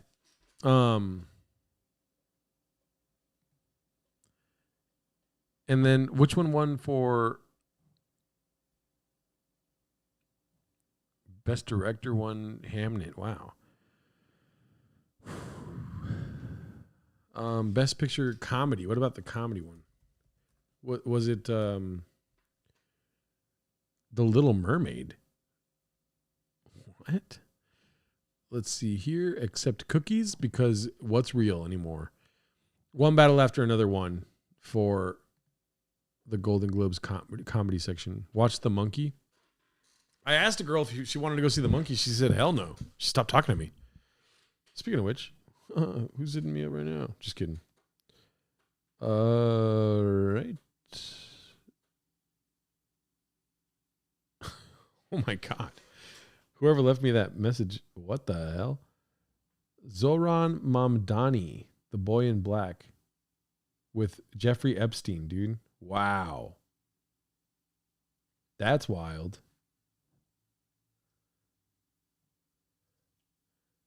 That's crazy. We gonna shake that monkey? Frankenstein is Wolverine. You going to live stream the Oscars? I'm down. Watch Freddy Got Fingered. I've seen Freddy Got Fingered with my parents. Daddy, do you want some sausage? Tom Green. All right, let's do it. I'm putting Hamnet, bro. I'm giving it to Hamnet. And part of that is I want Hamnet to win. And also part of that is Oscar brain. I feel like Hamnet's going to take it, dude. It's such a good movie, honestly. It's like, I don't know. There's something about obviously living in the culture we live in. We expect things to be quick and like explained to us. But there's that realm of just imagination that Hamnet ignited for me. And, you know, not just because I'm a huge fan of Shakespeare. It's just a good film. So, and then let's go with One Battle After Another, I guess, is second for now. And The Sinner's Secret Agent, Marty Supreme, Sentimental Value, Frankenstein, Begonia. I kind of want to put Begonia up higher because I really enjoyed Begonia at the end of the day. There's no chance Begonia wins anything for the Oscars because it was, I'm sure a lot of time and effort went into it, but it translated to me as lazy towards the end, you know? Hamnet was Jelly Roll's pick to win as well. The Tom Green Show was my childhood. I was surprised how mainstream viewable Begonia was. Yeah, it was, I really enjoyed the ending. It's one of those endings where you're like, that would be crazy if that was the ending. And then that's the ending, you know? And I enjoyed the thought that went into it, the attempt at making it sort of a surprise, but it was, I mean, kind of like you could kind of see it coming. Pause. And then I'm going to put my super bet on the director. I feel like the director for sure is going to be Paul Thomas Anderson. I mean, Chloe Zhao deserves it, but I'm telling you, Paul Thomas Anderson is going to get a Lifetime Achievement Oscar for this film. And don't clip me saying that. He's he's getting a Lifetime Achievement Oscar because every other film that he made was so good. That's how the Oscars give out awards sometimes. They give out awards for shit you made in the past as opposed to what came out this year. Awesome. Tom Green is a visionary and Ottawa is cool. All right, so that's my predictions for the Oscars. I'm sorry it took like 5 hours to do, but that's what it is. Let's go ahead and go to this Discord DM that I got earlier, apparently. What the fuck? Huge fucking ad just popped up on this page. All right. Saved. And I'm going to watch some movies this week, and then when I start streaming next Tuesday, if anything has changed, I will be sure to inform you guys, okay? Upstart Crow Series 2, you would love this. Here's the thing, Mr. Budeezy. A woman that was in my room told me the same thing, and I didn't really love it. We watched it together, and I wasn't that big of a fan of it. Unless it's a different series that I'm thinking about. I did not get your DM request, good sir, Mr. What the fuck? Okay. I have a lot of DMs in here. Mr. What is that guy's name? It's a long name. Pete, right? Or something? Oh, Ray DeVito, the gummy smoker. I didn't get your DM. Not quite sure where that's at. Oh, you put it in the Raccoon Tweeties. YouTube clips. News reporter has a stroke on air. Yeah, I saw this earlier today, I think. Let's see this. And backstage coverage we're seeing for the very first time. So read. Well, a very, very heavy vertation tonight. We had a very Darrison, but let's go ahead and Terrace Chase English for the heavy pick. What the fuck? There's a different one that's going around right now. I don't know if you guys saw it, where the girl can't say 650,000 or something, or 250,000. She says 250,000. Graves sliding in Gerardo's DM sounds a little feminine to me, dog. You have to be in the mood to watch Magnolia. It's very intense. She has a stroke live on TV. I want to see if I can find that other one that's been going around. 250,000 TV clip. Okay, there was an attempt to say 250,000. Is this it? I think this is it. I don't know why I saw this like 10 times today, but apparently this is from 2 years ago. Clarice, the 54-year-old suspect is still in the Dallas County Jail this evening with a $250,000, $250,000 bond. The suspect told police in an interview that Gonzalez's often played loud music and that oh my God, look. There's 4 whites, dude. 1, 2, 3, 4. She's like, 250,000. That is wild. Look how tiny the nostrils are. Wow. Those are small nostrils. Take them back. Get some new ones. Your nose sucks. $250,000 bond. The suspect told police for $250,000. She said it right the first time. She said 250,000, and then she was like, no, that wasn't right. With a $250,000. $250,000 bond. The suspect told police in an interview. Unreal, dude. Gotta go. Take it easy, G in chat. Bye, buddy Z. Good to see you. The thing is, she got it correct first go, but thought she had it wrong. 50K grand. Cooney does that every week on the show. What'd you guys think of my little edit I did on the show today? Did you guys like that or no? That's Papa doing any ad read. I told Cooney to check it out. I don't know if he did or not. They need Shab in their marketing department. You guys can like the stream if you want to. We got 33 likes so far. I am what edit? You guys were on location? Yes. Yeah, that part. Awesome, Gerardo. Let's see here. Okay, cool. The therapy, the doctor's office, and the bathroom. Yeah, dude. Because I was watching the episode and I was like, this is a terrible story, Gerardo. And I was like trying to save it. I was like, wow, you really did it this time. I did forget to tell one story that happened earlier before watching this guy eat so much chicken parmesan.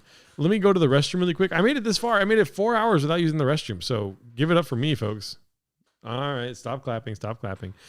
I'll be right back. Let me run to the restroom. I'm going to play some tunes for you guys. And I'll see you in a second.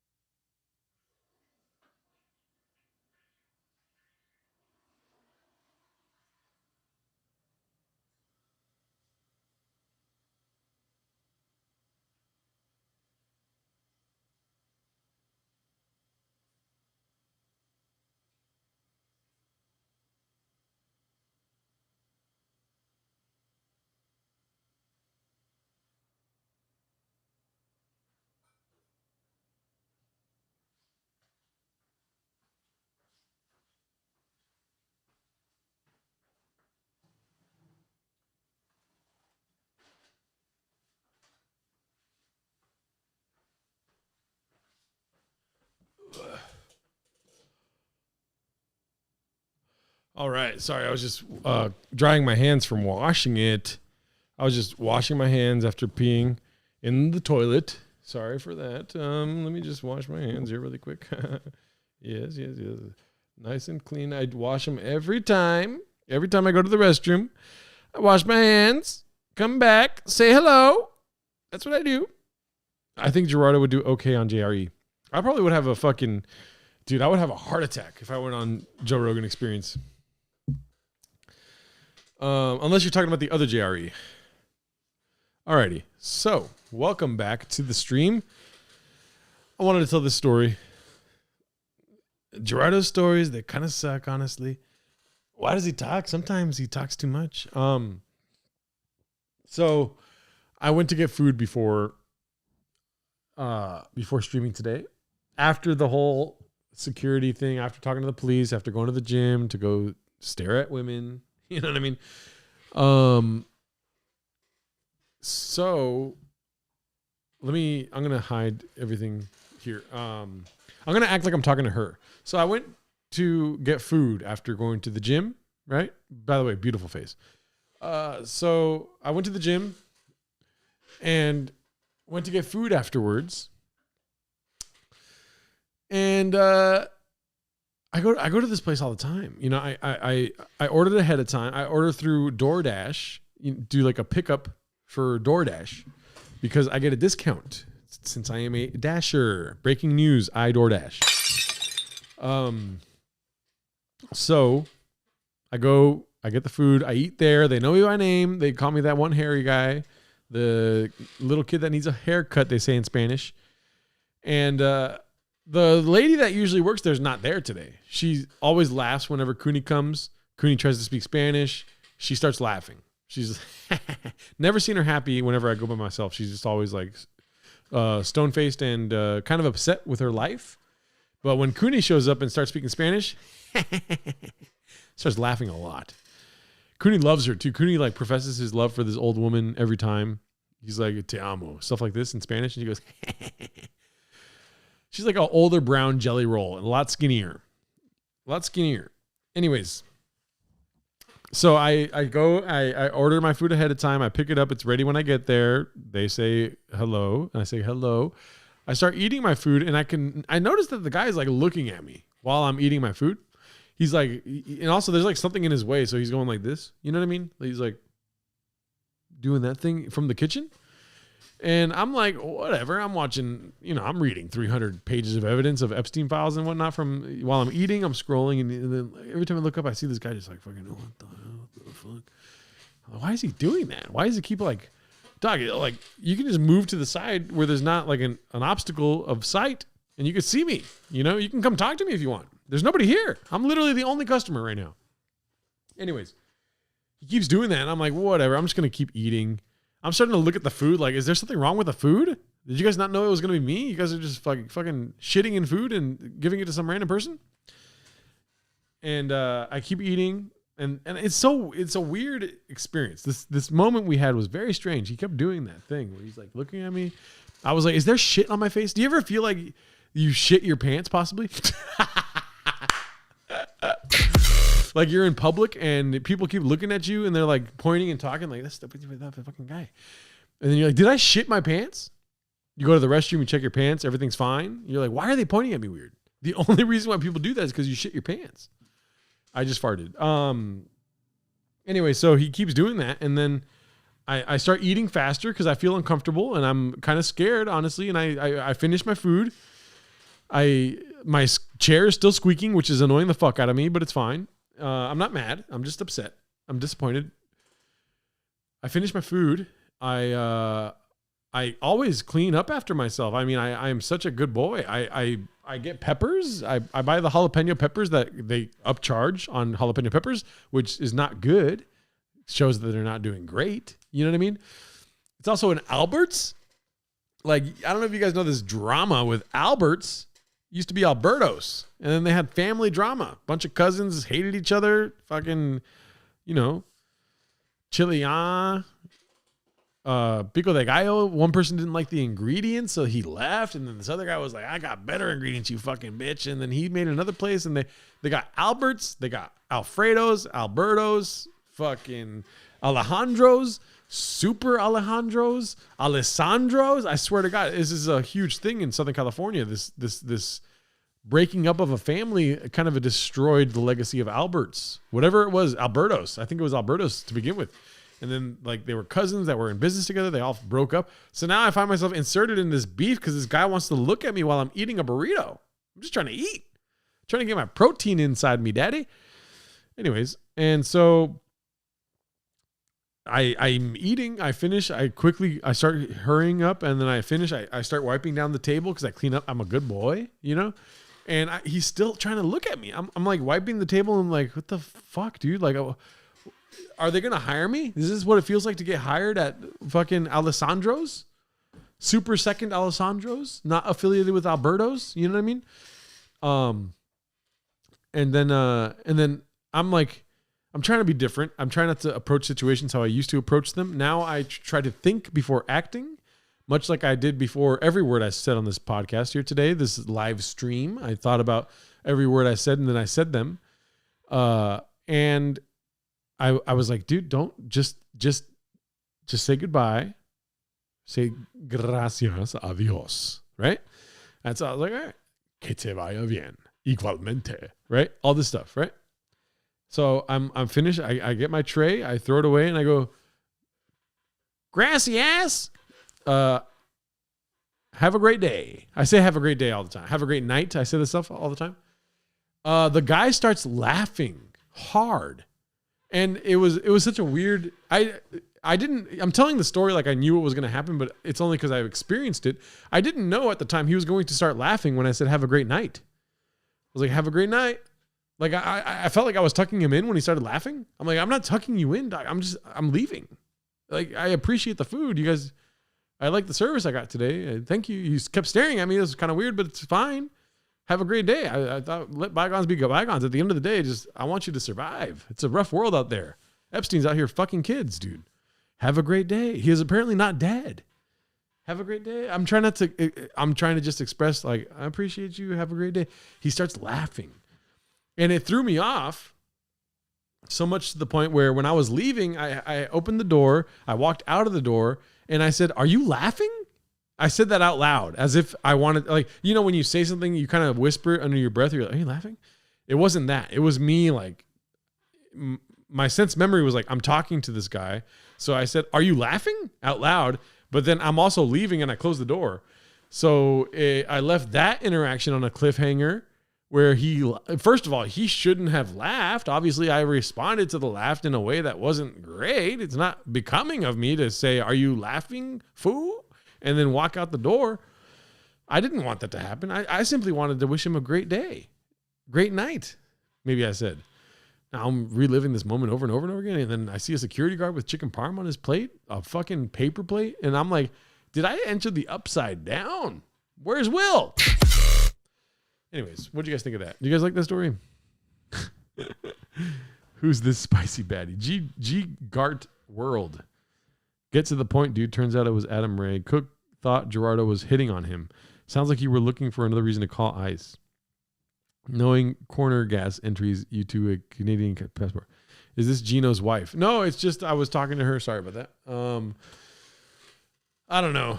Maybe I'm wrong. You guys all hate me, apparently. Did he ever want to play video games and fuck each other? Or she's just trying to be nice to the ICE agent Cooney? Yeah, it was just weird, dude. Like, he started laughing and then it threw me off and I said, are you laughing? And I was already leaving. Everyone died at the end. G-Gart, Erwin Papa, what's up, guys? Welcome to the chat. You guys all subscribed or what? I didn't talk about anyone dying, so I don't feel bad for asking for your subscription. Anyways, that was a story I just told, I guess. I hope it was funny or something. I feel like you guys are just talking to each other while I'm bearing my soul here. Imagine Gerardo being interviewed by Joe Rogan. I don't know how far that would go. I think Gerardo would do okay on GRE. The chat. I'm also Canadian. I just finished watching Corner Gas and feel slightly Canadian now. Too many unnecessary details. Hey, Moses, start a podcast, dude. You're very judgmental of everything we do. And it's, I'm not going to lie, it's grating. Body of Jesus, your YouTube says. Okay. Have fun munching on that when the world's ending. Let's see here. Moses is probably pissed about all the shit I said about Jesus on the podcast. Anyways, damn, you're that close to Dog River. We love you, dude. You just security spicy Baja mode. Yes. I'm not trying to hurt you, Geraldo. Wrong. Maybe he was laughing because you were wearing a golden hour jacket and puff. Thank you. That might have been it. That might have been because of the golden hour jacket. I don't think the details were unnecessary. I think you are very controlling and you can't accept somebody for who they are, truly. So that's a you thing, Moses. Gadoosh. What type of pasta did the security guard have with his chicken parm? It was a ridiculous plate. It was like an AI looking fucking Italian dish. It was like, you know, those ribbon pastas, little things. And it wasn't red sauce either. It was like Alfredo or something, you know, but a fat piece of chicken on top. And he was driving like he was a waiter that was also Ubering. You know what I mean? Was it Alfredo or thin spaghetti? It was like ribbon pasta. I didn't like it. I'll tell you that right now. Whatever it was gross and shouldn't be in my alley. There's people ciphering out there that don't have food. Yeah, I mean that was my life right there. The whole Alfredo's thing. I mean, I'm sorry that I find things interesting, and you guys are a bunch of jamooks. Alberto's restaurant story. Let's see if we can find something on YouTube about this. The history of Roberto's taco shop and why there's so many Bertos in California. What's the deal with all the Bertos? Adalbertos, Filibertos, Gilbertos, Albertos. So here, I think it's a fun story. It's a little spicy, you know, it's different. It's the 2 minute video. So let's see what this is about. Albertos, Adalbertos, Filibertos, Gilbertos, Los Gilbertos. What's the deal with all the Bertos? They can. I should learn how to be more like this guy. Very concise and to the point. Good opening. I am hooked. You got the like already, Daddy. All trace their origin to this taqueria in National City in southwestern San Diego County. In 1964, Roberto and Dolores Robledo, two immigrants from the Mexican state of San Luis Potosí, bought two adjacent houses in San Isidro in order to start their own business after years of working in agriculture and construction.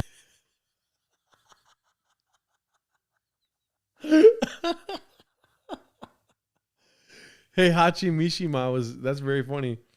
Enter the Bertoverse.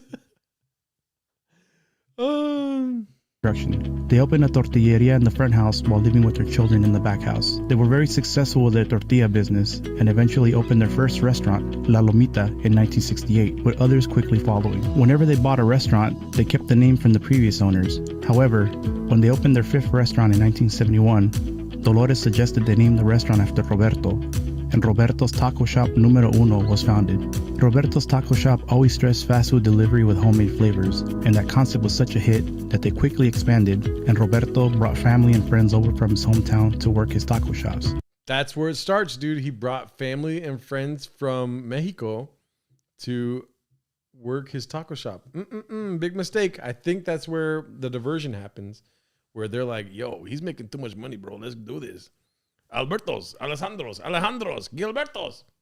Roberto would teach him how to run the shop and then leave them to it. In 1976, Roberto allowed his cousins, Juan Diego and Alvaro Rodriguez, to open their own shop using Roberto's name. However, they did not follow Roberto's freshness standards of making a daily batch of rice and beans. So Roberto told them to either follow his orders or stop using his name. The Rodriguezes changed the name, but wanted to keep the association with the Roberto's name. So they changed an R to an A, an O into an L, and kept everything else. The red and yellow color scheme and the menu the same. And Alberto's, the first Roberto's offshoot, was born. Alberto's grew so much in popularity, even surpassing Roberto's, that the Rodriguezes also brought over people from their hometown to run their taco shops. And then it's just like, it continues. It's like mitosis. They brought more people in. They're like, we can make it worse. And then they make another one. Alejandro's, all this stuff.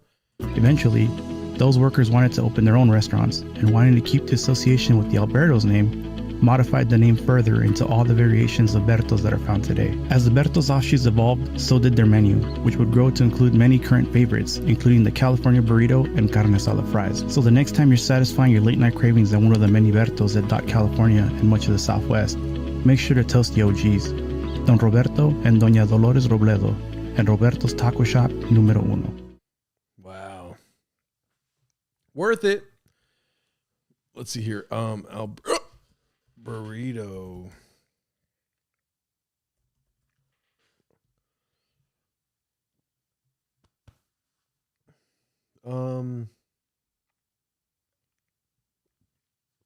Ooh.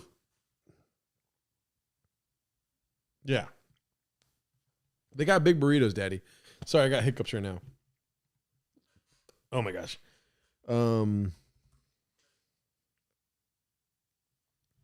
Yeah, when I was not sober, I used to get drunk as fuck with my homie Juan. Shout out Juan. Oh my gosh, sorry. Oh, I got hiccups like a motherfucker right now. I used to get drunk as fuck. We used to go to the Hip Kitty in Claremont. No longer there. No longer there. It's some other sort of Hip Kitty was like a jazz bar. Didn't like jazz at the time, but they had random bands come through and play music and whatnot. Pretty dope. We get drunk as fuck. I don't even remember anything. And then we'd go back to Juan's place. He lived with his mom at the time. And we'd start singing the Misfits in the driveway. Way too loud. And yeah, Mark Carly, I got Addy hiccups. We'd be singing the Misfits in the front yard way too loud. His mom would come outside and be like, yo, what the fuck? You guys are being insanely loud. We're just out front like, I want your skulls. All these songs, right? And then I'm waiting for the next hiccup. But we'd be whispering eventually. Like the mom would make a really good case for us being quiet. She'd beat the shit out of us, something like this. You know what I mean? She'd go Baja mode on us. And then we get really quiet. We start whispering, you know what I mean? Like, Kennedy's brother running on the street. Just like whispering the song with the little iPhone music, fucking iPhone 4 speaker. And then it was always like it was me, Juan, his brother JR, you know, Beto, fucking Steve, Jerry, whatever big guy's name is. Oh, it's gonna bug me now. Wow, Julio. There we go. And then not important to the story, whatever, I don't care. And one of us, the reason why I say all those names is because one of us would say super fries. And it would just like, all of us would be like, yo, that's the best idea of all time. All you had to say was super fries. It became a thing eventually where somebody would just say super fries. And all of us would want to go get fucking Alberto's. So we would all drunkenly walk to Alberto's on the corner from, he was in like a mobile home park. We just walk out of this mobile home park and to the Alberto's. It was right there. And then we would be drunk as fuck at Alberto's, fucking 1 o'clock, 3 o'clock, whatever it was in the morning, eating fucking super fries. And then the next day waking up with like the worst stomach ache or something like this. Anyways, that's my story. Let's see this review here.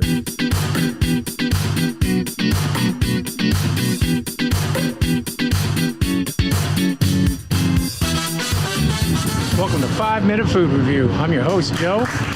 Nobody said Flappy Fries. I promise you that. Rice, California. I'm going to check out this Albert Tacos. Grab me a burrito, maybe a taco. Let's go inside.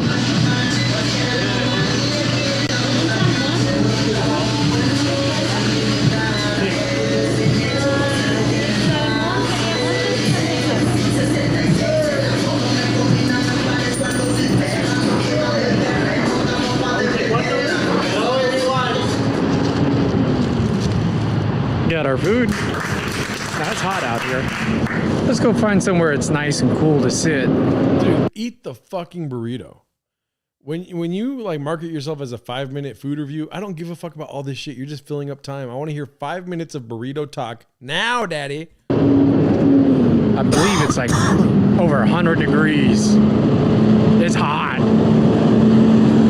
Come on, let's go inside. Now that we're inside a cool, comfortable room, I got 2 items here from Albert Tacos. I already don't trust his review because I am of the persuasion that you need to eat your food as soon as you order it. All right? They're finished making it. I want it in my mouth. Pause. That's how it is. No ifs, ands, or buts about it, dude. I don't want to hear your review after you go back to your fucking shady looking hotel room and now it's cold. It's not what they made. You know what I mean? Favorite Jarritos flavor. I'm simple, dog. I think orange is it right there. Boom. I have a hard shell taco. Of course, it's got some meat, lettuce, and cheese. Let me show you here.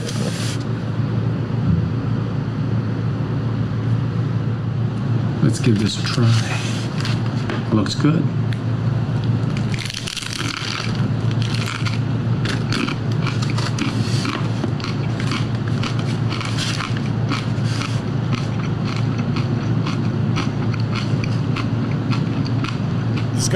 Disgusting.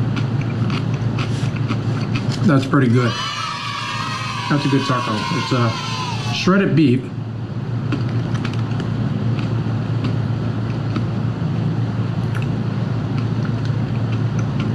That is a good tasty burrito. It's a burrito. It's a taco. This guy's a fucking dude. This guy's so stupid. Oh.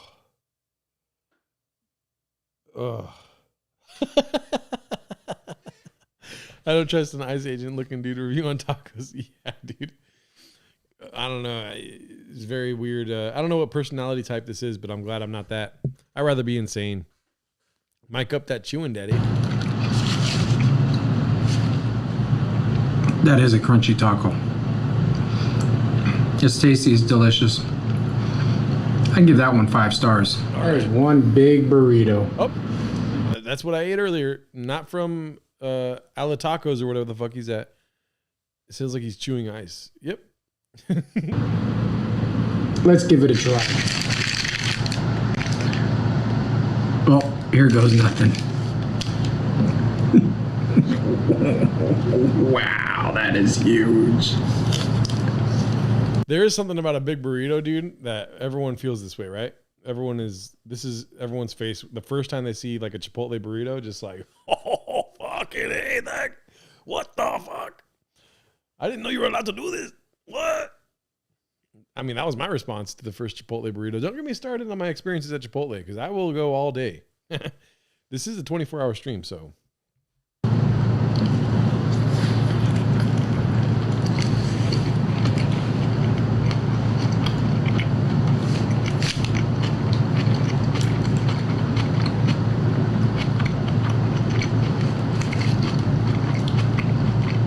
There is something about the crunchy chewing that is bearable. There's something about this liquid chewing that I do not want to watch this anymore. I don't like the liquid chewing. That's rough. I don't understand why this guy works at Rite Aid or Thrifty and has a mechanic shirt. Is that weird?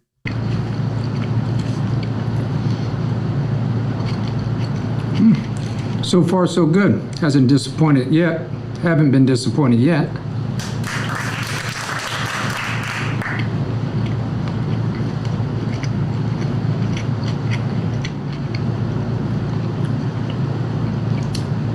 This is a good burrito. Very good. Excellent. Meat's tender.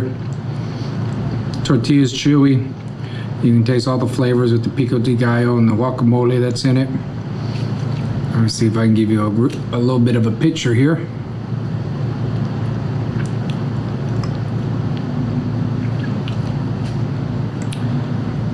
Yeah, I'll put a little green sauce in here and give a little bit of it more of a kick. Green sauce is good. Oh, dude, this guy is like the best reviewer of all time. Everything's good. I don't know. There's something about this guy that is just unbearable when it comes to food reviews. Did you see those 3 Canadian live streamers that embarrassed us Canadians at the Hollywood Open Mic? No, I haven't seen that yet. I'd rather watch that than this. Let me finish this off and then I'll watch that. My verdict: 5-star burrito. Of course. And you know what? I'm done now. I was gonna give him credit and watch the whole thing, but the cheering in the background, insane. Wow, look at this. Look at this comment. You go to the comment section. This guy is out to get Barack.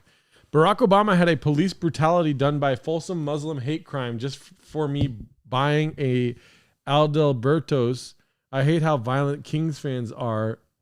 They were flipping over cop cars, lined them on fire in Seattle. Who is that guy? Bro, this is like the most unassuming video of all time. The description has way more to it than anything this guy said. Welcome to another episode of the 5-Minute Food Review. I'm your host, Joe. Today's, like, he didn't say any of this. Blythe, California. I did have a really good burrito in Blythe. I did comedy in Blythe once. There's really good food out there, dude. Let me look up this Canadian thing.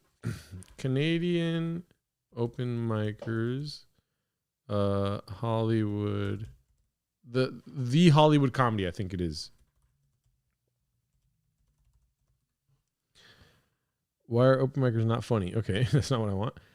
Do you know where? Yeah, the hiccups are from the Zin. Good job.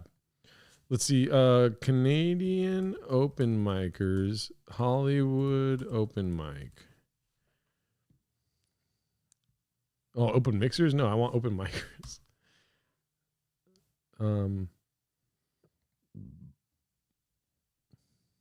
I can't really find that. Marvin Moreno, I'm sorry. I should have. I think you sent something earlier that had to do with that. If you can resend that to me, that'd be great. Oh, thank you for the subscription. Whoever did that right now. Let me see if I can catch it. Guillen Moreno, shout out to you. Let's put this there. The review is so bad it started a riot.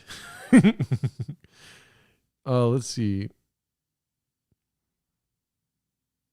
I don't know where to go, Marvin. I am very interested in that. I think you did send something earlier, but I did this whole fucking Oscars thing. I apologize. Let me see if I go to the Discord. Is there something in there about this? Thank you. Oh, wow. He went to go see Whitney Cummings. Wow. That's so funny. Marvin Moreno, you're leaving me out to dry here.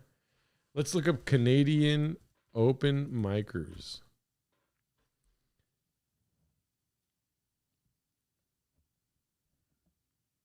No. In comedians in Hollywood.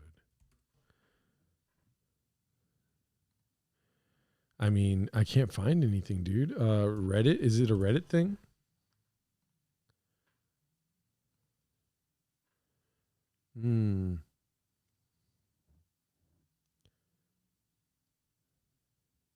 Thank you, Guillen Moreno, and thank you for subscribing. Canadian live streamers attack comedy club. I really want this. Influencers harass comedy club after bombing on stage. Okay, that's what you told me to look up earlier. Okay, so here we go. Okay, what the fuck is this? Okay. Are these the comedians? Guys, Jesus Christ. I don't like how this starts. I hate Facebook so much. We're going to be writing each other jokes and we are going to be telling to a crowd. When I heard about this story, my very first reaction was we need to permanently ban influencers from ever stepping foot on stage at a comedy club because enough is enough. Allow me to introduce you to the Calgores sisters, a group of 3 TikTok creators turned YouTube vloggers who, for a video which got millions of views, they decided to turn up uninvited to an open mic comedy night and the Calgora sisters. Let's go ahead and look this up. All right. I found it.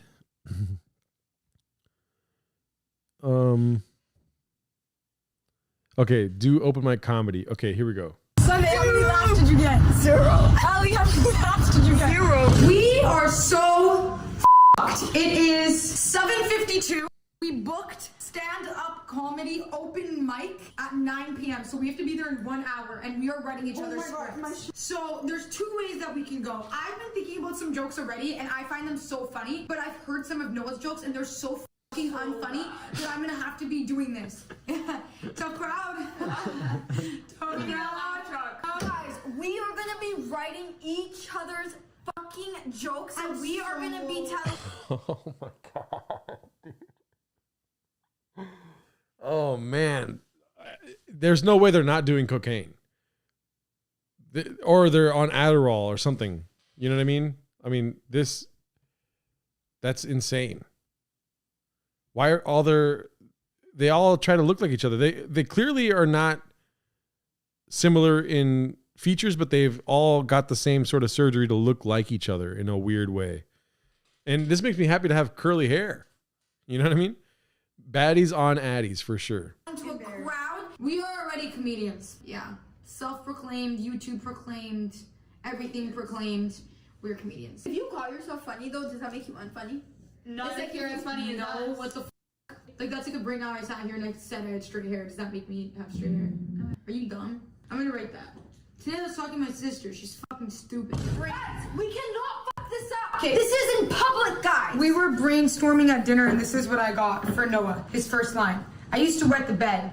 I still do, but like I used to. Do you like that first line? Okay, who wants to go on stage first? Noah. Noah, please. Noah needs to break. Why the fuck am I on stage first? The ice. I need to go last. I think I'm gonna come up with a banger.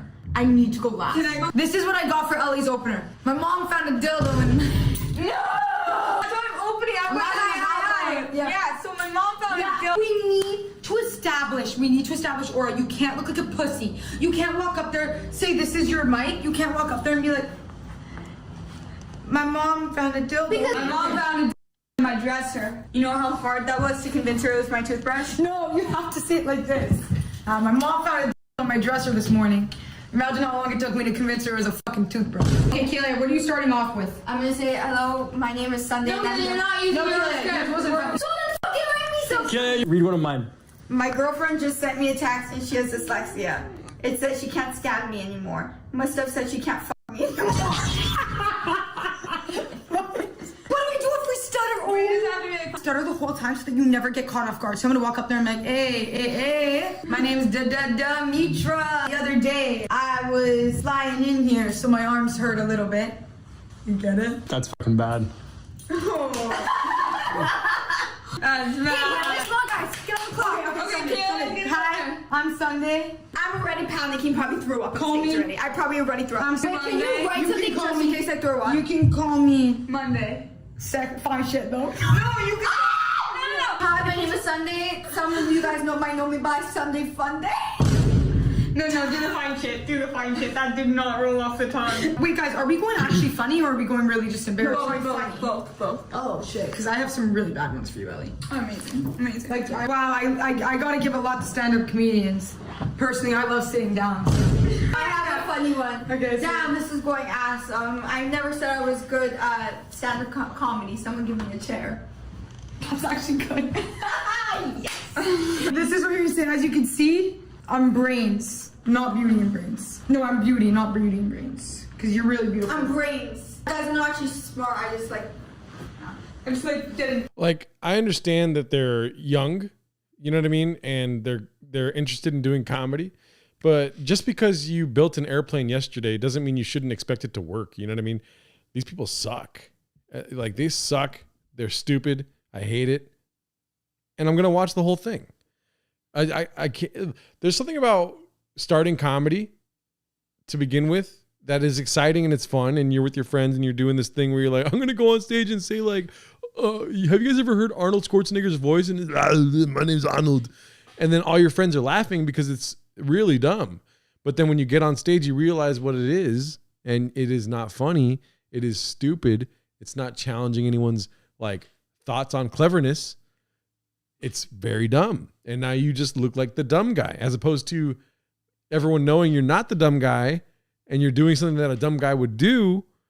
They just think you are the dumb guy because you're doing a joke about Arnold Schwarzenegger's voice, you know? As you can see, I have pretty privilege. Okay, so they're not even trying to get into comedy. They didn't sign up for the open mic. They demanded to get on. Wow. Okay. This is, you got to understand, this kind of slop for me is like This is a 5-star dish, dude. I love this. Are they like the Verzi triplets where one of them has a penis? Yeah, they're like the opposite of the Verzi triplets. If you guys didn't know, the Verzi triplets, unfortunately, one of them, we don't know which one, we're trying to figure that out still, has lost his dick. Y'all are laughing and these jokes aren't fucking funny. Oh my god, but what if they don't laugh and you're saying that? What if these are like comedy scouts? Like they're scouting for comedians. Wait guys, why are we so funny naturally? But this is really bad. I'm not good at scripted stuff. Like I can't fucking scriptly write something. Like I'm just funny. Why aren't you guys writing me one though? Where am I? Yeah, let's just do mine. Yours is gonna be easy. Yeah, you need to stop saying that. You're not doing anything. Yeah, I wrote yours. Oh god. Mine's so funny. Wait, can I read you a joke of mine? Right, read them the one that you read me. My girlfriend says she wanted me to start making more noise while we have sex. She says it turns her on. I guess she doesn't like pineapple on pizza because we haven't had sex since. I guess she doesn't like pineapple on pizza because we haven't had sex since. I don't get it. I don't understand. I'm trying hard too.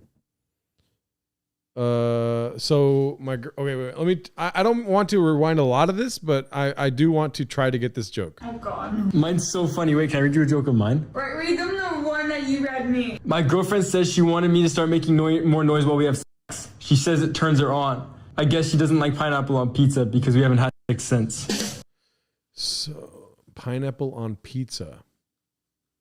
So is he saying pineapple on pizza during sex? It doesn't make sense. Unfortunately, that's a bad joke. And I'm not saying that to be mean. It's a terrible joke. It's not funny. Honestly, you should quit. I would say the other thing that, a lot of people unfortunately choose to do, but that would be a good call for you too, Okay, so he's just calling her out for not having sex with him. So she likes it when he makes noise during sex, but I guess the sex is no good because she doesn't like pineapple on pizza. All the jokes are back, even the stolen ones. Something happened the last time they ate pizza for show. Yeah, for sure. Maybe he is into sex with food. This is a bad joke. I pray to God he doesn't try that on stage. That was terrible. I just don't get any of this joke. Just tough crowd. I feel a little safer when the flight attendant is fucking somersaulting around, still asking chicken or beef, and I'm like, emergency oxygen mask. It's bad. It's bad. Okay. Pineapple on pizza gives him bad gas. All right. They just need to find their voice. I think they need to find a lot more than their voice. I think their brain is lost also, unfortunately. This is probably the next iteration of comedy that we are just not getting. In years from now, it's going to be hilarious. Just like if you watch Eddie Murphy now, he's still funny. They're just not of their time. They're generational prodigies that are going to go forward and score goals that we could not even conceive of, they're dribbling a soccer ball with their knees as opposed to their feet all the way down the full pitch. We're just not able to see this. They can see it because they're visionaries. However, it is very difficult for the past generations to find any of this funny. What she just said is that she likes when the airline attendant is doing somersaults and saying chicken or beef, I guess, for the food on the airplane. But I'm more like emergency mask, emergency beef, and I'm like, emergency oxygen mask. It's bad. It's bad. No, that's yours. No, you can take that one. Yeah. No, you said you wanted the script so bad. Okay. At least, honestly, that one that's standing up, she has like a comedic voice to her, and it is better than Whitney Cummings at the end of the day. The open mic was too nice. They reduced all the other comedians' time to allow all 4 of these idiots to go on stage. I mean, that's just, you go to an open mic that's advertising 5 minutes, and then you get there and they're like, everyone's getting 3 minutes. And whatever the reasoning is, it's like you just do 3 minutes, I can take this. Perfect. I have so much on this. Sometimes I shake her, like the turbulence, but it's just me. So she wakes up every morning after we fly with vertigo. I'm like, I don't know what happened. Oh yeah, you're taking that one. I actually got lost. I got lost halfway through. It was really bad. I think it's actually not funny, I promise. No, this is yours. Fuck, LA is crazy, man. What do you mean I can get a Pilates class and a blowjob on the same street? Allegedly. Oof.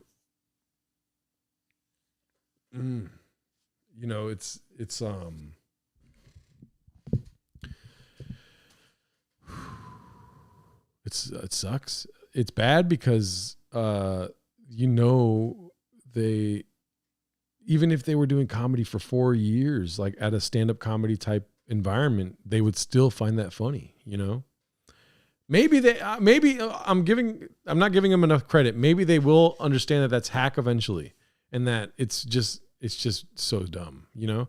And now you're the person on stage that just got a blowjob after doing Pilates, and blowjob, you know, you can consider that eating vagina also, but people are going to think that you have a penis when you say that on stage, especially at the Hollywood open mic, at the Hollywood comedy. You know what I mean? Those are like and if I'm wrong, I'm wrong. I do stand-up comedy in, you know, Los Angeles, and the Pasadena comedy was the same sort of thing, same sort of logo, and it didn't last long. I think I've been to the Hollywood comedy once. Not a big fan. And there's other open mics that are probably more cultured in a sense of like actually there for good, clever comedy. Yes, Seattle. I was going to say Seattle, but it is what it is. Y'all are geeking, bro. Y'all think I'm funny, bro. I know what you do it. Like, do it how you're going to say it. Tough crowd. What? We haven't even started. LA is crazy, man. What do you mean I can get a Pilates class and a job on the same street? Allegedly. No, that's just not. It's just hard. It's hard to watch, bro. This is going to be a hard watch. I'm going to watch the whole thing and then I'm going to end the stream. It's going to be a hard watch. I'm going to finish on my Zin. The allegedly part is what's getting me, and they're loving it. I wish I could laugh that hard, dude. You know what I mean? Like this right here. This is what I strive for every day, this serenity that she's experiencing. I mean, just the happiness that they're experiencing. Like, I want that. Every smile and every laugh I make is fake. It's not real. It's not coming from a real place. It's like, you want this. But they're doing it, dude. They're out here. They're living. They're fucking happy, dude. At the end of the day, I hate them because I ain't them. You know? And that's a sad thing. It did not roll off the tongue. Allegedly. If you also check the... No, please don't improv. Please don't improv. I like being on the road because I like the groupies. Anybody in here a groupie? Oh, there's your hand. What is... No one's gonna raise their hand, though. You will. He's setting you up. Raise your fucking hand. Can you get your finger out of your nose? My mom found a on my side door this... No, that's Ellie's. I went to the doctor, and the doctor said, I have some bad news for you. And I was like, why? He's like, you need to stop and I was like, Doc, why? He was like, because I'm trying to examine you. Like, that's a good joke. I doubt they came up with that. They probably found that on Reddit or something. You know what I mean? I said that's a good joke. They didn't write that. What's happening to me? Write that down! I went to the library the other day. My dick was in the Guinness World of fucking Records. The librarian told me to take it out. This is my favorite joke that Ellie's doing. And I wrote this. And Ellie, you have to say this. You can't say no. My boyfriend's in the crowd, actually. Unless Central C's here, then my boyfriend's dead. No, I won't say that. I won't say that. Yeah, you have to. No, I'm not saying that. I can't. I need to respect mine. I will say one of my least favorite jokes. Why must it be about sex? Unfortunately, that's what a lot of comedy is. I don't like it either. I don't want to get in a long conversation about that, but it is what it is. And that's, people like that. People think it's funny all the time. What was I going to say? I forget. Damn. Oh, one of my least favorite jokes that people do at mics or comedy shows and stuff like this is when they're like, give it up for these chairs right here, the empty chairs that I told my parents to come and they were supposed to sit right there. Where are they? And then, or when they go, my boyfriend's here in the crowd. He's a ghost. He's an apparition. He got ran over by a semi truck. Type of stuff. You know what I mean? No. Yeah, they do have Weird Al hair. They have the hair of Weird Al Yankovic. Guys, we're cooked. It's 8:09 and none of us have a script. Guys, I went to an amusement park with my grandma the other day. They didn't let her on because she was too tall. No. Now she's allowed. One. I heard it. Why didn't you delete it when I told you to delete it? Because it's a good joke. Or now she would be allowed on that she's 6 feet under. Wish it was me, grandma. Can you guys keep my grandma joke in? Sure. Yes. This is like public. Haiichi Mishima said that he would have sex with all 4 of them. That's wild. Be like, I didn't know I needed one finger up the ass to check my prostate. Wait. I asked my doctor whether or not my test results were negative, and he said, no, actually, as a matter of fact, everything was positive. I was at the optometrist. I didn't know I needed one finger up the ass to check my eyesight. There we go. I was actually at the optometrist. Yeah. We're cooking for you. Oh my god. Oh my god. If I go at 9 and then you guys chicken out for 10, bro, I'm gonna be so. If you do a really bad job, I ain't going up. We should probably leave right now, actually. They should go on stage and be like, what's with all the Mexicans in Southern California? Fucking gross. They stink. I've seen it. I saw a Mexican man farting on the corner. I didn't hear it, but he looks like he farts all the time. Way too many burritos, if you ask me. I saw this other Mexican man drinking a gallon of milk on the street, and he sucked. He said his name was Carlos. I asked him to please leave the vicinity because you suck. That would be so funny if they just got on stage and were racist. I think that would do it. What's with all the Asians taking over Southern California? What is this? Southern China? We need to read the room a little bit. Wait, I have one more. I read online that you should see the whole crowd naked when you're nervous. Now I'm just insecure about my size. Mine too, man. Guys, is it true that the Jews run America? What's that all about? Jeffrey Epstein's fucking kids? Are you kidding me?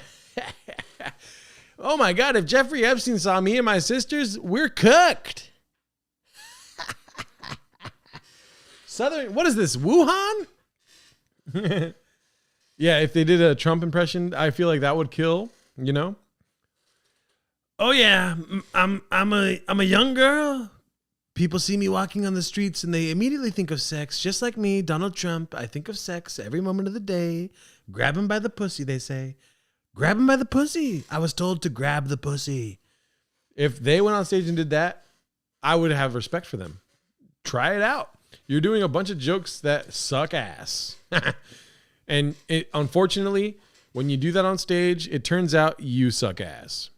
No, I'm just horny. No, I'm just horny and I can't make my jokes. Okay, and I'm gonna practice. Yeah, if you're taking an Uber to an open mic, never do stand-up comedy, please. You have success that all open micers will never be able to attain aside from pursuing their dreams in comedy. Anyone taking an open mic, dude, if you're able to take it that seriously, where you're able to be financially secure and go to an open mic in an Uber and tip the driver, shit like this, you're foreign to all open micers. Open micers are eating food that's left over outside of a 7-Eleven. Like if they see one of those taquito rolls on the floor, they'll take a bite of it. You know what I mean? They're thirsty. They are hungry. And it's not in a metaphorical sense for success. It is literal that they are not eating correctly. Their lives have become what they are, and they suck at everything. They try comedy because laughing is the only thing that's keeping them from, you know what I'm saying? And they need it. You know what I mean?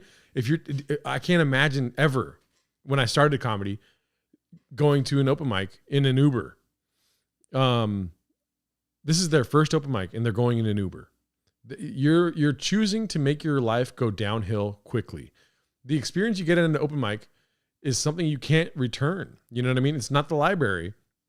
You have that book forever. And unfortunately, you read every page just by getting on stage and doing 5 minutes. It's a terrible experience.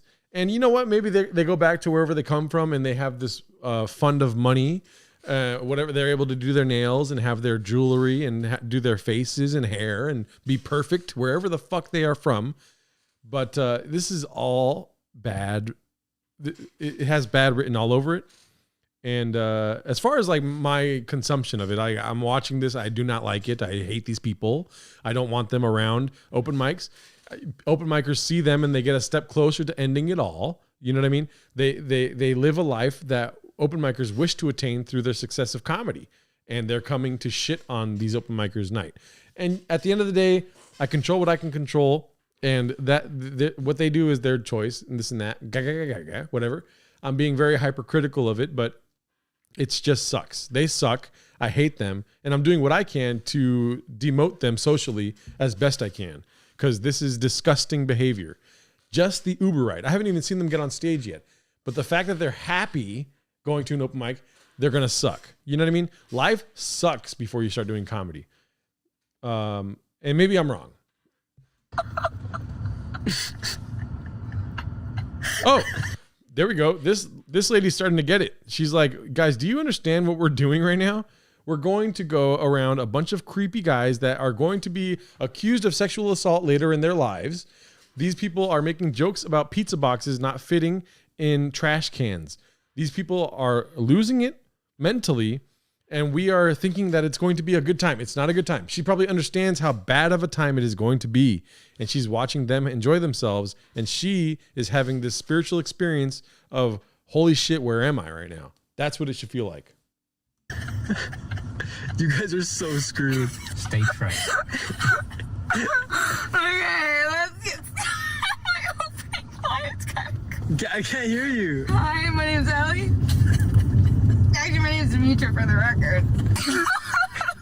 Allie, come on.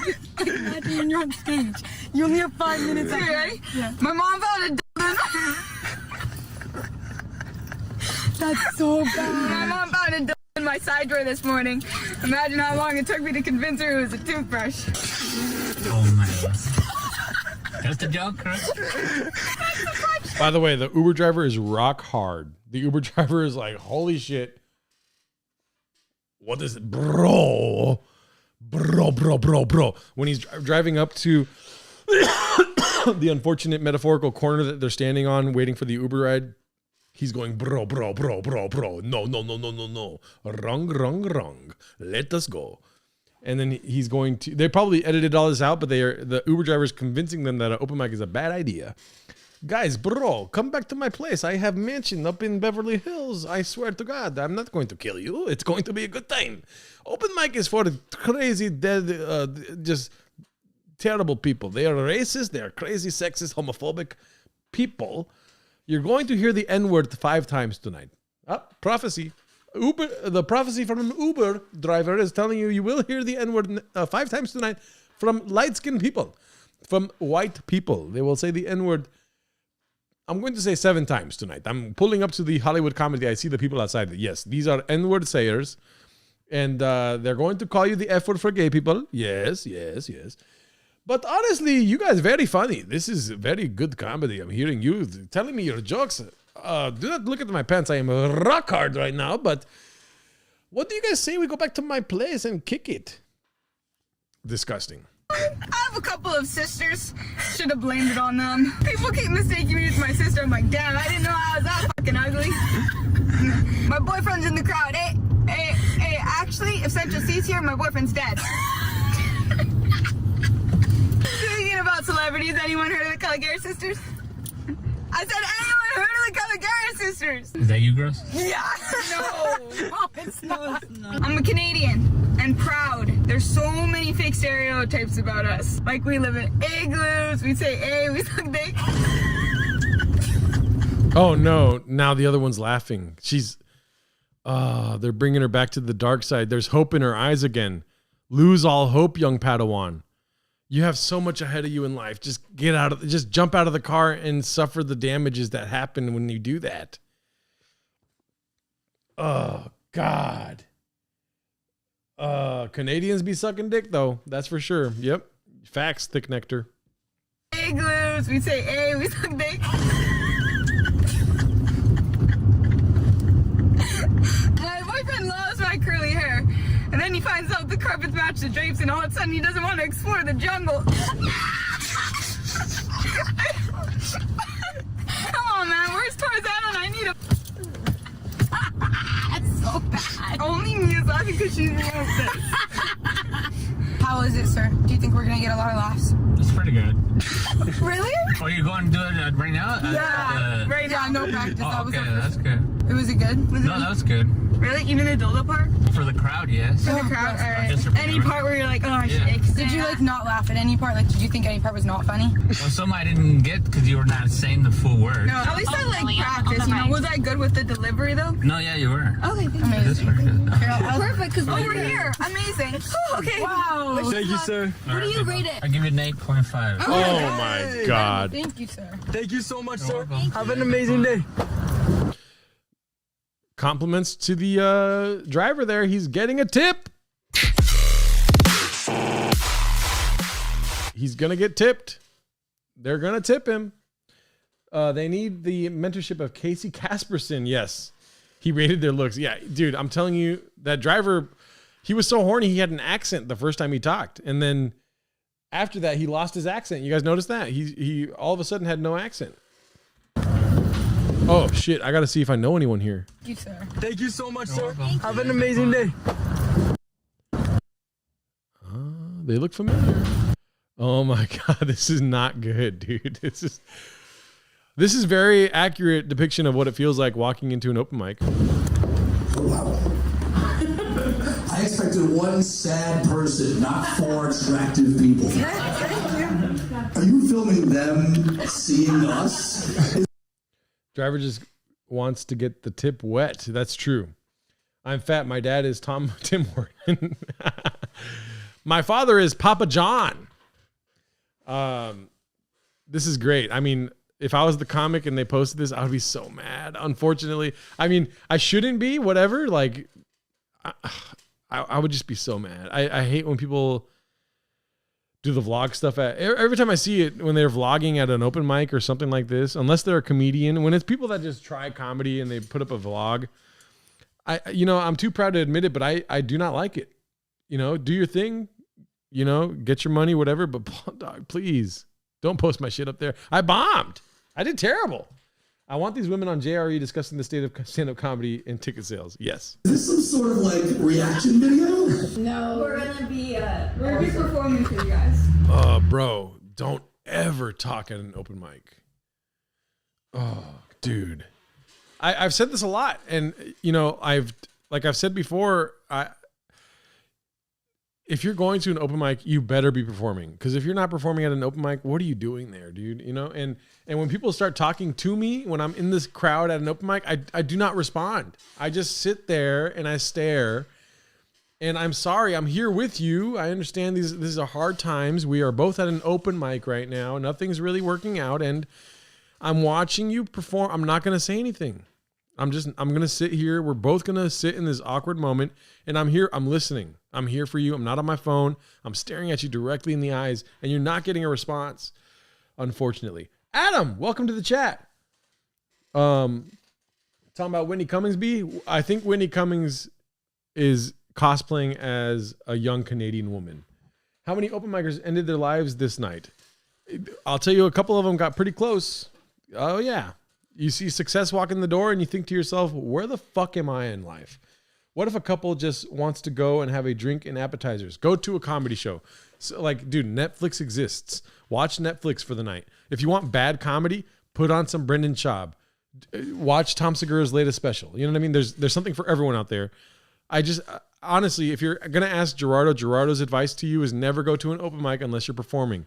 And there's people that do enjoy going to open mics. That's great. There's exceptions to the rule. But if you're just wanting to try something funky and do something, go to a comedy show or something like that. You know what I mean? There's plenty of comedy shows all over the place, I'm sure, especially with the comedy boom, how it is or whatever. Go to a comedy show. Do not go to an open mic. And if that's a bad stance to take, I'm willing to live by that. I don't care. I've been to so many open mics. I've seen the craziest shit, and no, just don't. Oh, hell, I'm so confused. Is this like a content video? Are you guys doing like a first time? Are you guys comics? Yes. Okay, I'm gonna move on. I can tell that we're both uncomfortable with me making eye contact. All right, so hand over to me now, though. You're making me feel like shit, dude. Thank you. It's cool. We got fucking Steven Soderbergh over here with iPhone. What's on that thing? Is that a flash? Yeah, it's a light. Oh, I thought Flash is in the superhero. Yeah, Flash. That's cool. What are you guys gonna film? What are you gonna do? We're gonna come up there. You're gonna come up there? Yeah. I love non-comics. This is the fun. They're like, I'm just gonna get up there. Noah, how many laughs are you gonna get? 500. Ellie, how many laughs are you gonna get? 5 million laughs. Sunday, how many laughs are you gonna get? Million. Put it on me. Yeah, how many laughs are you gonna get? 4 trillion. Are you guys gonna go all up together at once? No. Oh, just you, just the one in the middle. Separate. Separate. Great, and you're all gonna have the same exact script. I feel like I just typed in on like triplets, red curly hair, teen. Let's give me a little insight. Like, where the fuck did you come from? Canada. Canada. Okay. Very cool. Okay. And you're just coming to do comedy. Yes. Oh, right. I love it. Okay. No, I'm not offending you because I know you're 17. So. No one requires any identification to do these mics, so watch out is what I'm saying. That was so good. Okay. What's your name? Okay, what did it say? This is when I started. That was so good. Okay. Oh, this is when it started going downhill. And I'm sure that's true to their experience that it started going downhill, but this is the baseline, dog. Like, this is what it is. Like, it's not. This is the best day of some comics' lives, is watching you do terribly on stage. It really does feel good sometimes. But what I was commenting on is like the fucking dude just walking in all done up and shit. It's like, you know what I mean? It's just unfortunate. The ego part of it, the pride, these things that are like deadly sins for a reason. It's like you walk in and we feel like shit, and I feel like shit. I could speak for myself. Crowd work is kind of cringe if it's open mic. Right. Yeah. It's tough being a road dog, B. They were trying to force people to laugh. Okay. So I think this is where they get on stage or they start getting attacked from the comics on stage. It's all downhill for me. I mean, it goes great. I'm telling you, dude, like open mics, I've like 80% of the open mics I've experienced have been like no laughs. Like, you know what I mean? Like just like kind of baseline.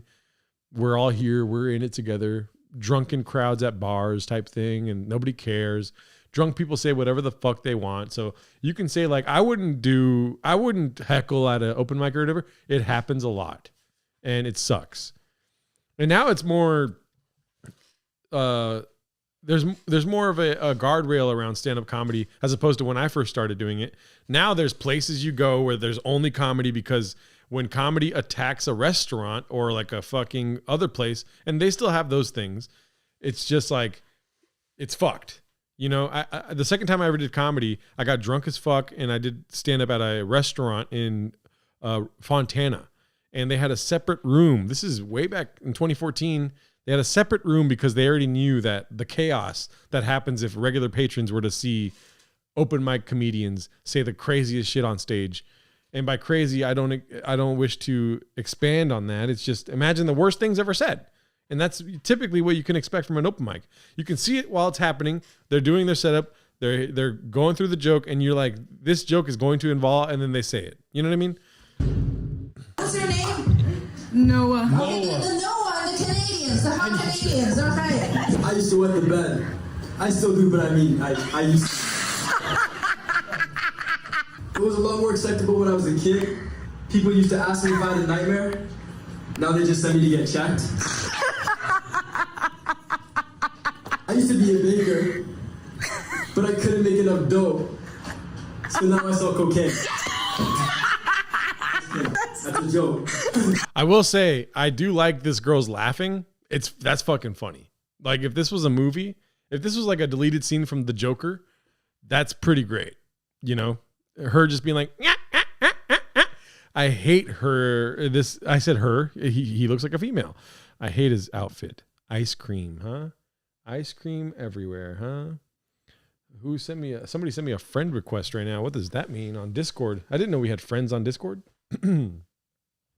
They're just gonna laugh the whole time. That is a stolen. I used to do drugs. Yeah, it's a Mitch Hedberg bit. I used to do drugs. I still do, but I used to also. Right. The other ones are also stolen. Gerardo, accept my invite on Discord, please. Okay, I will, but I'm currently in the middle of something. No friends in Discord. No crying in baseball. Exactly. I hate it. That's my wife out there. Woo! Everyone clap. Yeah, Come on, guys. Thank you. A marriage is like a workshop. He works and she shops.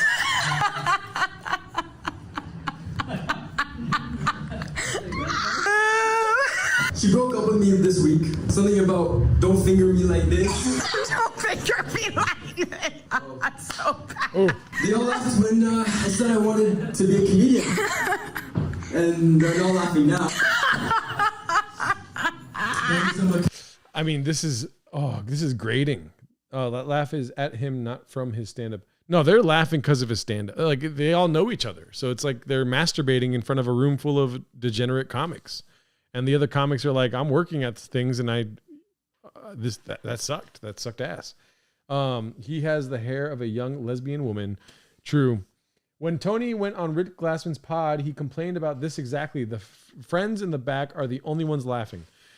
I mean, there's assholes that go to open mics that don't listen. So maybe it is just your friends laughing. I don't know. Listen, I'm not going to get too far deep into this. This sucks. They suck. This is unreal. Just content brain, YouTube brain, fucking bullshit. They suck ass. I hate this, and they don't get further in life from me liking it. I not that I'm gonna like it because it'll do something for them. Whatever I say right now changes nothing about them and the way they are. This is terrible. My piece is in the Guinness Book of World Records. Woo! But then the librarian told me to take it out. Back from the library. What's your circumcised? Yeah! I don't see the hype. Honestly, I need every inch I can get. Every inch. Anyways, I haven't slept for 10 minutes because that would be way too long. Thank you, Asad Aziz. I don't know if you could tell, but he's wearing the clothing brand Ice Cream. I actually have an ice cream shirt. I don't know if I wear it still, but I do. No, I bought it for my brother. I bought an ice cream shirt for my brother. Speaking of too long, my dick isn't anyways. I worked at the bar for a couple of weeks. It was really fun. But I got fired because they didn't like that I only mix drinks under the table. That's funny. Come on. That was funny. I don't know if you guys ever heard of the one about the guy in the pig who walked into the bar. Oh, this one's bad. The pig walks into the bar and orders 10 drinks. He drinks all of them. Before he goes, the guy says, "Do you need a bathroom?" The pig goes, "Nah, I wee all the way home." That's so bad. Anyways, tough crowd. Fuck, it's crazy, man. So you delivered. Actually, I went to the doctor's the other day, and he told me I need to stop masturbating. I was like, "Why, doc?" He was like, "Because I'm trying to examine you." That was good. That was good. Oh, I think I know one of those guys in there. That was good. Oh, man. I was actually the optometrist. I didn't need to finger up the ass. You said that. I mean, anyways, the result was positive and my sight was 20/20 vision, and I have gonorrhea. I heard you're supposed to imagine the whole crowd naked to make you feel less nervous. Now I'm just horny and insecure about my dick size. That's a wrap for me. Thank you very much. That was really good. Fuck you guys, man. Funny. I thought it was so funny. You guys, man. You know what? I thought it was so funny. Eliana, you guys. Oh, no. I was a little nervous at first, but Noah did such a great job, so this one's actually off to a rough start. My mom found a dog in my side drawer this morning.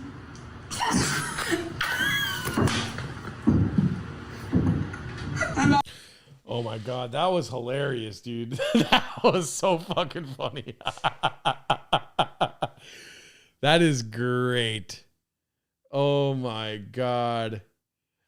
That was great. The way she just went. That was good. I want to watch that again. My mom found a dildo in my side drawer. Wow.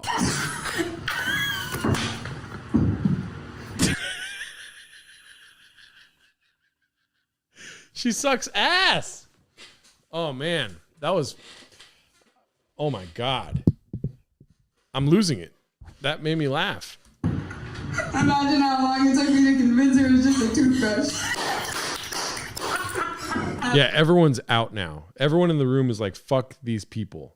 Why did they even, if they didn't sign, I don't know if you guys know how this works, but you sign up for like a slotted, I'm pretty sure. I would check right now, but I'm pretty sure you sign up online. People set up their whole days around it. You sign up online, you pay $5, you get 5 minutes type things. Maybe this is $15. I heard something about $15 mics now, which is nuts. But, and they're just taking time from people that are working on this shit. A couple sisters though, should have blamed it on them. My boyfriend's in the crowd. Woo! Last Central C's in the crowd, and my boyfriend's dead. Speaking about celebrities, you guys know the Caligari sisters?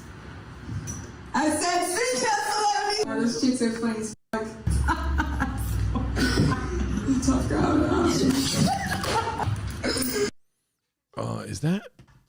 I could be wrong. No, I thought that was Ruben. I gotta give it to stand-up comedians. I love to sit down. I flew into LA earlier today. That's why my arms are so tired. Unreal that she did the arms that are tired joke at an open mic. Wow. Okay. When you take the plane, I don't love the turbulence. I do feel a little safer though when the flight attendants are somersaulting around and asking me, "Ticket or breathe? Ticket or breathe?" I'm like, emergency oxygen mask. Yeah, that would be great if they ended up in Saudi Arabia, and then the royal family is like, bro, we're going to shit on your chest. You're not here for comedy, okay? We have Whitney Cummings. She's hilarious. You lay down, donkey shit your chest. We spread it. I come on your face. This is what happens here. No, we don't want to hear stupid jokes. Put the tape on their mouth. Why do you guys not have burqa, huh? Yeah. That's all I got written down. All right, well, let's talk about it. Yeah.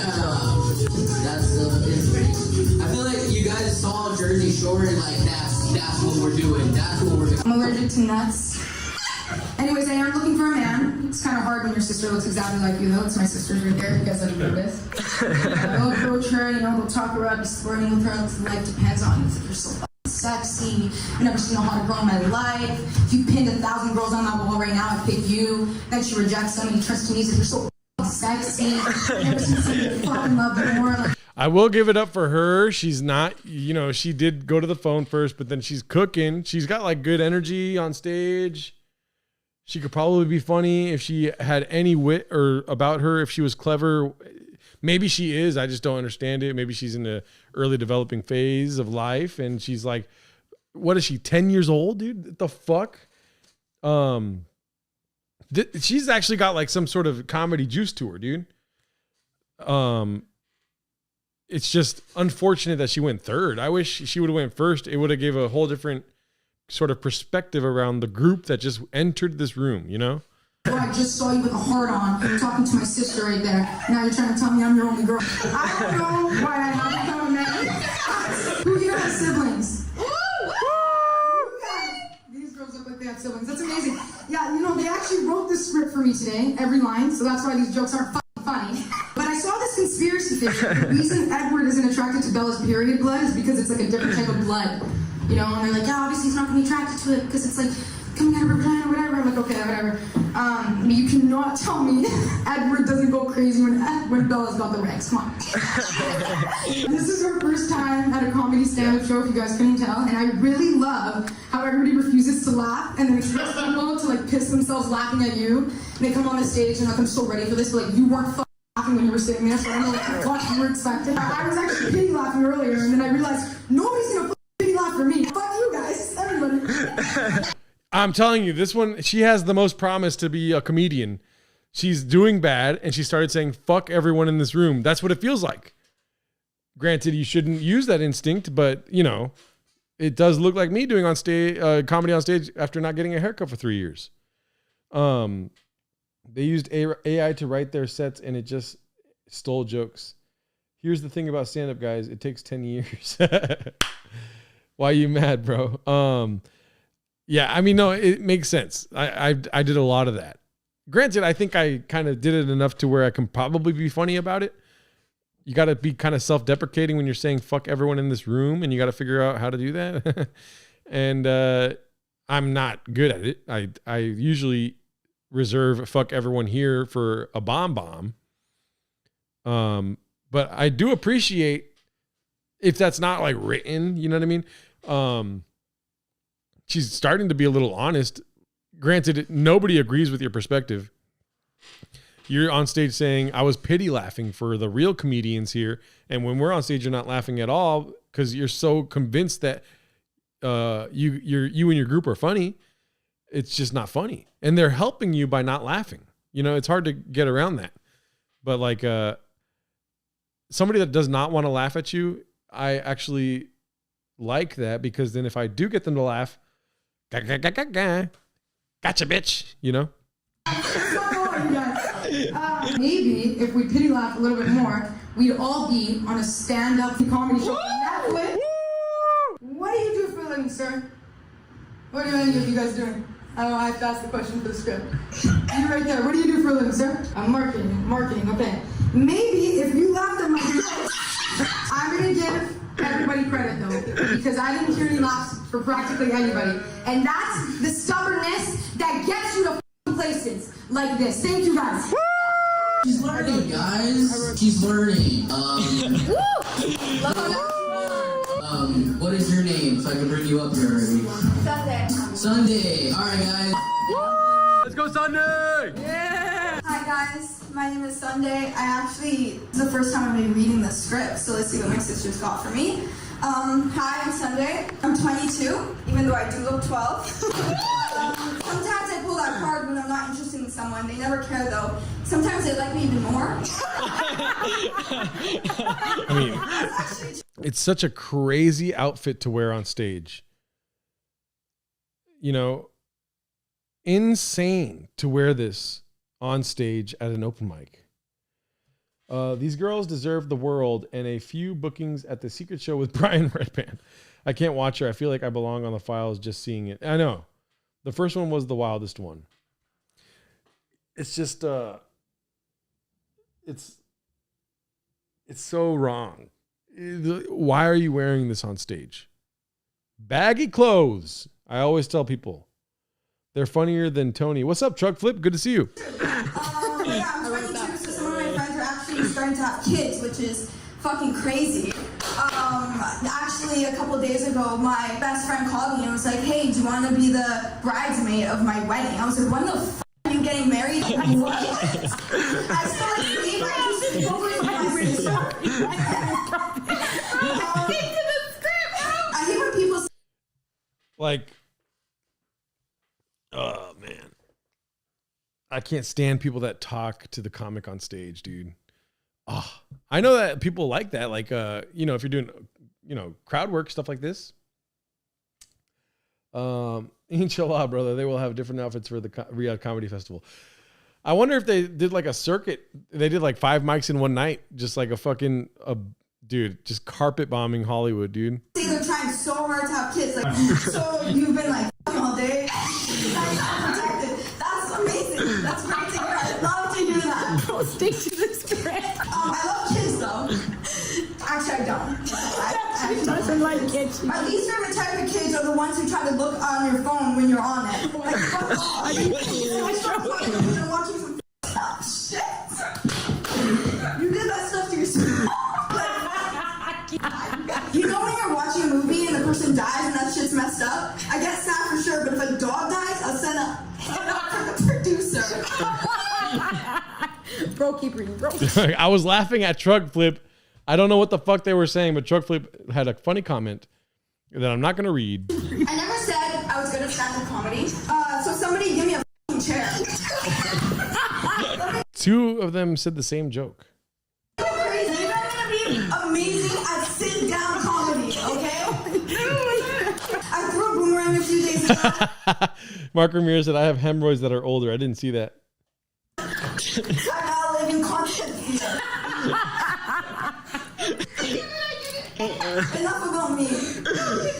Are you all right? No. No. You are turn it up. It's crazy. I'll just stay laughing back. Are you girls high or something? You done, bro? No. Sorry. I'm sorry. I don't want to get off the fucking stage right now. I'm so sorry. I want to get off the stage. No. Encore. I have 2 sisters. No, we're not triplets. Sometimes I say yes for the of it.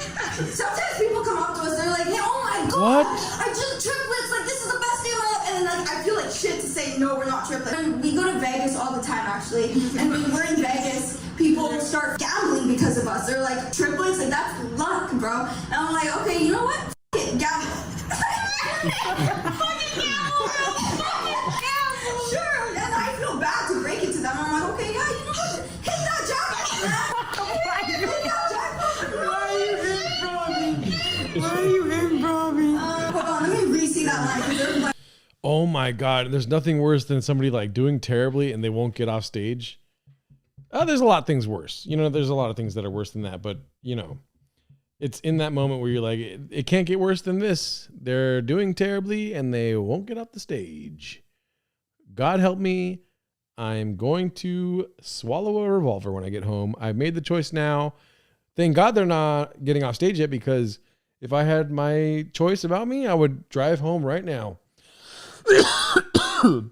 I'm taking the streets and putting it in 6th gear. I need to get there quickly. This is what scrambled eggs would say. They got no laughs, so they accused the open mic of sexually inappropriate behavior, and their fans have sent death threats to the owner, female, and other staff. All right. I mean, look what she's wearing, bro. I'm not saying that like excusing the possible sexually inappropriate behavior, but like, dog, this is a foreign concept that 3 redheaded Canadian chicks come to an open mic and want to try stand up for the first time. You're starting to think to yourself, like, is this happening all around the world? You know, your world is very small inside of an open mic. You suck. Everything about you sucks. And you're trying to get laughs from people that also think they suck. You know what I mean? I don't know. I'm not excusing sexually inappropriate behavior. I would like the definition of what that is, because if that means they were making jokes about how 3 hot chicks just walked in, this is the truth. You know what I mean? They're just commenting on what they see on stage. With their camel toe feeding you your jokes.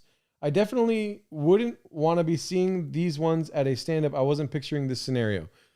A lot worse has happened, but yes. I've been to nights exactly like this where people go to do stand-up for the first time with a group of friends, and they're all anti-comedy because the other comedians are on stage, because there is there's like a lay of the land. People, sign up to do stand-up or they're booked on the show, stuff like this. And you don't understand it because you've never gone to one of these before. It's just a night out for you guys. You're going to be waiting for 3 hours to get on stage. And unfortunately, you're not going to like those 3 hours because nobody else in the room likes those 3 hours. Everyone wants to get on stage. Dave Chappelle said it once. It's like watching somebody fuck your girl when somebody's doing comedy because you want to do it, And nobody likes that unless you're a cuck. There was none. It was a female comedian making fun of them. That was it. Yeah, see? Yellow boots and camel toe can't compete with shirt off Bert. I was going to do a bit at the beginning of this stream where I started the stream with my shirt off. I decided not to. Okay. I have 2 sisters. No, we're not triplets. Yes, I'm telling the truth. I think I know if you popped out of the pussy at the same time. Yeah, that's the end. Okay, cool. Good job. Good job. But I don't care. They don't care. They don't care. Good job, Karen. Yeah! Guys, it happened. I love how nice you Yeah, that was very interesting. We don't get a lot of that here at the Hollywood Comedy, you guys. Let's get this show moving, though. You actually had the best part, bro. That shit was fire. improv his You carry, bro. You deserve to be up there, bro. Are y'all bouncing? We will, but we really enjoyed your set that you had earlier. It was amazing. You're in a position to talk a lot of shit. I'm sorry? Y'all are in a position to talk a lot of shit. Wow. Is that what? Is that right? This is an open mic, dog. This is what the energy is like at an open mic. Thank God. I'm glad they put this on the video. This is exactly why this is Adam. This is why I was saying do not go to an open mic unless you're performing. You know what I mean? I don't know what's going to happen next, but I am on the edge of my seat. Hey, do you think that went remotely as good as you think it went or something? No, they're talking what you said. Yeah, no, I know. I know. I can't tell if you're being sarcastic or not. No, zero. I was being serious. Okay. I don't know what you were doing up here. I was just mad at the one-liners that you did. You know what I'm saying? You all right? Is everyone all right? No, we're all left. What was the impetus for getting up on stage today? Yeah. We're making a video. That's it? You don't have any intention of like doing it again? We'll see. Let us know when you're coming again. Yeah, we'll see. Did the Uber driver go to the show? That's hilarious. The second girl was the best of the four. Her jokes sucked, but she flowed well. Knew when to leave spaces for stuff. Yeah, that's what I was saying. Like she had actual like comedic charm. Yo, Gerardo, if you shouldn't come if you're not performing, what's the point of the open mic? For comics to perform, like there's going to be comics there that are also performing. If you're not, don't go. Like trust, it's not that you're going to have a bad time. I'm sure you're going to have like moments of, good jokes and funniness and stuff like this. I started doing stand-up comedy in Riverside, California, and it was hardcore. Like it was just crazy. There's crazy things happening every night. I saw a man get his head smashed on the ground by security, right next door. And I don't know. Like these are things that I don't know. It's just there's better venues for comedy. If comedy is the end goal, you want to go see comedy with a girl or something like this, go to a comedy show. Go to something that is sort of a poor Cooney. Go to something that is more, welcoming to randoms. Open mics are not welcoming, and I'm willing to die on that hill. And keep in mind, like, dude, I'm not promoting it because it's just it is what it is. Like I forget what event happened, but there was a day where I proclaimed it, or I was like, if you're going to an open mic, please just only be a performer because this shit's gnarly. It's just not worth it at the end of the day. Like, it's just people, it just sucks. And I'm perfectly fine with not changing your mind, but I would not go to an open mic. It sounds like the worst time of all time. Maybe fun once, whatever, but go do karaoke. Karaoke's fun. There's a microphone, there's laughs, there's friends, there's music. Music makes everything better. There's no music at an open mic, unfortunately. Some mics have music in between, you know what I mean? But a lot of comics cannot even figure that out. They just write jokes. They go to a coffee shop every day. They write a joke. They write another joke, but then they do the old jokes because they're scared of trying the new jokes. And this weird energy is like around you at every turn. It's just like this weird like insecurity. I don't know what to label it, but it's just, there's just no reason to go unless you're performing, If you want to go, I would say go to an open mic to experience it, but also perform. Like do some stand-up, and you'll realize whether or not you really want to do that. I feel like wanting to go to an open mic is sort of like that gateway drug into actually doing stand-up comedy. And obviously I do stand-up comedy. It's very fucking fun. It's very rewarding in its own way. But a lot of time goes into just sucking ass. A lot of eating shit on stage. A lot of negative thoughts, negative self-talk, a lot of this stuff. And then things get really bad and you write something great and it feels great. And it's just like, that's the roller coaster you go on. Meanwhile, there's other roller coasters all around you and there's nobody operating the rides. You know what I mean? Noah, nice to meet you. Nice to meet you. Nice to meet you. You had a good set, bro. I appreciate you guys. No, That's just how it is. No, but this is the thing, right? I would understand if it's like, oh yeah, you're making subtle jokes. I don't give a fuck. Make subtle jokes. Don't be an asshole to me. And we were like being very nice. Like we weren't saying nothing. Where are you guys from? Canada. Oh, wow. What are you guys doing out here? comedy club. Yeah, we came out with comedy. No, funny. It's not scary. We don't get nervous. We don't get nervous and we don't think. We just don't like people who are jackasses. Even the other guy was being rude, so I wasn't laughing, but I wanted to. I was like, oh, kind of right. We're on the way back, y'all. Apparently, like the thing is that like no one laughs. Like it's a thing. I feel like he's gotta be lying. I think it's just like an LA thing. Like y'all. It was the atmosphere in there, and I'm telling you guys, I don't even want to sound fake. It's because of the guy who was running it. He was so rude that I think all those like individual comics, I don't care that most of them are like 90 years old, they were horrifying. The worst part is every time they were trying to start fights with us. Yes. Wait, let me explain this. They tried to start a fight with us because he was like, "How did you like my set?" Because he was the second. And I was like, "Your set was great." And then he was like, "What "What the? I want to talk." I'm like, "What the fuck?" And he was, "What did you want me to say?" I was like, "No, we thought it was funny." And then he was like, "Oh, I thought you guys were being sarcastic." Yeah. No, what? The truth is, your set was ass, bro. Your set was. I still was laughing. But the guy said, "Don't hit you on the way out." The first line he said about us when we walked in is like, "Oh, I didn't realize that they're hot people to come in." These guys. I'm like, okay, now you want to be a jackass. Rude and guy. we were the only people laughing. And he's standing up there, and I'm like, okay, when can we go in for our set? He's like, we're overbooked. I'm like, you're overbooked. There's 2 people in this comedy show. There's 2 people. And we were there for 3 hours. 3 hours. We laughed at everyone. Like, we were there for 3 hours. What did I say? I called it. Called it. Yeah, you're going to be there for 3 hours, dude. This is an open mic in Los Angeles. It sucks. It really does suck. You know what I mean? This is like Adam and Ellie driving back being like, man, that really fucking sucked. Yeah, dude, it sucks. It fucking sucks, dude.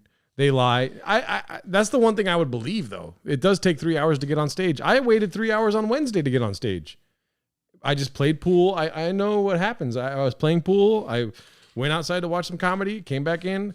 The booker came and was like, "You're on next." And then I was like, "Sounds good." So I went out to the comedy show to go on next. And then he's paramiming to me from across the room like, "You're not on next. My homie just showed up. He's going to go up first. Then you go on after him. You're on deck." Like that, right? That he did that whole thing. "You're not on next. He's going on first. And then you are on after him goes on. You go on." I was like, "Sounds good. Thank you." You know, it's not going to go well. Nothing goes well. I think it's for a reason. I don't know. At times you lose the reasoning, but these things, they've developed into what they are today. Oh, what the hell? That's annoying to deal with in and of itself. That's just a tip of the iceberg. Open mics, it's annoying. You know what I mean? It's just, you're on deck and Gerardo was like, "Say less. Do you have a gun? Say less." Yeah. Anyways. Let's see. And you know what? Those 3 girls were kind of fun. Everybody was funny till the last people that went on, and they were all really rude. Yes, exactly. Yeah, because they waited for fucking hours. They were there watching you guys suck ass and making fun of what they do for reals, and then they will go on and they are trying to express themselves. That's it. It's just like, you guys suck, and that's what. I wouldn't be surprised if somebody told me I sucked. You know? Okay, we're all here having a good time. You guys are like, unfortunately, this is it comedy, stand-up comedy, open mics, whatever, the process of like the 10 years thing, it like shows you a mirror of yourself after a while, and you're like, holy shit, why am I not cool with everything? Why am I trying to control everything? I go on stage and I have control and it feels right, but then all the other stuff I couldn't control comes on stage with me, and I'm angry now, and now I'm like yelling at people from the stage, and I'm not even working on what I was trying to write earlier. You know, you have no control at a comedy show unless you're on stage. But they were rude for they genuinely were just rude to us. They were rude. No one picked on anyone except for us. This is the thing too, like, we can respect, like, okay, we understand, like, some jokes aren't that funny, like, we'll still laugh. Don't whisper to each other while we're on the stage doing our jokes as a... See what I'm saying? You can't control this shit. They're going to do that. You know, it's hard. Like, people are going to be on their phones. They're going to be talking to each other. People are going to be talking to each other loudly. You're lucky they were whispering, you know? There was 2 Armenian guys at the show on Wednesday talking very loudly in the back. One guy was on FaceTime with a girl, and other comics were like talking to him, asking him like, "Who are you talking to?" And he's like, "I'm talking to some bitch," in Armenian, you know, like that. "Bro, I'm talking to some bitch. I'm going to fuck tonight." This is literally what happened on Wednesday. It's gonna happen. This shit sucks. That's why you just like accept it. You accept it while it's happening. And then with that acceptance, you're able to comment on it. Maybe you state what's happening and you create some space between you and the thought. And then you create the thought and say it out loud. You develop these things over time, but instead you're like mad that you weren't able to control something out of your control. Joke. Like you look like a little bit of an idiot. Was my low-key funny? Yeah. What was he saying? Be honest. Who do you think did the best? I don't know, man. I was like, what the f*** is going on? Well, because you guys wrote me nothing, so I had to start talking about Twilight and shit. I think Noah's was the best. I think his was the best. Because I wrote it. I was improving. Yeah, we know. We can't be stand-up comedy. We could be sit-down comedy, okay? I think if we really tried, guys, we could be stand-up comedians. The crowd was so tough that it's like you don't even want to go. Yeah, like, no. Like that was bad. And even the guy that we were talking to, he was like, yeah, that's how it is. They don't expect laughs when they're up there too, but they do. Because they always look around and they're like, yeah, tough crowd. But like, you are the tough crowd. Like, you're saying tough crowd. You were just sitting in that chair. You didn't even laugh once. You're the tough crowd. Well, like, I would go to say, if you are going to go to any comedy club in LA, the people there aren't not going to laugh for you. They're not. No. Even when you're as funny like, as if you're trying to have fun, don't go there. If you're just like a shitty person, go there. Never endured that atmosphere. I don't know. He said, I don't have enough time. We're completely overbooked. I said, yeah, but we booked in for 5 minutes. Time to teach. He said, yeah, I know. And my manager to tell me, I'm like, okay, perfect. He made us wait 3 hours to tell us that he actually decided that he wasn't gonna like. So we were there for 3 hours. How many laughs did we get? Sunday, how many laughs did you get? 0. Allie, how many laughs did you get? 0, bro. Actually, I got a couple. Us. No. I promised on the sidelines they laughed when I said I looked 12. Yeah, they did. Bro, no one laughed at mine. Nobody laughed at yours. Yours was the funniest. Whatever, bro. I thought the joke was hilarious. The dodo joke was so funny. Actually, someone laughed at the Central C joke. Bro, that was me, bro. No, that was the Blondie, bro. Blondie was, first of all, I was like, that's a 10er on the stage right now. Second of all, very funny chick. Very funny. Also, very nice. Blondie, shout out. You should go platinum. Have you ever done stand-up comedy, sir, or no? Oh, no. Don't I've do been, it, bro. I've been, Don't do it. They bully. Yeah, bully, bro. Our jokes were funny. Well, hope this will be better. This is another joint for you, right? Thank you, sir. I appreciate it, man. Sorry, thank you so much. Thank you, sir. Have a good rest of your night. Don't let the door hit your face. Don't let the door hit your face. That was the only thing that everyone laughed at, too. That's the worst. Yeah, they laughed at it? Yeah, everyone. But let's be real, they didn't laugh at each other's jokes. Like, they were up there and they were all going, wow, tough crowd. Can we go out together or hang out?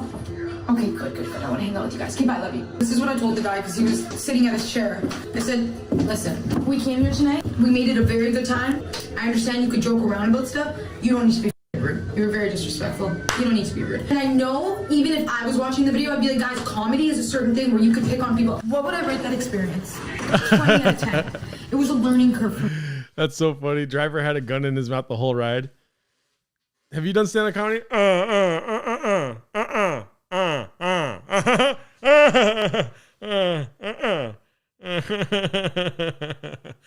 Yeah, dude. Meanwhile, that Uber driver is for sure a stand-up comic. He's actually like headlining at the fucking Hollywood Improv this weekend. He's on all 3 shows at the Hollywood Improv on Friday night. He's like, oh no, comedy's gay. Comedy sucks. You think I'm retarded? I'm not going to do comedy. What the hell? I got a joke for you though. Ever heard of Bob Saget? Whoa. That one hit me on the head, huh? All right. No, see, I don't do comedy. Yeah, for sure. This is, I hate you. I'm speaking directly to you. And I hope you see this. I think you are stupid. And I really don't like you. And if I were to be kind, I would say, go home and cry every night for the rest of your life. And I hope you buy more jewelry. I hope you buy more purses. I hope you bring like 5 purses on stage next time. And that'll be funny. And then you don't have to say much. Just have 5 purses, maybe look through the purses, play what's in that purse? And then ask somebody in the crowd to choose which purse it is. And then go, oh, a dildo. Or never do comedy again. That's also an option. Middle lady, you entitled piece of shit. Change your clothes. Nobody thinks you're hot. You're ugly and you're getting fat. And the new outfit you bought looks like you're getting fat. And it's starting to be a problem. All your friends think so. They just won't tell you. And lady to the far right, I hate to tell you this, but you were adopted. You looked like the other babies that they adopted you. They were twins and they adopted a third and you just don't belong. You never have fit in. You feel pointless for a reason. There's reasons why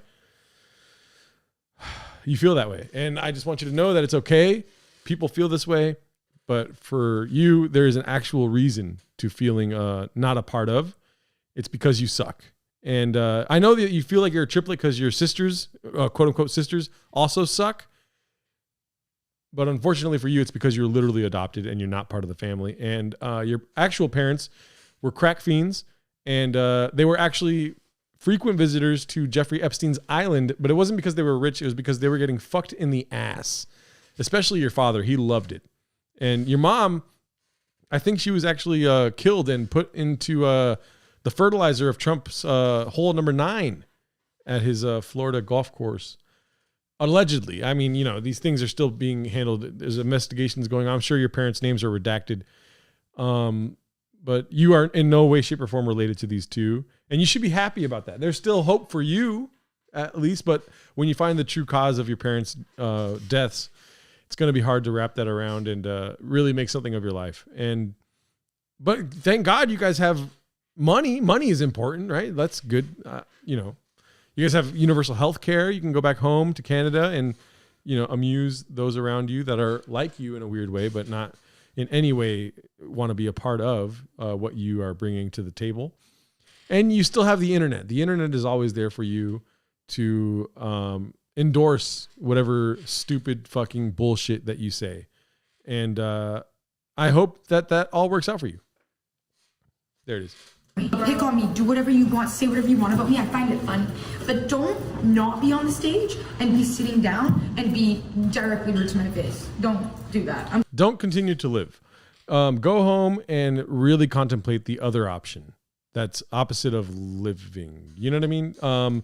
I think she's doing it. She's actively thinking about what this all means and how this is going to affect you all long term. Meanwhile, great metaphorical frame here. The third quote unquote sister is not there. You guys are, it's cool. You guys have this little, friendship and stuff like that. It's not going to last. One of you is going to try to go solo, and it's not going to work because even the three of you together, as attractive as you may be, it's just never going to work. It's like, honestly, nothing, the future cannot produce a result for you, unfortunately. So you should actually think about it, whether or not you want to see that out. I don't mean to prophesize your whole life, but I'm telling you right now, the future's grim. Things are going to change in this world at a rapid pace like they are currently. Hyperinflation will not be kind to you. A lot of men are going to get what they want from you, and it's going to suck ass.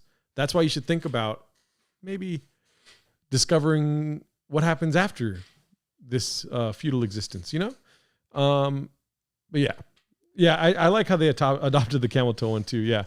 Who's their editor? Yeah. And at the end of the day, you could still go home and listen to The Fighter and the Kid and you'll be fine, But honestly, in the back of your head, if you really want to look that far, you're going to realize that you're pointless and there's nothing here for you. It doesn't matter how much slang you learn. Life is going to kick your fucking ass. Facts. And, bloody fuck you. Bloody fuck you. Bloody fuck you. I don't know what else much to say. I've been streaming for 6 hours and I'm glad that you guys came into my life at this point because usually I would be very tired and have nothing else to say, but I feel very confident in what I'm saying now as opposed to any other moment of the 6 hours. Sitting there, I'm like, listen, we have certain timing. Yeah, we're over the timings. I said, yeah, but we booked it in. He's like, yeah, but I'm going to call my manager right now and she's going to tell you the same thing. Right? Did you say call your manager? Yeah, no, I said, perfect, call your manager. Or let me give you $30 on PayPal. Who's your friend? $30? Who's your friend? Who's your friend? Yeah, who's your friend? Let's take this to the back. We don't need to talk about this. Who's your friend? No, but actually, guys, got to the point where it's like, you are standing on the stage and you're throwing one-liners at us. And they're not even funny. So unoriginal. You're literally, oh, I can't wait for the third one. This is gonna be bad. What if we were inspiring comedians, bro? Yes. You guys coming back? What the fuck does that matter? Are you guys coming back? They were so mad. I was like, we'll see based on how this video performs. Bro, how do I think I did? If you guys would have put... The best thing about this is that none of the comedians are going to think about this afterwards. They will see the online content after the fact and then comment on that, but it's not living in their minds rent-free like it is theirs. I just used a slang term. Rent-free, huh? You guys are... I'm slowly becoming these three women.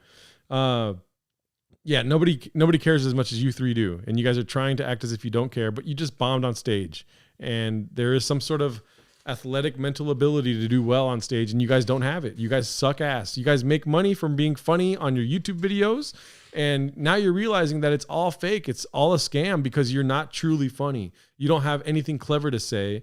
You are part of this system that endorses retards to do well online that don't do well in real life when it comes to that actual art form. You guys suck ass, and you guys cannot stop thinking about the people that harmed you in I don't know, they made you look at yourself and realize that you suck, and you guys feel harmed from that, and you guys want some retribution towards people that are faceless because you don't have them included in your video, because your claims are baseless also.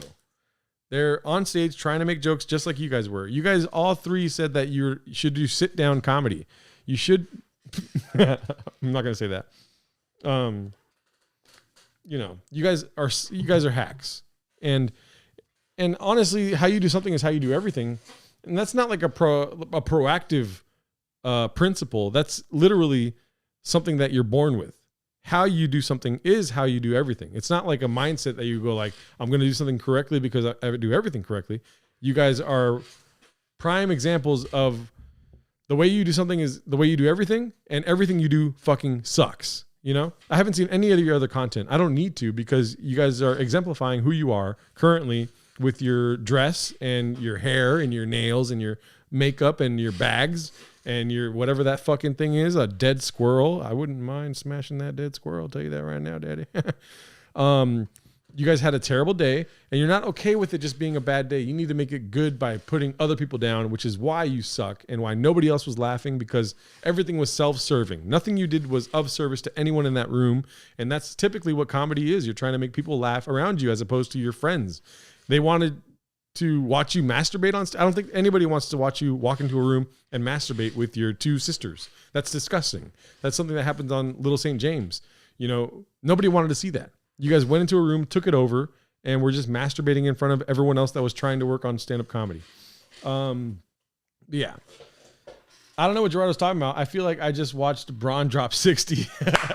Speak for yourself, Gerardo. Yeah, no, I'm probably exactly what they're talking about, and I suck. And you know what? Everything really does, at the end of the day, kind of, it's in line with how everything feels, at least currently. Everything does suck. And I'm glad that they were helping me see that. And I give them credit for that. You know, I think, I didn't think that I would feel this strongly about this. I thought this was going to be a fun time, and just watching people try to do stand up and experiencing it and being honest about their experience, but you're not being honest to yourself. So why would I expect you to say anything true to me? You know, let's finish this. I think we have like what? Oh, good. We have another fucking 6 minutes of them complaining about other comedians bashing them. 2 more steps of effort into making my script. You said my good line. You wrote 2 lines. You just didn't. I wrote an entire script for you. And for Noah. Somebody wrote nothing. No, I did write it, but you guys said it was so bad I didn't say. Let me say what I thought, what I was going to say. Okay. Perfect. Oh my God. Let's show the people. Hey guys. Like, it looks like he didn't enjoy it. Hey guys, my name is Sunday Caligaris, also known as the best looking Caligaris sister. Okay, these are my 2 sisters right there. Yeah, I lean right over. Guys, wave.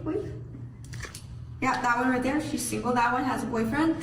And right there, that's her boyfriend. No, he is not our brother. That'd be really weird. See, that would get like a croak of laughter like this. No. That's a big sign to get laughter in there. No, okay, I'm implying the opposite of laughter. Straight tomatoes thrown at us. I promise. Okay. If he could have had a tomato, we should go next time and bring. Actually, throw tomatoes. Give back the same energy to the comedy club. This tomato. I understand the Joker. I promise you I understand the movie The Joker too. His villain origin, that could be a villain. Oh, was he a comedian? Yeah. I know, and nobody laughed. His jokes were funnier than half the fucking people. If this atmosphere was different though, I feel like I would have ate that shit up. I would have been like taking. Are they waiting for an Uber in the middle of this fucking hotel hallway? Why are they still in there? Turning on each other now. They are imploding. Yeah, it's interesting to watch. It does feel like they were taking Adderall or something. Like they're too hyped. Like, unless they're just like this, you know.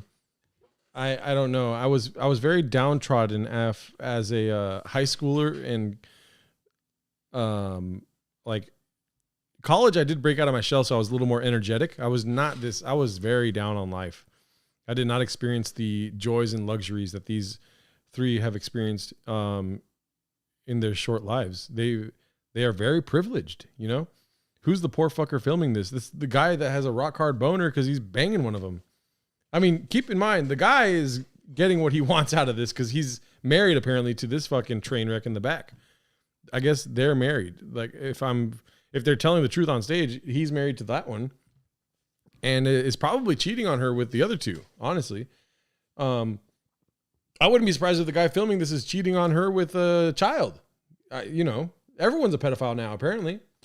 I don't know. I mean, it's funny how they actually edited this film too. I called it a film because it's so interesting. It's funny how this is actually edited and they kept all of this in. That tells you that even after they had this whole fucking debacle in the hotel lobby, hallway, they're not even in the lobby. They still didn't feel right about it. So they had to put this out. This could have just been something they vented about and then just like, oh, let's not put that part out. We really just wanted to put the comedy part up. So let's just leave it there. And then film a video the next morning when we kind of like tried to like sleep the sorrows away. Or after watching the cringe shit that we recorded in the fucking hallway, we won't post that part. But no, they still felt a certain way when somebody was editing this and they didn't tell them to cut it out, you know? Deleted scenes from Kubrick's Eyes Wide Shut. The laughs and going. Like I feel like every time we laughed at the people on the stage, they were like, and then they kept going. Did you guys notice that? Every comedian that we purposely didn't laugh at, and I'm just gonna be honest, we were purposely not laughing because they were being so mean. Every comedian we purposely didn't laugh at, their set always went shit. I never purposely didn't laugh at anyone. At one point, I just started like laughing. No, I mean like funny. So you guys were literally talking to each other in the back. You know, reason not to take Vyvanse. I should show Cooney this video and ask him to get off the Vyvanse. Because this is, if Cooney had hair. I'm just kidding.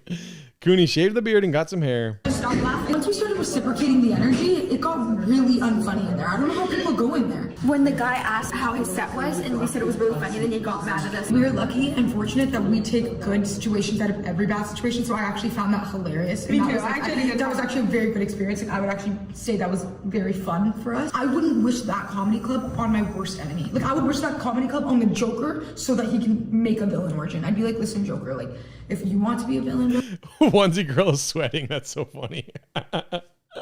If Vyvanse gives you hair like this, then Cooney better down the bottle. Go to that comedy club. They will chew you out. It's not a comedy club. It's literally an open mic. I think the Hollywood Comedy maybe puts on one show a month. Or I don't know. I'm not really up on the economy of Hollywood comedy. It's just bad. You guys suck. Like, no part of your guys' little tirade here includes the fact that you guys suck. Apparently, you guys are great. You guys did everything correctly. You didn't laugh on purpose at comedians, and that doesn't translate to you sucking at all, which is troublesome, you know? And then you're getting mad that they didn't laugh at you, huh? Yeah, this sucks. You guys suck. Disrespect you to your face, be so mean, and none of it will be funny. So you're not even laughing at it. Like, if you're a comedian, at least make me laugh. This is how my face felt when they started being rude to us. They were rude to us. Okay, so... Bro.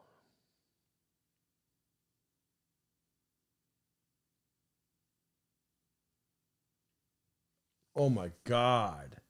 It's the team's fault. Oh my God. They just can't stop being suck ass. It gets worse and worse. After they made all like the sex jokes about us and like... This is what happens when you stare at a mirror for too long. You know what I mean? Like, you know, you can't look in a mirror for too long. You become the monster that you see. You know, they are literally monsters. They're wreaking havoc on Hollywood. They thought they would have a great time. They had a bad time, and it's not okay. You know, this is, you know, you guys got exactly what you deserved. Hate to say it, you suck. And when you suck, things start sucking around you. Everything sucks when you suck. I'm not surprised you guys had a sucky ass night because you guys suck. You guys are doing the hand thing. This is Dana Carvey in the mid 2000s. You're stealing more bits. You guys aren't even on stage and you're stealing bits. Guys, like, I want to search up on and you guys pop up. And Yeah, you that guys are happens, like, sexy. every time. You guys are sexy. I don't even want to look at you. Like, there were so many jokes about us being hot and us being young looking. Right when they turned to just being rude, that's when I was like, nah. I was like, come on. I find people funny when they pick on us. I find it funny. But What's up, Rhonda Noland? Or Rhonda Noland. Comedy ain't never touching this temple, daddy. It is well known that we Canadians apologize a lot, so we are sorry for these poutine bitches. Everything you said can be said about you and Cooney attacking Brewer. I disagree with literally every comment that you're giving me, Moses. You are just as bad as them. Wouldn't be surprised if you were the 4th adopted daughter. Yeah, I don't know what the fuck this is either. This is terrible. They did stand-up comedy at an open mic, and they did not like the results.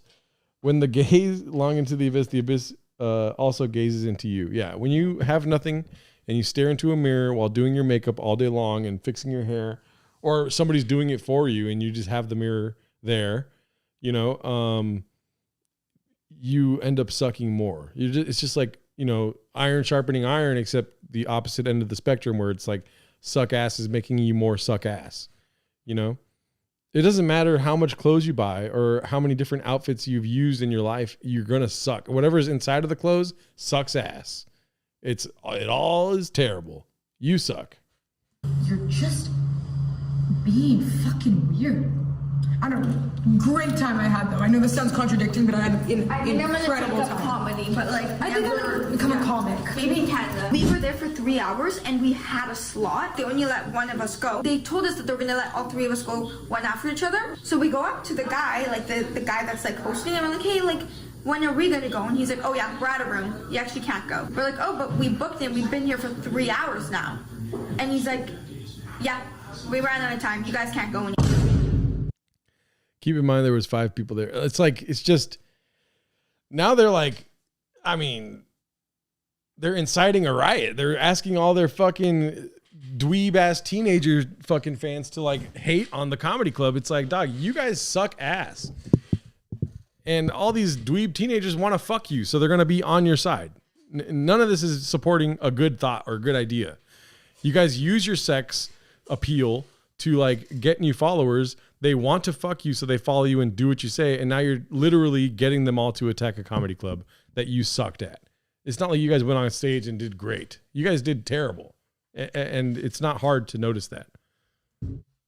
We're like, okay, but like we called, like we talked to your manager. We did for 3 hours sitting pity laughing at everyone. Everybody who came up. Everyone, not asking. And then at one point, Yeah, this guy is like regretting ever having sex with a mom. Like, Jesus Christ, again? Everyone hates you again? Oh, God. Fucking A. It's crazy how they edited the gun out of his mouth, you know? I don't know how they did that rotoscoping, probably. it was like 2 hours. No, it was like 2 hours in, and he wouldn't call us up. And we came to the front. We're like, hi, like, sorry, like, when are we gonna go up? He's like, we don't have time. It must have been fucking quite the experience. We were there for 3 hours and then I mean, they're on all the meds, dude. Their last name is SSRI, if you ask me. It's just, they're in this fantasy land, dude. Yeah, it's just ridiculous. we didn't have time. There's one guy, so he went up twice. The first time he went up, we laughed at his whole. Moses, I hate to be the bearer of bad news, but Jim Brewer sucks. It's just, you can say what you want. You're free to have your own opinion. And, I accept you for who you are. But, like, if there's any sort of, like, career to hang on to, it's not Jim Brewer's, You don't need to hang on to it. He's got God. He's got Jesus Christ in his life. He's fine. He doesn't need us. He sucks. And does that make me demonic? I don't know. I'm challenging him as the devil, I guess. Your special needs, but Fug Cooney, he's a communist. Pity laughing, so others have to give them pity. You're not always right, bro. I accept that I have Jesus also. Okay, good. Good for you, Moses. I suggest you go to bed. Or you clock out of your work if you're still working. I don't understand. I don't understand why you're still going. Good for you. Whole set. And I'm gonna be honest, because he was a complete dickhead. It wasn't funny. He goes back on set and he asks us, hey, how was my set last time? We were like, oh, it was great. He's like, oh, yeah, it was great. Yeah, you mean, you have a lot to fucking talk, don't you? And I turned around, I said your fucking set was great. And even the guy that didn't like us was like, oh, he's like, oh, I thought you were being sarcastic. I'm like, no, I wasn't. I said, I'm being nice. I said your set was good. So these people are just assholes. Every joke I would fucking laugh at. Joke, and then when I went on, I would whip a little cackle. I'd be like, and then we went on, and they were like, you guys have balls to go there, just so you know. Is the dad trying to fuck him? What the hell? That's so funny. What doesn't kill you makes you stronger. Sorry that happened. Like, either told really sexual jokes about us, or so they'd walk up there and they'd be like, wow, I want to orgy with you guys, and then they'd laugh. They're like, and then 5 minutes later, they'd be like, well, that fucking chick's unfunny. I'm like, the fuck? I didn't even say anything. And then when we left, he said, don't let the door hit your guys' faces on the way out. And then 10 minutes early, he literally said he would jack off to us. Yeah. He's like, I miss when comedians were ugly. Now you have these girls sitting front row. And then 5 minutes later, he's like, yeah, I can't let you guys up. Yeah, don't let the door hit your face on the way out. People come in sets. They funnel in sets. So you have to stay for the whole duration of the set. So then they only have hour groups so that people actually always have somebody laughing. You know what I mean? Instead of you just coming up and then dipping. So it's hours. We were in there for 3 separate groups of people, and they separately got ruder and ruder. First group of people was actually kind of fun. Mm-hmm. Second set of people was like a little bit worse. Third group was, I would say, is a group of people who are bullies and miserable. On cue, it's gonna be the rest of this fucking group. Yeah. And it was like us. And the worst is we're sitting there clapping for everyone, laughing. My cheeks hurt from fake laughing. Listen, you go to places like that it sounds to me like the people there, that you're going there for like self-torture. I told the guy. I don't know what the fuck that accent is, dude. Imagine if 2 guys did a podcast about your life. That would be awesome. I would be very grateful. I don't have any sort of misgivings about my deeds that I've done in my life. I am pretty confident in who I am. I'm streaming for 6 hours right now. I have nothing better to do. Imagine if you tuned in to the podcast where 2 people were making fun of one guy, and you found some reason to, I don't know, entertain yourself while also watching 6 hours of content. You know what I mean? That's a strange life to live. I watch a lot of content myself. I don't ever comment though. I don't know. Imagine liking Jim Brewer. I can't. If it's black and white, Jim Brewer is not funny. You know. At the end of the day, I don't find him funny. Thank you for watching yourself arguing with me. Good for you, Moses. You suck. And I wouldn't mind if you never watched me again. Quite honestly, you're guilty of everything you're saying and more. Have fun producing a podcast about me, Moses, and good luck to your viewers for entertaining them. And I hope they have a good time watching you talk about me. I am nobody. I'm literally reading the Iliad in my free time. And it's a really good book, though. You should try it out. I was like, listen, how much did I pay? How much do I have to pay to get on stage? She said, $5. Oh, okay. It is $5. So I did read something recently in the fucking LA Open Micer Times. This is a newspaper that all of us degenerates contribute to. They haven't posted any of my stories recently. And somebody was complaining about a $15 open mic. I don't know if there's like famous people in the crowd or what. It is the city of angels. You know what I mean? But they were saying that there's a mic that's $15 to do 5 minutes. And I was thinking like, this is the economy of mics now. I try to go to free mics because the $5 for 5 minutes thing can rack up a pretty little bill, you know? I was like, amazing. Let me pay you $30 for 2 minutes just so I can crack 2 fucking jokes so I can get this YouTube video filmed. He's like, I mean, I guess none of their jokes were a minute long. Could do that. That's the PayPal right there. I'm like, okay, man, let me just fucking pay. Today was so funny. I don't care how much shit went down. I had an incredible night. Incredible. Wow. Incredible. It was like a movie. I promise. It was like I was watching the beginning of the Joker. That's so funny. That's the worst stand-up comedy movie to compare yourself to, but good for you. You have to learn to be very positive. Live your life thinking about the glass half full. Because that shit was a whole lot of glass fully empty. Dead ass. See, like, Mom, they wouldn't have laughed at that. Just ridiculous, dude. Yeah, just stay at Coachella. You know what I mean? Ugh. Anyways, that was fun. You should be able to accept disagreement respectfully. I think I've been pretty respectful. Immediately going to don't watch me ever again. That's so immature. You're a big baby. No, it's a request of mine for you to stop tuning into me. That's what it is. Jeff Foxworthy made people laugh before I was born. Can't criticize his atrocious comedy now, though, I guess, B. Yeah, the logic is flawless. Jim Brewer still sucks, Moses. Yeah. 15. You know how much Canadian money that is? Listen to the recap here. What? Why? Because I commented against your opinion? I don't really care to talk to you anymore. I'm glad that I'm giving you something to do, though. And I'm sorry. I forgive you. You can just like stop. You could like keep commenting if you want to, but I don't really. Wait, what do you mean don't skip this part? I've watched the whole video. This is the end of the video. Let's see. I don't know if they have a recap. Sunday scene pack. This is 11 days ago. Who is this? Kylo Guerra's lover. Let's see Kylo Guerra's lover's response to this video that they posted. No, it's just like TikToks of theirs. I don't want to really see all that.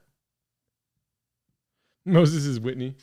Okay, goodbye, but you're a baby man. Okay, thank you. Have a great night. I'll change my diaper tonight. Algorithm boost. I don't know what that means. I don't think my algorithm gets boosted from Kylo Guerra's lover. Man, that was a 6 hours. I think it was a true 6 hours too, because I started streaming like 10 minutes in. We hit like 35, I think 36 viewers, which is pretty fucking dope, dude. That was a wild ride. I'm going to be winding down now. Dawn It. They explain everything that happened after. Wait, Dawn It? Did you send it to me, Gian? Or am I tripping? Let me see. I'm not on any medication, good sir. You're saying bitch. Let's see. Welcome. I think you're Ager. And then friends. Where's the... Okay. Okay. Did you send it to me already or no? I'm pretty sure this is you, right? Nice 12-hour stream. The owner's response, the death threats, the legal backlash. I am very interested in this. I don't have much to do tomorrow morning, so I don't mind. I am starting to slur my words, though, and that's concerning. So what would I look up? The Hollywood comedy. Celebrating. Way to go, Gerardo. I don't think I'll ever do a 24-hour stream. That's too much. But I will do. I want to try to do 6 hours on Tuesdays. That's the goal. So I hit the 6 hour mark today. I'm not gonna lie to you. At 3 hours, I was thinking about stopping the stream, but I was like, no, I'm gonna do 6 hours today. I can't find the video. Okay, the Hollywood comedy. Gerardo streaming longer than the 24-hour stream with Cooney. The Hollywood comedy home. Okay, with the comedy. Okay, do 36 hours. Okay, so now you're bitch. Oh my God. I almost read that out loud. Okay, so here we go. Let's see here. So this is a DM from somebody that did not like what happened, I guess. The Kylo Guerra's sisters' lies for clout keep pushing racial slurs and death threats against Zhao Yang Summers. Oh my God, dude. Zhao Yang Summers, dude. Our legal I'm not going to say those words. Our legal counsel sent a cease and desist to the Kylo Guerra sisters on January 24th after credible death threats against me and our staff, along with a coordinated Yelp and Google review bombing campaign. Despite this, they have ignored the notice, mocked the situation, and continued promoting the video, escalating threats and sabotaging our business. We are demanding that the video be taken down, an apology issued, and that their fans be urged to stop the harassment and death threats. We will continue pursuing the removal of the video and take steps to mitigate the damage to our business. Please continue supporting us so we can fight so we can keep our doors open. I don't know why I said fight. We are committed to standing up for our community and will not allow entitled individuals to shut down a space built on respect and fairness by an Asian woman immigrant. Okay, she threw that in there. Please support. I'm on Jiao Yang's side this time. Please support us by signing up for our mic, coming to a show, or donating any amount to help with legal fees and security support. Open mics are free to watch, but donations are always welcome. Anything supports. Please repost this and help bring attention to the real dangers of cyberbullying and death threats. Here's how you can help us survive this attack and keep our doors open. 1, if you've genuinely attended the Hollywood comedy, please leave an honest Google or Yelp review. Please report the YouTube video titled Calogera's Sisters Do Open Mic Stand-Up Comedy Gone Wrong, so it can be reviewed. It sounds like a porn title, right? 3, we ask the Calogera's sisters to publicly urge their followers to stop the harassment and death threats. And 4, if you can help connect us with press, please email thehollywoodcomedy@gmail.com. I don't think anyone's suing each other yet. They sent a cease and desist to the Calogera's sisters. Oh. Of the Hollywood comedy. I was hired for this position roughly a few months ago by Jiao Yang, who is deeply committed to fostering a safer environment for women in comedy. We regularly run women's only mics right next door in our room, the Green Room Comedy Club Cafe, and our club has long been reviewed as a safe and supportive space for women performers. Ultimately, though, comedy's not the easiest thing to do. Open mics especially are really tough because you're just figuring out what jokes work and what jokes don't. You might get a few laughs from the other comics, you might get a laugh, or you might get none at all. But I promise that the practice makes it worth it. You will eventually figure out what jokes you're going to tell and what jokes will do well. And being in that room, it exposes you to a little bit of roasting. It's just part of the culture. You just got to have a thick skin to do it and to be there and just to keep pushing. What happened with the Calogera sisters, though, this past week has been wildly and widely misrepresented. They did not sign up for the open mic. At our club's stage time for walk-ins is never guaranteed. Any attempt to put them on stage would have been purely in good faith, not an obligation. I was the person that had spoken with them on the phone, and I told them this verbatim. They said they were willing to wait for this for whatever time, in whatever order. Sitting there, I'm like, listen, we have certain timings, and we're over the timings. I said, yeah, but we booked it in. He's like, yeah, but I'm gonna call my manager right now, and she's gonna tell you the same thing. And we had a slot. They only let one of us go. They told us that they were gonna let all 3 of us go one after each other. They arrived midway through the mic, which violates basic open mic etiquette. I expected one sad person, not 4 attractive people.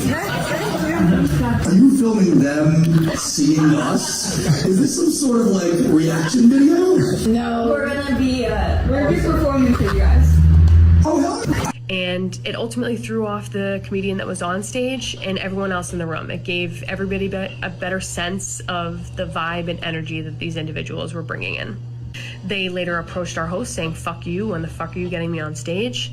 At that point, they should have been asked to leave. They should have been kicked out, but instead our host chose kindness and attempted to accommodate them.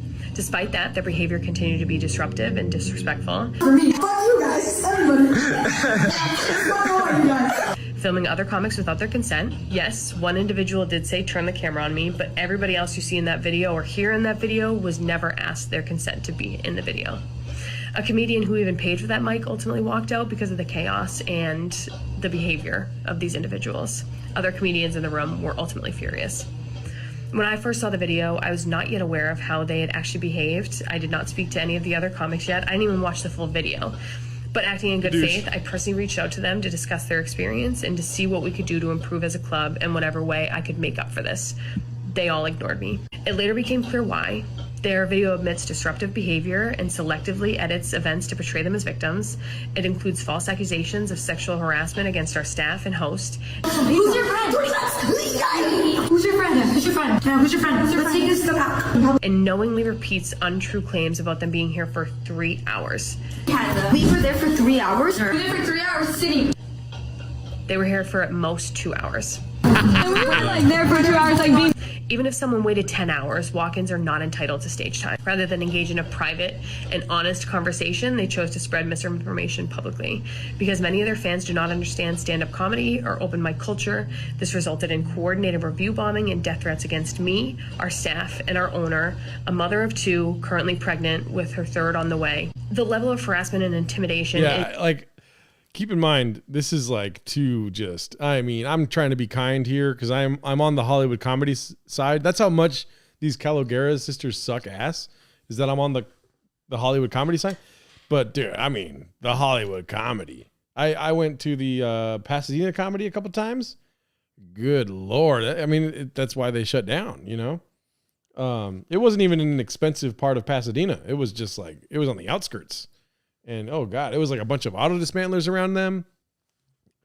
You know, welcoming. Honestly, I'm being honest when I say that they were very welcoming when I went there. But you know, I don't like the abuse of the title of immigrant. That's kind of, you know, what the fuck? You know what I mean? That has nothing to do with these 3 girls that suck ass. I mean, the best way to combat this is being funny. They talked a lot of shit about your club. Why don't you just like talk shit about them? They suck. It's unfortunate. It's like this capitalist mindset when it comes to comedy. It's like at the end of the day, comedy wins. And honestly, oh man, it's just they're not funny. Like Jiao Ying Summers is not funny. To me, she's not funny. It has nothing to do with her being an immigrant or the hard life that she's lived. I'm sure that sucks and right? Whatever. But like, be funny about this. This is not funny. This is way too serious. And obviously it's affecting your business, that sucks, but you're in the business of being funny. You know what I mean? Don't you mean you went to the Seattle comedy? Yes. Pasadena comedy is located in Seattle. The outskirts of Seattle, we call Pasadena. It's very complicated. Is completely unacceptable. And I do want to emphasize that I want none of our fans on our behalf to reach out to these individuals, attack their fans in any way. I don't want to stoop down to that level. We want to be a safe space. We are that. Asad Aziz, you're welcome to have your goat. You know what I mean? Like your goat is Yao Ying Summers. My goat is Kawhi Leonard. And you know what? We shake hands and we walk away. You don't talk shit about my goat. I don't talk shit about your. I'm going to talk shit about your. You're welcome to talk shit about my goat. Listen, Jiao Ying Summers sucks. Okay, fucking okay. You know what I'm saying? She was on LeBron James' podcast, and it made me think less of LeBron James. And I'm sure he didn't even have anything to do about booking it. He might have asked like, "Who the fuck was that girl?" At the end of it, you know what I mean? That's my best LeBron James impression. That safe space, and we do not encourage violence. We do not encourage hateful comments, and we wish that these individuals would say the same towards us, but they have yet to. We protect women, but we will not tolerate entitlement, disruption, lies, or weaponized false accusations, especially when they put real people's safety, livelihoods, and mental health at risk. Hi, my name is Paige, and I'm... Alrighty, so has Jiao Ying Summers said anything about this? Wow, they went, oh my God, there's a lot. Wow. They posted about this a lot. Guys, I wanted to end the stream soon, but it looks like we are going to be dealing with some more posts really quick. And if you guys have to go to bed, I understand. You're welcome to leave. I'm so sorry for going on for too long. I'm surprised I didn't hear anything about this. Okay. The Calgari's sisters walked into my club's open mic. No one laughed at their, quote, jokes. Their egos are bruised. Now leverage their fans to send death threats to me and my staff.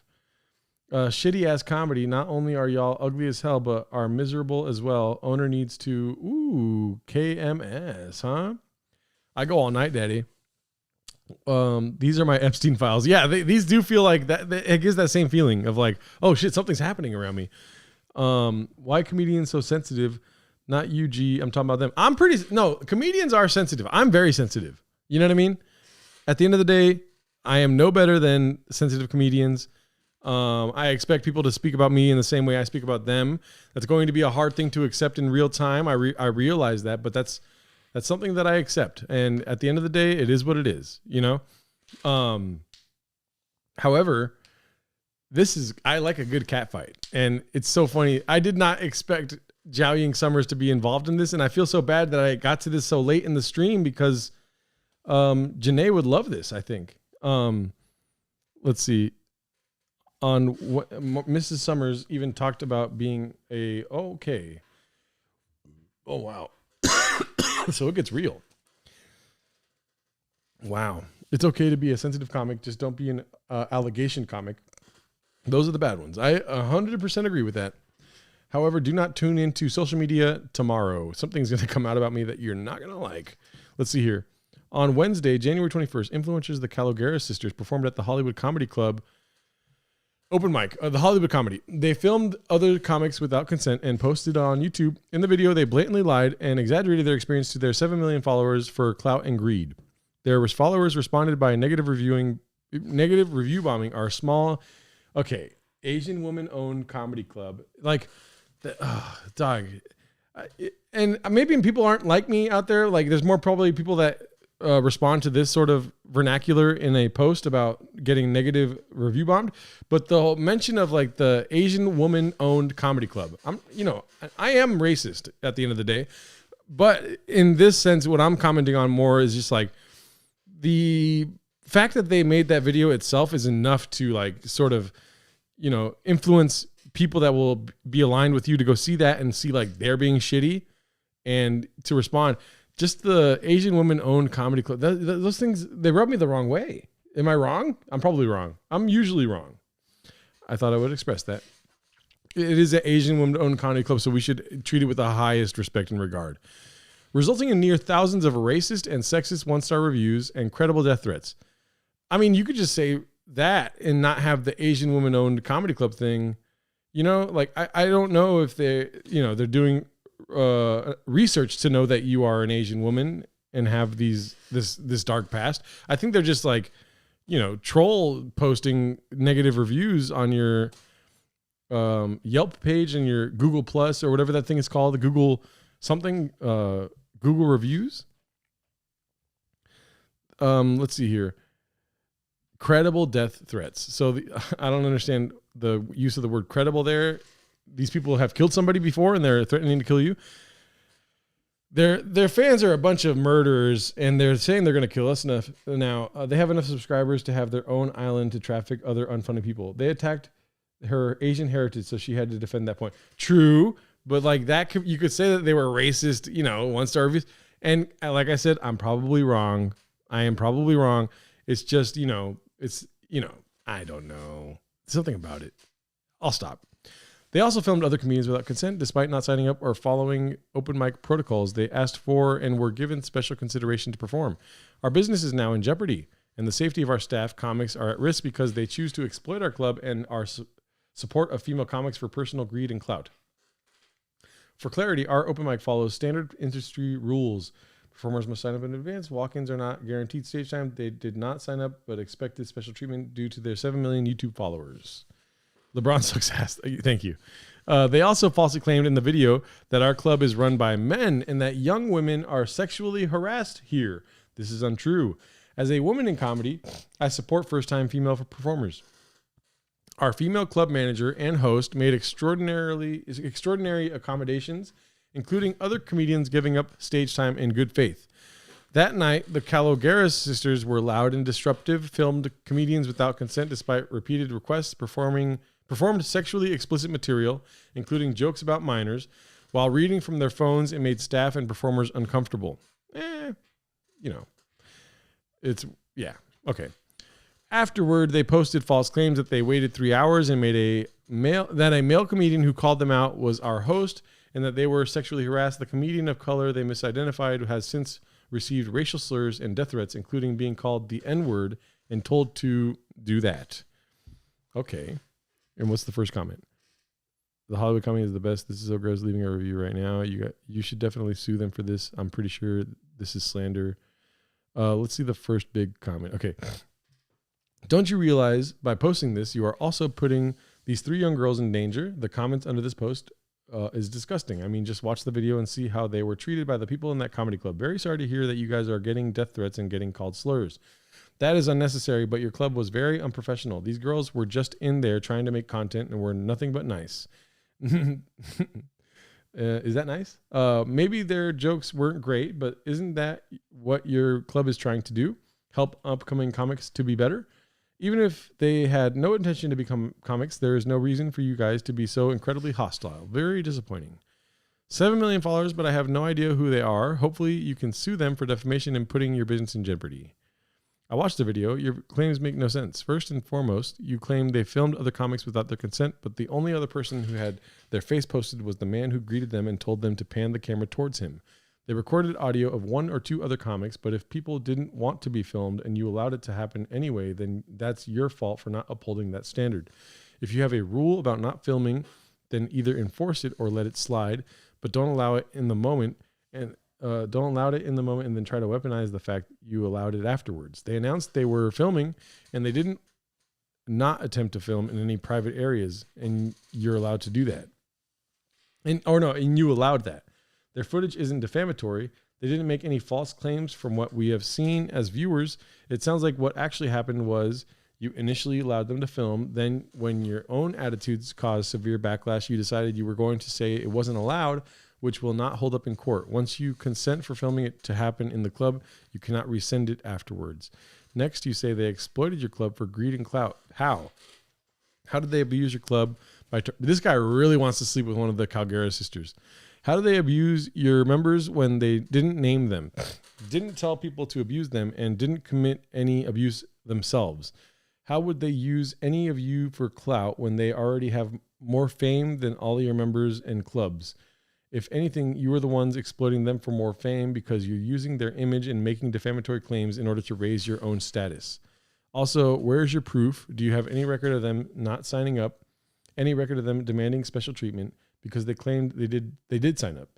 They spoke about signing up about a few hours before they showed up to the club, which would be an odd detail for them to include in their commentary unless they actually knew about the requirement and followed it. They also showed how they were treated upon entering the club, and quite frankly, even the introduction they received was rude.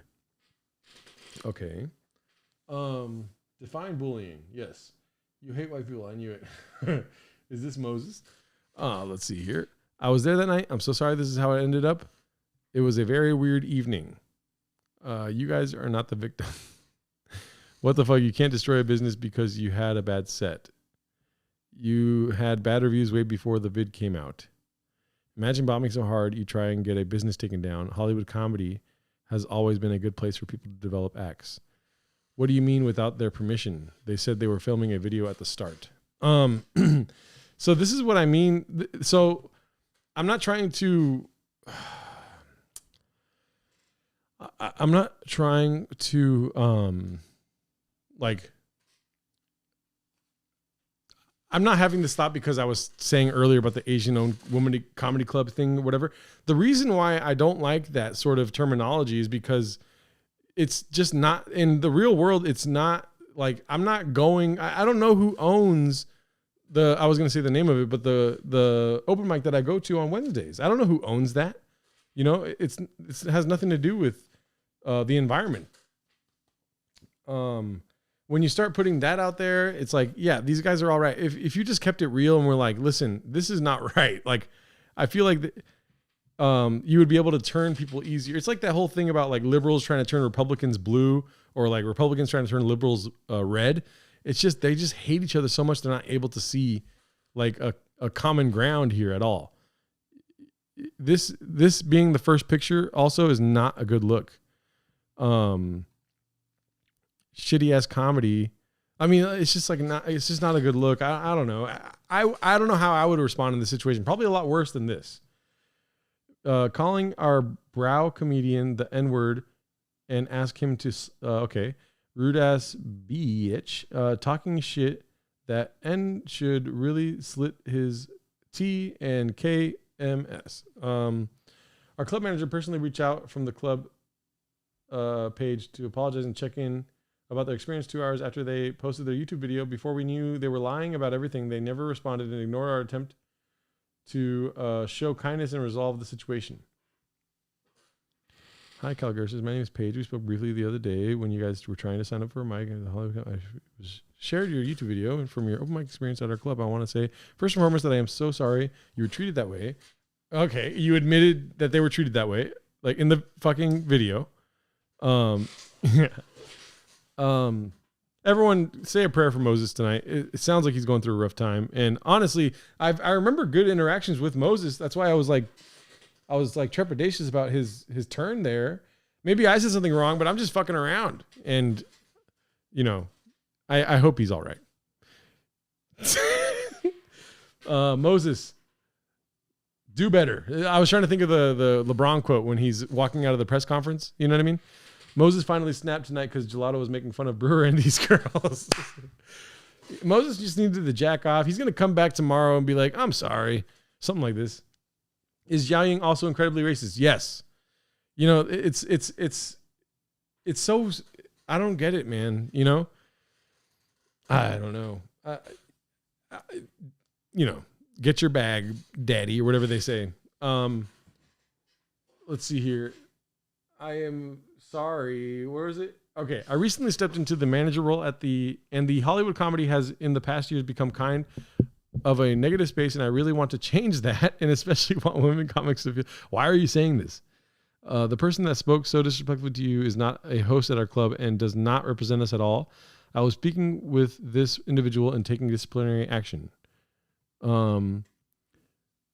So the same, I'm sorry again. And if you see this message, we'd love to have you girls on one of our shows, or if there's anything we can do to make up for this, we would be happy to. Moses is drunk on rain. And is that all of them? So they messaged him from multiple accounts because the account changed. Yeah. So like they were desperate to reach out to them. I sent this message on Instagram too, but figured I might try the number you called from as well. Please call me if you have a sec or if there's anything I can do. I mean, it's just, you know, it looks, and you know, like I said before, I'm on the Hollywood comedy side. It just looks like strange. I mean, it could be because of the amount of negative reviews and stuff, but comics aren't looking at Google reviews and Yelp reviews to go try a set out. You know what I mean? Calgera Sisters, 7.4 mil subscribes. Oh shit. Our Google profile received over 600 one-star reviews from the Calgera Sisters fans with ours who have never been to our club, but pretended they were, dropping our rating from 4.5 to 1.7. Okay, I thought it was out of 10 at first. I'm like, oh God, 4.5 to 1.7. Jesus Christ. Also, all these people are outing themselves as Calgera's Sisters fans. And that's the new list. There's the Epstein list, and then there's the list of people that left negative reviews on the Hollywood comedy in support of the Calgera Sisters, which is an unfortunate thing to be a part of. I'll tell you that. People are rude here. What else is there? Unfriendly service, weird sexual jokes, claims to be supportive to newcomers, but are actually rude and disrespectful. Comedians were terrible. They think rude sexual jokes equals funny. Sophia Carter looks like a man. And the management still let them continue. All right. Horrible and rude people. Rude people who are insecure when three pretty girls try doing comedy. If I could give this place a 0 star, I would. LMAO. These people are utterly rude and disrespectful. Don't go here if you're just trying to have a fun, nice time. You know what? Basic Penguin, you might have you summed it up. Don't go to an open mic unless you're performing. Owner of the club peaked never, and he's mad about it. It's a she, Susan Wallace. Let's see here. You can't run a business if you're going to be unnecessarily rude to people that are genuinely trying to have fun. Terrible place, super rude people, and not welcoming at all. Make sexual jokes off stage and make fun of people who are just starting comedy. That makes no sense. Host is extremely rude and disrespectful towards first-timers. Horrible place, rude people, and a terrible, terrible environment. Rude workers, rude comedians.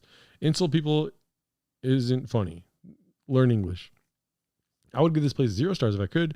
The people here are so rude and unwelcoming. I do not recommend going here if you don't feel like... Okay, not worth it at all. Wouldn't recommend this place. They have egos. So rude, especially that one guy who thinks he owns the club. Rude host.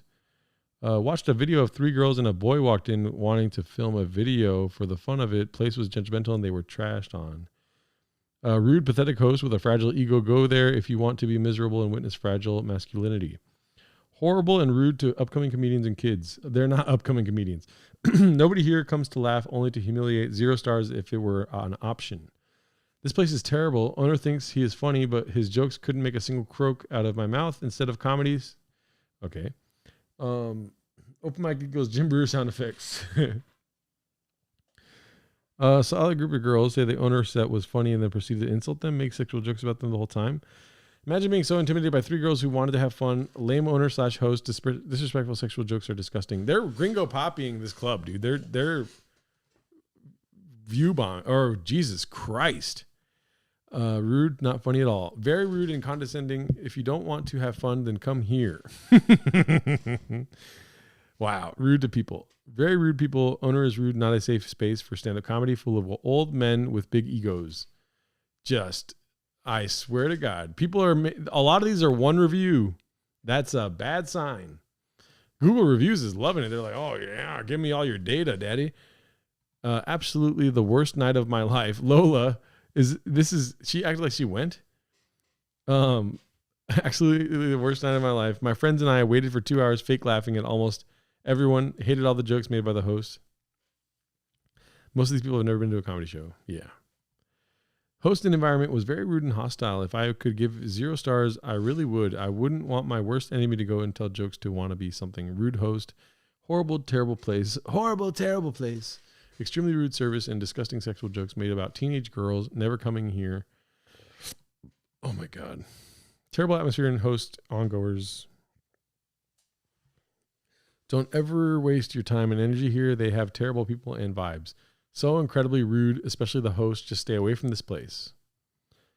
No one funny in this whole place. Unfunniest place in Hollywood. Okay. Wow, you are going down. I haven't been here. I won't be coming. What you did to the Calogaris sisters was extremely weird sexual jokes. Horrible. Shame. Defensive and disrespectful. Owner threw a tomato at me. I mean, dude, it's just... The babies of the Calogaris sisters are terrible also. They all suck. All of these people suck so bad. Let's see the next one. I'm done with these reviews. There's a lot of them. I'll tell you that. They admitted they were acting maliciously and intentionally intentionally bombing our business to take it down. Fucking bitches. What the hell is wrong with y'all? It's really sad how you treat people. Doing all that and the jokes still not being funny. Embarrassing. The fucking Yelp reviews are funnier.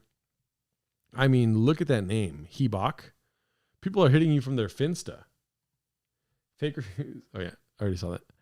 And then the Yelps. Oh my God. Wow. Just all of them are one. Yelp is like, thank God. Yelp's like, dude, the Calgara sisters, go to another comedy club. We're getting a lot of people subscribing to our service. We're selling their data. We have received thousands of these kinds of threats, while negative review bombing on our Yelp and Google page continues in an attempt to put us out of business. The sisters' video of lies is approaching 1 million views and continues to rise, and we are expecting further business review sabotage to come our way. You're fucked up for that shithole place. I'll make sure you go out of business. Oh my God, dude. Man, this is a glimpse into a life I don't want to live. Rough, man. Oh, this is being curated for me, so it feels like it's happening all at once. From an empathetic point of view, it is aggressive. I'll tell you that.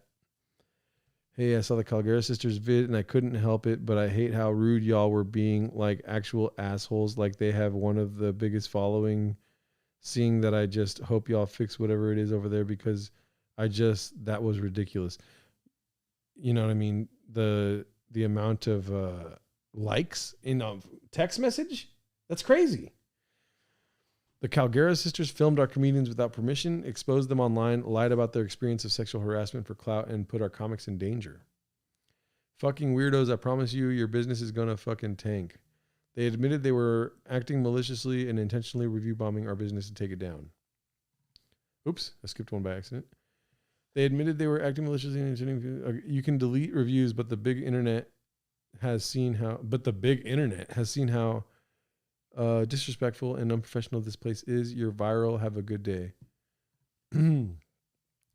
Wow, your downfall needs to be studied. Dude. There was a time in my life where I was getting these kind of messages, and at a rapid rate, a lot of, people trying to wish harm upon me and stuff like this. It doesn't feel good. I'll tell you that. And it's not like this. They're getting 600 reviews on their business. I was getting probably like 15 to 20 messages in a day being very negative towards me. They admitted they were acting maliciously. And okay, your guys' business is so fucked. You guys thought it was okay to be rude because they're small vloggers. You're stupid. They have millions of followers. They're more famous than your stupid business will ever be. You messed with the wrong people. Okay. Because no one laughed at the Calgaris' jokes, they are now threatening to destroy our business. They claim they have more money than us. I don't... Are these videos that the Calgaris sisters made talking about all this other stuff? This extra stuff? POV 2026. Yeah, I mean, it's just unreal, Like, I was watching the Ben Avery show the other day, and he had somebody on a phone call, and they were talking about the revolution that never happened, all these times. And it's just these mini little revolutions of people being shitty to each other. That's all that happens. They view this club as some sort of elite. And it's not. It's the Hollywood comedy, dude. Like, that place is a punchline around here.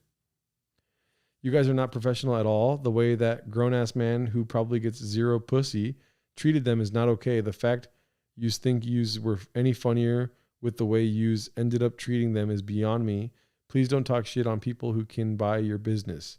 All of yous are old and saggy, mad and old. That's what the problem is. Just old and angry people. Wow. Cooney was mean sending you all those death threats.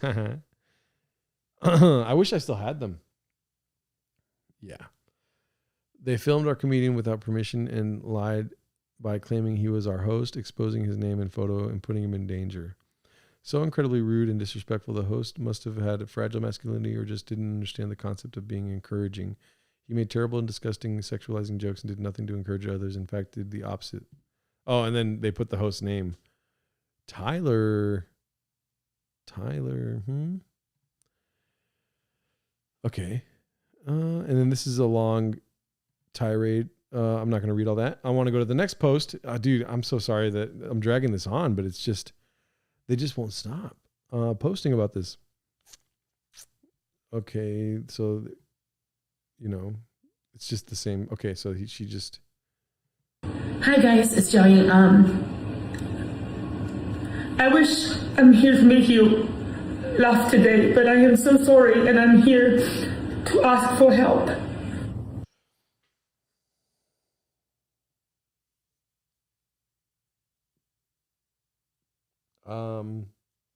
I'm going to watch the video. I don't know if she was crying. I just got done watching a video yesterday, waiting for Cooney to get here to record the podcast. And, I'm saying an anecdote. Okay. You can connect the dots how you want. I was watching a video about a serial killer that was in a interrogation room. And yeah, that too. I mean, I'm not reading the comments, but I'm reading them, but not out loud. So I was watching this video of a serial killer in an interrogation room, quote unquote serial killer. I think he only killed one person, but the clickbait YouTube title was, it said serial killer. And in the room, he started crying and this and that. And then the interrogator was like, "Sir, there's no tears coming out of your face." And then he got mad at them. And it's, I don't know. Let the tears run. You want tears? You let them run. This week, this sort of influencer called the Calgaris sisters, they walked into our open mic night. Bro, I mean, the wiping of the tear thing, it's just aggressive. And it started to sound, and it's just like, and I'm an outside observer. People are watching this; they're feeling for you, but I'm like, they're flipping it, they're making money from it, which is cool. It's good. The procedure is you sign up our slot ahead of time, but our slot was full because I'm a woman. I own the business, and my manager is also a woman, so she made arrangement to kindly have other comics to shape their time, which they were so kind and volunteered to do so. So those three can get on stage and perform. They were very loud, disruptive, being obnoxious the whole time. And they were impatient and they were verbally abusive towards my host and tell him, fuck you, get us on the fucking stage. Obviously, they cut this part out in their video. And one comedian was at open mic that he was not a fan of their behavior. He called them out, and those girls made out stories saying that open mic comedian was my host, and my staff was rude to them. And honestly, like the vibes that I'm getting, like seeing the words written on a page, and then also like the wiping a tear that doesn't exist kind of thing. I don't feel safe watching this and reacting to it on YouTube. You know what I mean? I'm nobody, but I am not a fan of the Calgara sisters. First of all, I think that's important to state right now. It's just, I just got out of a very manipulative relationship, whatever. And, it's weird. Like, especially like fresh off of it, I can like kind of see, like I was saying on the first stream, it's like, whoa, you can kind of see things differently. Not that it's all true, but you just have this outlying fucking perspective of what can truly be happening in a moment. I can't think for other people, but like those sort of things, they start to add up where it's like the fake tear, the use of Asian woman owned business, the repeated, like derogatory claims towards them when honestly the video speaks for itself. It's just not good. Like they suck ass. You call yourself a comedian, but you're not willing to be funny about this, And I'm not saying like to just like double down or anything. Just like something funny would be like, guys, we're whatever, dude. Just not this. This is, I don't know. I'm wrong. I'm wrong at the end of the day. You guys are all right. And they were sexually harassing them and saying that the guy comedians talking about them being on Pornhub, which is a lie. It was a girl comedian said, triplets sounds like a Pornhub search, which is normal for comedy thing. That is stand-up. They came there to mock the art of stand-up, filming everyone without their consent. And the Asian subtitles, is she trying to like rally the troops? I'm not saying that in a racist way. I'm asking why the subtitles are there. I think this is speaking to a more English crowd, if I'm not mistaken. I do want to look up their reviews and see if there's any sort of turn on that. Google reviews and then search the Hollywood comedy. No review. What is this? Let's go to the Hollywood. I mean, how do these fucking Gen Zers find this shit? China Assemble. That's what it feels like. Reviews. The Hollywood comedy. Okay, the reviews are at 4.5. So they're good now. I think they've fixed that situation. Yeah, the reviews are back up now. The Hollywood comedy is now a 4.5 business.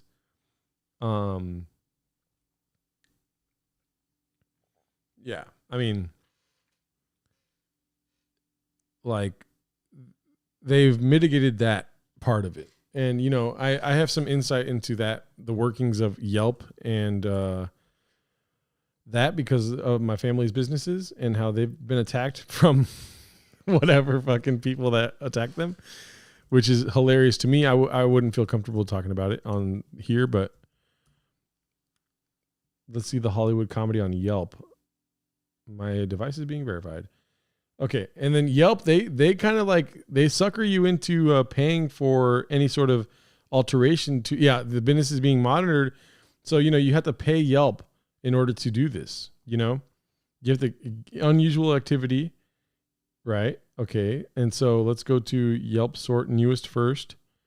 And then, so they've kind of like handled the situation right now. They've deleted a lot, or there's some 1 stars. Then this person's from Toronto. So, and then people are still able to put the helpful tag on it. Yeah, But what happens is like you pay the business, or you pay Yelp, and then they let you sort of like massage the reviews. Very rude, disrespectful as a first timer. They weren't welcome. You okay? Me bombing on a Friday night. Okay, I wouldn't put that in the review. I'd be like, I did great actually. Would never come here again. Unprofessional manager. Food is overpriced. Naftali is a horny man. That's a horny name. Yeah, they still got a lot of reviews to take down here. Let's see. Yeah. I'm like kind of breezing through these 1 stars, and they are all from the video. Let's go 9 pages in. Yeah, it's like they're still there. So they're still like, maybe they didn't pay Yelp yet, because you gotta, like, you know, Yelp kind of like is the mob at the end of the day. You've got to be like, hey, you know, we're getting fucked right now, and you guys can help us out a little bit. And they go like, we would love to do that if you give us like $5,000 or something ridiculous, you know. My uncle gave me this whole scoop on some negative review. Like, so he was paying for the Yelp service. Like, listen, this is all alleged, by the way. You know what I mean? He was paying for the Yelp service, whatever the Yelp Plus is as a business. You can pay for that service, and, you know, they'll give you access to this whatever realm of Yelpness and stuff like this. And they decided to cancel it because they were trying to sell the business. So they were like, you know, cutting costs and stuff like this. And when they canceled it, a lot of 1-star reviews started coming in, which is kind of weird. This is years ago too. So maybe this was in Yelp's early days, whatever, right? This is in Yelp's heyday when Yelp mattered. And like, especially for their business, it's like people go to Yelp to see where to go to get their car fixed, stuff like this. And so, sir, 3 o'clock has hit the open mic. And so he was telling me about how he got on the phone with Yelp, and they were like, oh yeah, that's real unfortunate that people are, you know, negatively reviewing your place. You know, if you want to, you can just join Yelp Plus again, and whatever the fucking Yelp Plus thing is, and we can get you back on, and we can fix that if you want. And he was like, what the fuck? And my uncle is related to my mom, so you know how that goes. He's like, fuck you, I'm never going back to Winco, and you know, hang up the phone. Lie about their experience, saying that 3 hours we refused to service them. When my manager saw the video, and she reached out personally to ask them about their experiences, to apologize, but they never respond to us. They ignored us. Instead, we got 700 1-star reviews from their fans who's never been to our comedy club. That tanked our Google review from 4.5 to 1.7 in half a day. And the same with our Yelp reviews. We keep trying to report every review, and we're getting more reviews. I'm very open about my mental struggle with bipolar disorder and my depressive episodes. After my first child, I tried to kill myself. Oh my God. I suicide. So, I don't see. Okay. I mean, bro, like, when is this okay to like fake cry? Is this an okay? Is this like I am honestly asking, like, is this an okay situation to fake cry? I'm sorry, it's not on the screen, but like, there's no tears, and she's you know, the side look thing, you know what I mean? I mean, she's, you know, a little bit of a, you know, I'm just asking questions. I'm being a man that's expressing his First Amendment rights. This free speech is flowing right now. I don't know. She's like, I'm not, dude. It's just like it's like a fucking heavyweight matchup here. The Calgara sisters and Jiao Ying Summers. It's like, whoa, dude. I didn't expect this to be that fun. Currently almost 6 months pregnant, and getting those death threats hourly on my phone, on my DMs, in my Instagram, on my close Instagram, in my email, and my phone calls is causing me extreme psychological stress. And looking at my comedies. Okay, there's tears. There's tears now. Okay, we've got tears. I'm really actually happy. I don't know. Maybe that's not a tear. I'm not sure. Let's keep an eye on that. Yeah? My community. Oh no, it is a tear. You can see like the watery sort of reflection from the sun. The sun, the light. My staff getting those kind of threats, getting called the N-word, and being asked to say that. Side look, dude, those are Asian eyes. Never said anything about that. Stress is fucking up the. Oh, fuck. I don't support that, Mark. That's not funny. Throat is breaking my heart, and when I started open mic, I bought my club after 2 weeks. I opened it on my son's 1-year birthday. My club is my baby, and I hosted 10 open mic. I mean, the son's watching this like, yo, I'm literally your baby. What are you talking about? Son, the club's your baby. Nah, fool, the heartbeat's right here. The club ain't got no heartbeat, daddy. Next day to work on my craft, and we are one of the most popular and important open mic space in Los Angeles. This is a place where I wrote my first joke. I'm an immigrant. I came to America when I was 18. I had no money. I don't speak any English. I don't have any family or friends here. You have friends here. Also, that's kind of like outside of this whole thing, right? Like, I mean, you don't have any family or friends. Go back to the Calgara sisters. Talk about them. They suck. Say they suck. Please say they suck. Right? Anybody? No! Everyone likes the Calgara sisters. I built on my business and my career all from scratch. It's so painful to see.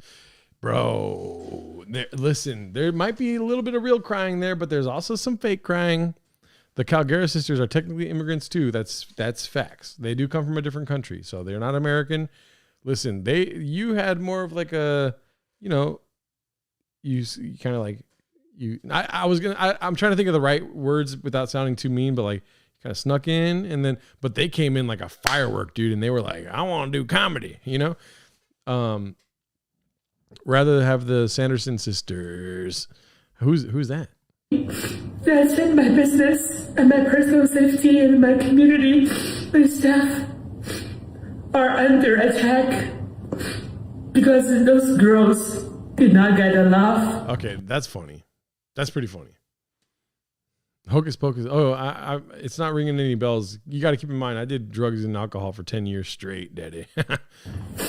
Film comedians without their consent and posting their face have those fans. Please, you can help by share this video, report and tag in news media. And if you ever been to my club, you had a good experience, which is the majority of LA comedians.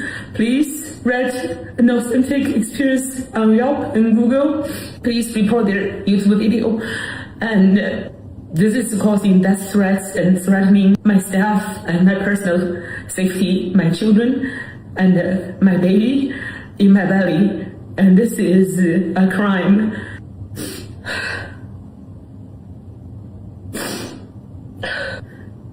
Their fans are threatening me, sending me my address and photos, and calling me non-stop. And please help. As of January 25th, despite formal notice from our legal counsel regarding death threats to our personal safety and coordinated review bombing sabotaging our business, they have knowingly continued promoting this video further, inciting harassment, threats, and harm towards me, my club, and my business. Yeah. Jessica Parker showing off her Sydney Sweeney's. What is your honest review, Gerardo? Well, I can't give an honest review of the Hollywood comedy because I refrain from doing comedy in Los Angeles. I'm not really a big fan of Los Angeles comedy in general. Honestly, I'm not going to lie to you. I feel like going and doing an open mic now at the Hollywood comedy. They might be super booked right now, though, because this is obviously going to be kickstarting some sort of campaign in open micers around Los Angeles. You know, I do have a show this Friday. So I might go check it out this week. And then, I mean, listen, the Calgara sisters got 1 million views off of this. I might have to do the same thing. Just kidding. But are you a real comedy open mic if you're not getting death threats? True. You know, let's see. Is there more to this? So they're just promoting the video. Influencer. the Calogera sisters. They walked into our open mic night. The procedure is you sign up. So it's just the same video. She's Asian. Oh, good. I didn't know that. Let's see here. My name is Barry Montoya, and I work at the Hollywood Comedy. Never heard of this guy. Never seen him before in my life. On Melrose and Vine. I've been working there for almost a year now. Recently, there was a altercation that happened at the club, and I was the host. The Wednesday night that the Calogera sisters arrived to our open mic, and they essentially lied and falsely labeled the open mic comedians that were performing as the host of that particular night. None of that's true. I'm the host. You can see me in the back of the club. If you don't know who the Calogera sisters are, they are a group of influencers. They have YouTube, they're on TikTok. Basically, they suck. Please say they suck. For the love of God, please say they suck. Is this Yao Ming's son? I was going to ask. Listen, I'm trying to have fun here. I'm in support of the Hollywood Comedy, okay? What happened is the Calogera sisters attended one of our open mics. They falsely labeled the comedians as the host of the night, obviously for clout and clicks. They said I was sexually harassing them, which is completely false and fabricated. They accused me and other comedians of making sexual comments, berating them on stage, to the point where it's putting my career, my safety, and the safety of other comedians who were not even directly involved, who were just there performing, who do not work at the Hollywood Comedy and have had no affiliation with the Hollywood Comedy. The Calogera sisters came in, they did not sign up or schedule slot on our slotted, which is actually on the rules of our page.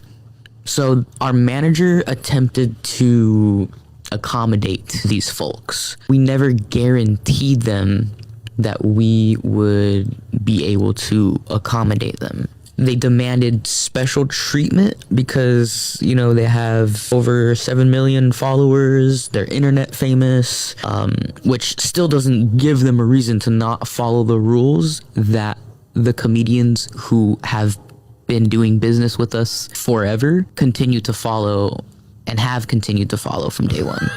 And it's the rules. Wow. Thank you, Power Scissor. I appreciate you. We're just starting the stream, Daddy. This is a 24-hour stream, dude. I don't know if you know that. I got to go to sleep soon. But this is honestly like the most interesting thing that's happened in comedy since Ian Russo threw a bottle at somebody else. So you deleted the previous videos, which were sloppy and unprofessional, thinking we'd forget the sexism, racism, xenophobia, and overall unfunny ramble. Womp. I hate you, Grace. You bring up good points, but I still hate you. You like sexism, racism, xenophobia. You're describing an everyday American. We are terrified of outsiders. We are racist, and we're sexist. Get over it. George Washington is our daddy. And he was the most racist, sexist, xenophobic person of all time. Hoorah! God save America.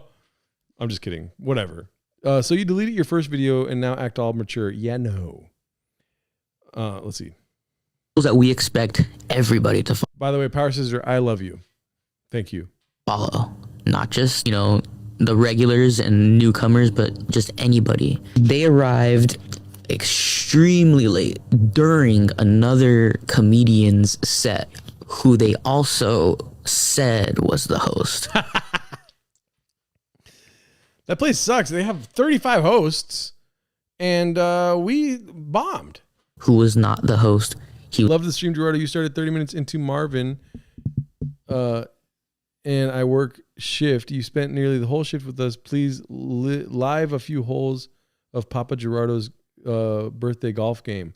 Oh yes. I don't know if I'll do that because my dad is not like me. Okay. He's different, y'all. It's not like that. Okay. I don't know if I'll do that because I don't want to. I'm sure my dad will be down, but he'll be very uncomfortable with it, and I don't really get to spend a lot of time with him. So I'm gonna just play golf for his birthday. So it would be great if I could, but no. Also, I have to talk to my dad still because he has like a broken back. So it really depends on the day if he can go golfing or not. I'll figure that out tomorrow, but I appreciate you, and I appreciate you guys being here and listening and watching. You guys, this is fun for me, but I'm going to start crying. I appreciate all of you for listening and watching and exploring the world of the Epstein files with me here. He was just a comedian working on his material. So after they had arrived late, they started to demand that I put them up before they even paid. Specifically, Demetria came up to me and began to verbally attack me, to which she said verbatim, "Fuck you. You said you would fucking get us up." Their immature behavior is what disrupted the flow of our open mic, right. And not only that, but it led to... Dude, just say they suck. They suck ass, dude. And all you people that watch them, you suck. And it sucks that you suck, but you suck and they suck. And, have fun. You guys all suck. Fuck you. Bye. Our regular... But he does work for the comedy. And, this is what an everyday open micer looks like. This guy is years from any sort of cosmetic renewal or wardrobe change or anything. He's been wearing this jacket for years. I don't know if you could tell. It's just like so old. He's like the guy that has the red sweater because that's the only red sweater he has. I'm not talking down about... I love people like Barry Montoya. This is not negative in my eyes. Calgara Sister viewers will watch this and be like, this guy's gross. Of course he's sexist and xenophobic and racist. Look at it. He's wearing a Dickies. Do you know what Dickies means in Canadian? That means you fucking hate women. That means that you call fucking people retarded. I fucking hate it. That's a bad impression of a Canadian. But dude, Barry Montoya, you gotta hit him with the "you're dumb, you suck." KYS, please, for the love of humanity, end it all. And then end the video. 10 seconds, boom, does numbers for the comedy club. Everyone's laughing. It's great. You just have pictures of them on screen and just roast them. They suck. It's such an easy, dude, like my goat Kawhi Leonard would say, wet ball, easy shots, dude. That's all you got to do. No. Performers who had already paid for their stage time, who are signed up on the slotted, to leave without being able to do their stage time that they legally paid for. They knowingly took away paid for stage time so that they could all do 5 minutes collectively in a certain particular order, which I didn't put them up in that order that they wanted. Spread it all out so that I could get everybody up, at least, the people who were there first and the people that paid, which they also didn't appreciate, which I thought I was handling the situation the best I could. I guess it doesn't seem that way to their fans and their followers, but... Bro, he's like holding back that they fucking suck and dude, should have turned them away. And that's what's terrible about this, the gravity of this situation that happened, is that regular people are going to get turned away now from the open mic. You got to show up on time. It's very strict. I don't know if you guys know this, but like the fourth wall does the same sort of pay structure. You do a slotted mic set, you pay them, and you have to be there on time. If you're not there, like if the mic starts at 8 p.m. and you're not there by 8 p.m., they literally lock the doors and they won't open the doors. If you're knocking or anything, you're a distraction, or you're like some sort of nuisance to the show. They tell you to get lost, sucker. And from 8 to 9, that door is locked. They literally lock the door. I don't think the Hollywood comedy does that, and allegedly they lock the door. I don't know if that's legal or not, but yeah, you're in there. You have to pay $5, and I think maybe once or twice I got away with not paying, out of the hundreds of times that I've been to the, yes, Brian Callen rule. They call it actually the Brian Callen rule. The hundreds of times I've been to the fourth wall, there's been 1 or 2 times where I knew the host or something, or I did like 4 sets in a day, and they were like 4 sets, you're good, you're good. Nice people, and yeah. Also, after they decided to record comedians, and without really consulting the club, and we also have a strict no filming policy unless you're filming your own stuff, which is also on our page as well. So essentially their fans began to barrage the... I don't know if that's the correct use of the word. This is what I mean. Like, the situation's already pretty bad. You don't have to learn. You don't have to get a dictionary out to, you don't have to get a thesaurus to be like, these ladies suck. They fucking blow ass. The accused hosts, who were, again, not the hosts, they were just comedians working on material. We get it, dude. Flooding everybody with hate messages, racist messages, right. Death threats, right. Not only to me, to our owner, Zhao Ying Summers, our manager, and the comedians involved who were just there to work on their material. So it's just all around, very just upsetting. My name is Barry Montoya, and I work at... Okay, so that's the whole video. Let's see here. Yeah, okay. Yeah, Clint chip this. Okay, I'm pregnant, bipolar. Okay. This is 5 days ago. Okay. All right. Yeah. Okay. KYS. We all know what that means. Okay. Yeah. Okay. We saw that one. These are just the same things over and over, Barrage is what that black dude did to 22's wife. Oh, that was a little fucking... Oh, man, when I hit that, it was really loud. They're promoting hate crime. They kept promoting hate crime. Hate crime, huh? Like, dog, they're flipping it and making it... oh, my gosh. They're taking this and flipping it sideways, flopping it, whipping that dick out, putting it on the table. Wha-bam. Here it is. There it is. What's up? We booked stand-up comedy open mic at 9 p.m. What an amazing day.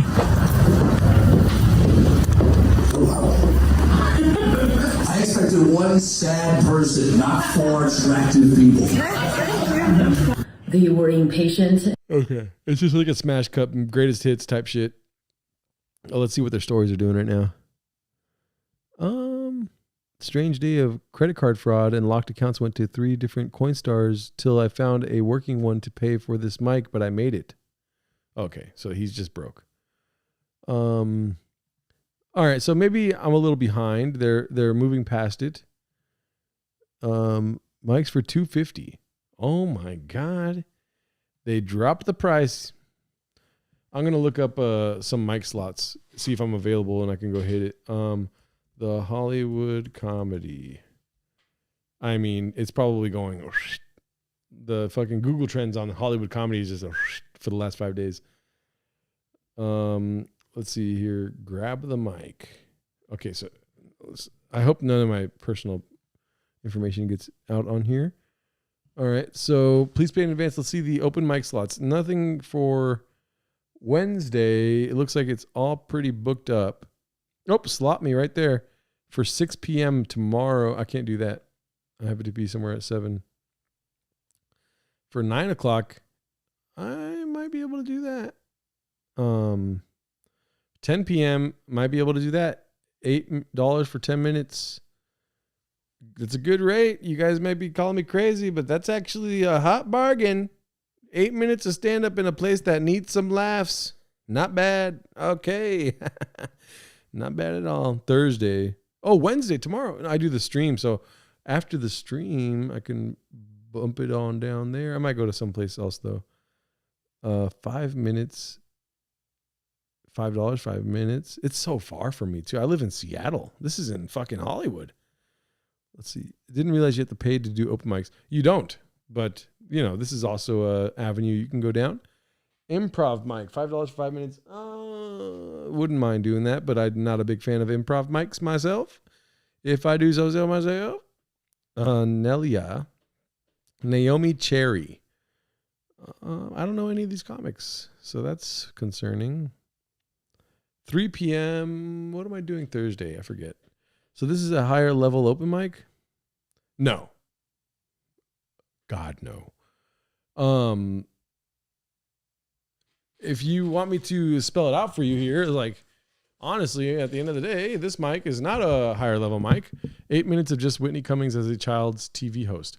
So basically, there's mics. I'm going to end the stream soon here. I promise you guys. I'm already going on 7.5 hours.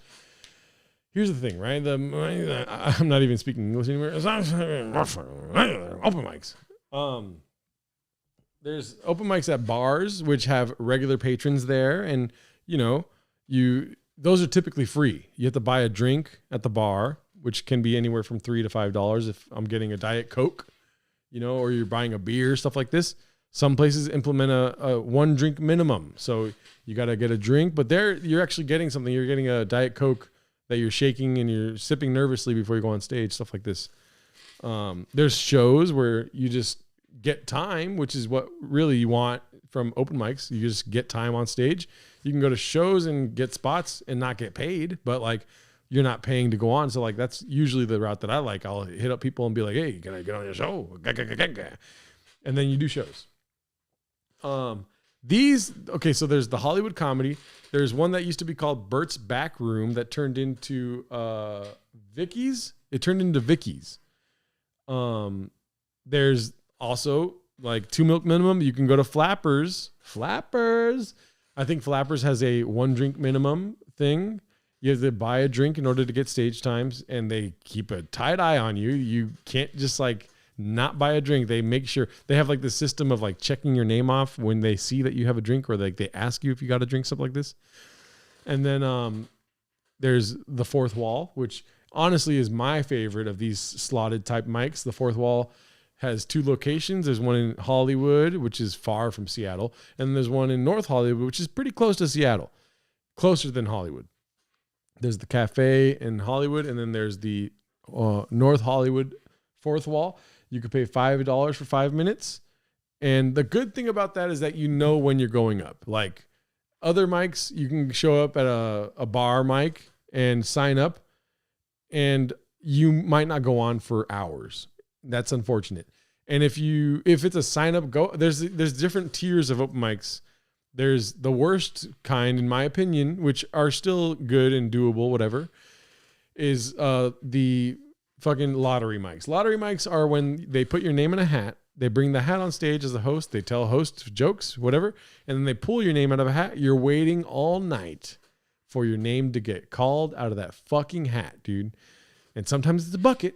Sometimes there's ways to incentivize you to buy things, like putting your name in that bucket multiple times. They can get like receipts. You could just like put your name on a receipt, put it in the bucket. Buy another drink, put your name on a receipt, put it in the bucket. Now you're spending so much money just to get on stage. You know what I mean?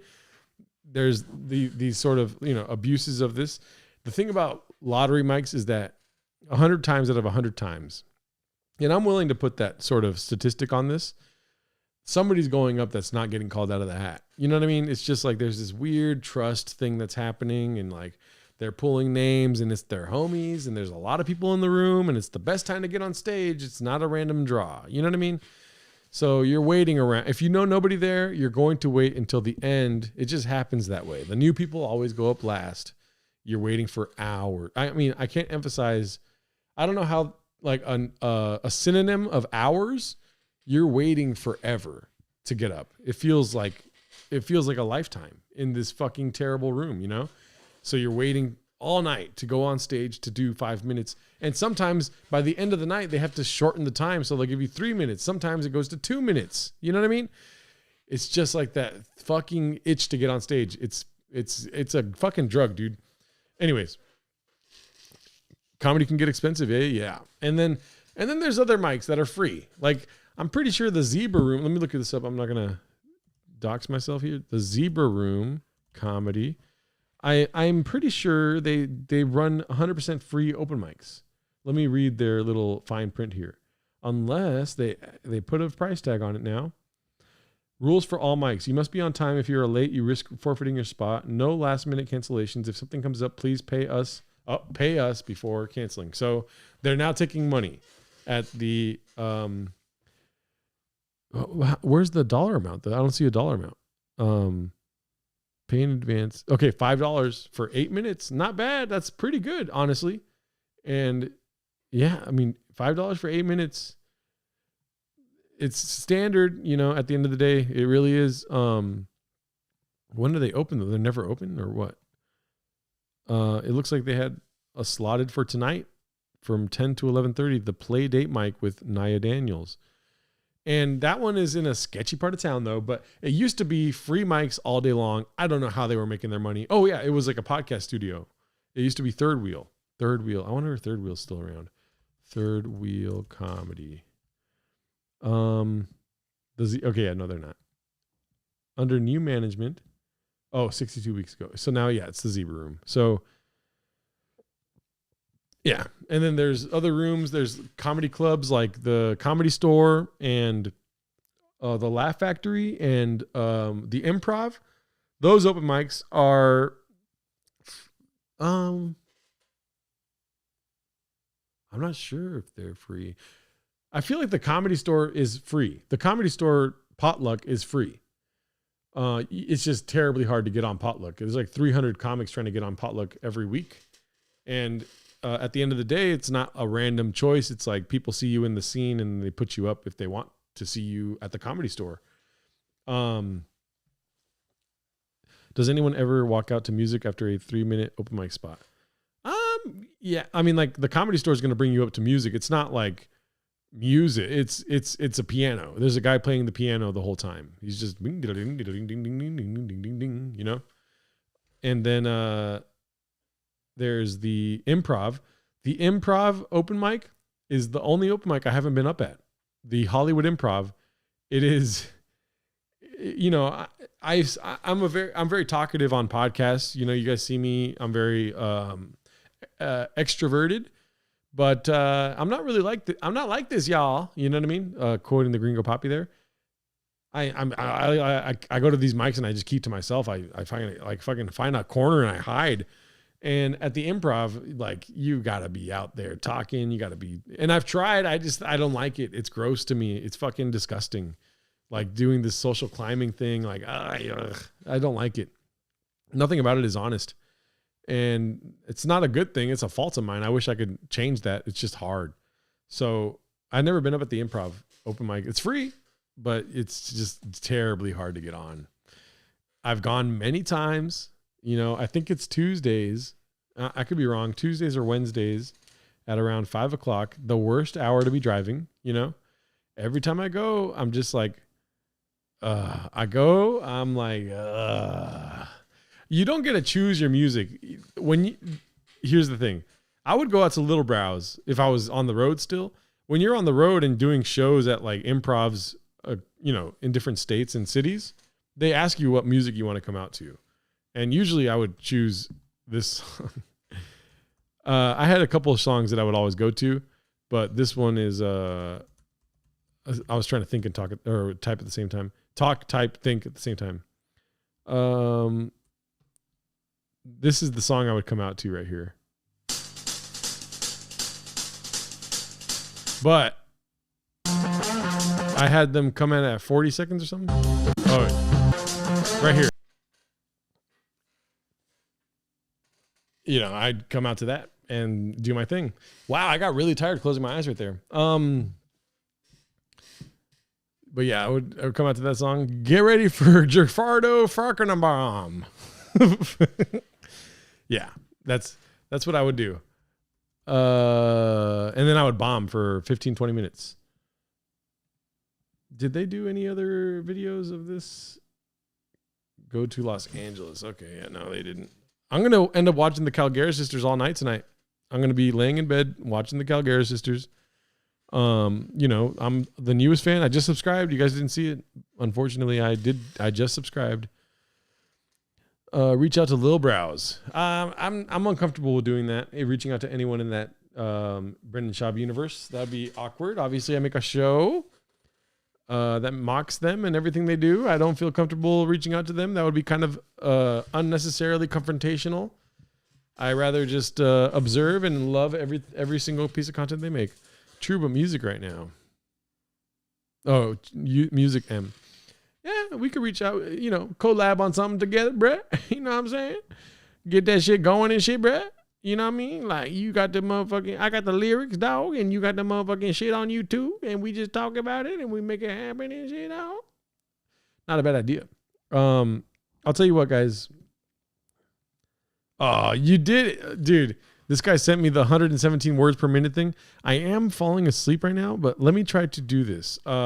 Word per minute test. I'm gonna end with this. You sent it to me, dude. I do have a Beatles song that I've done. I just haven't put it out yet. You guys want to hear it? Whoa, not a lot of people here right now. I wouldn't mind showing it. It might get gadoosh, so okay, here's what I'm gonna do. Okay, promise to you. Okay, this is crazy. Oh. Crazy, scary, spooky, hilarious. Promise to you guys, this is probably gonna get cut out because of copyright reasons. I did work on a Beatles song. I just hate it. Oh, I don't like it at all. So it will get cut out later because it is copyrighted. I worked on a Beatles song. I'm not a big fan of it, to be honest with you. Did I delete it? No, it's right here. Let me close everything down so that this is... I haven't listened to it in a minute. I'm not really a big fan of what I did here. I'm sure you guys understand. Thank you for understanding. That was, of course, my Fruit Loops working here. Bro, I don't want to hear this right now. But I don't know which one is good. Expose My Soul, play it. If you guys haven't liked the stream yet, you better like this fucking stream. 44 likes. Wow. Okay. Guys, listen, you got to give me credit. Okay. Oh my God, this is going to be so bad. First of all, since I'm playing this, I'm going to explain shit. Okay. I work on the songs. I put a lot of effort into this shit. I write it out. I make the lyrics, stuff like this. You know what I mean? And unfortunately, this one was just not hitting. You know what I mean? Like I felt there's a couple of them I made and they just weren't. They're just not it. And this one is one of those it's not it type things. You know what I mean? Let me go to Google Docs and pull up the lyrics so you guys can probably see that while we listen to this. Where's all my docs? That's weird. Okay. Me. Where is it at? The lyrics. Okay, right here. So let's go to this at 150 or 200. And then I'll try to scroll along as we go. I will leave you with this and a typing test, even though it's late. It's not my best. Here we go. So I love the song, and I know I'm hesitating to show you guys because it's very embarrassing. It's not good. You guys are probably thinking, "Oh, Gerardo's so good at these songs." Oh, carne asada, is it keto mother-in-law? Like this stuff is floating around us, and you got to grab it. And for whatever reason, I was grabbing the wrong things here. Here it goes. These are the lyrics. You see? Okay. All right. What the hell? What's happening? Oh, it's on a loop, I guess. Okay. Wow. I never have it on a loop. That's weird. Anyways, it's not as bad as I remember, but like some of the lyrics, I'm like, it's cringing. It's giving cringe. Don't save the file. Let's see here. And also the thing about doing Beatles songs is that they get super gadoosh. So like even this stream, when I wake up, I'm going to look at the stream. It's going to be blocked everywhere. Beatles songs, they don't fuck around with Beatles songs, daddy.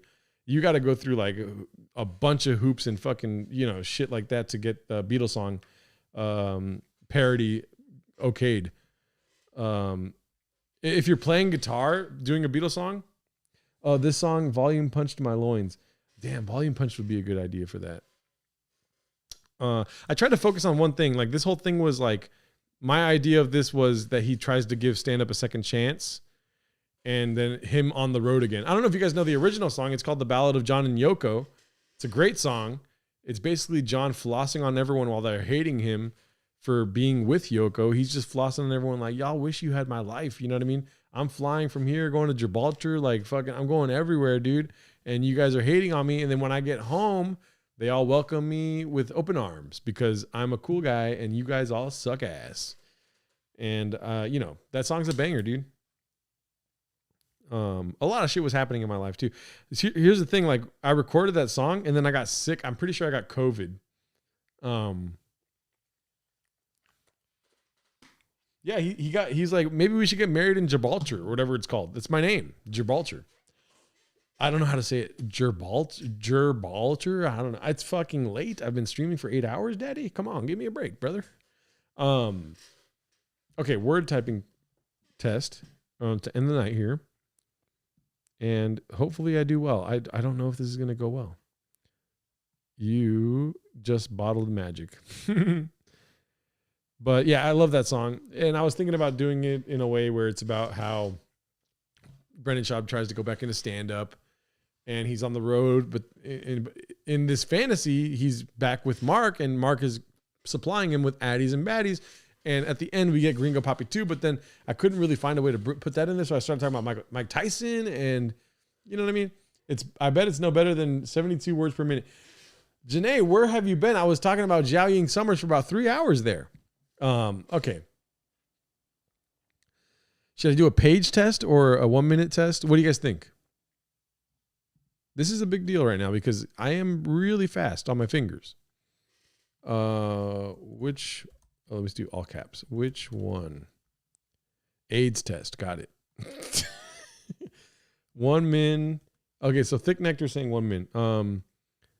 1 page. 3 min. 2 page. Oh, what the hell? How did that all happen? 3 min. 2 page. Oh, I pushed the X button. That's why. Go. I did fall asleep, my guy. Your musical genius woke me up. Oh, tight. There he goes. Imagine waking up to my voice. Ew. Let's see what you guys think here. Let's see what the first vote is. Who knows? Lord knows. Is it showing up for you guys? Okay, cool. 2 page. Jesus Christ. You want me to do a 2-page test right now? It's fucking 2 o'clock in the morning. Banger. Thank you, Power Scissor. I want you guys to know that I've had a long talk with Cooney about the songs. Like, I'm trying to make songs. It's just like I don't want to put it out if it's trash. I did the Jim Croce song and I wasn't happy about it. But at the end of the day, I was like, it's not going to get better than this. So I'll just put that out. I have to make time to make the next song. I think I have time tomorrow to make a good song. All right, let's go with let's go 1 minute. All right. What's your word per minute? Take your 1 minute typing test to find out your typing speed. Reading speed? Not that fast. You guys see that yourselves. All right. Does it start whenever I start, right? All right. Also, you got to keep in mind, this is my first time doing this type of typing test, so I'm fucking user interface. Hopefully it's on my side. Here he goes. Oh, come on.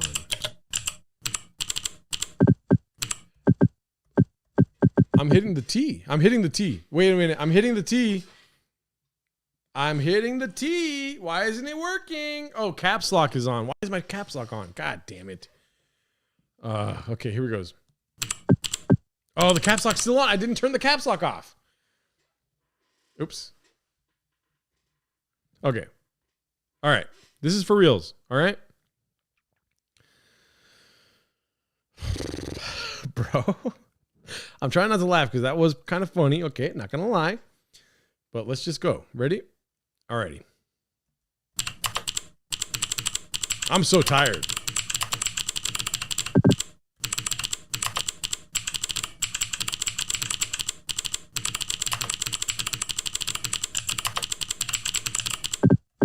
What the fuck? Oh, you guys saw I was getting into a rhythm there.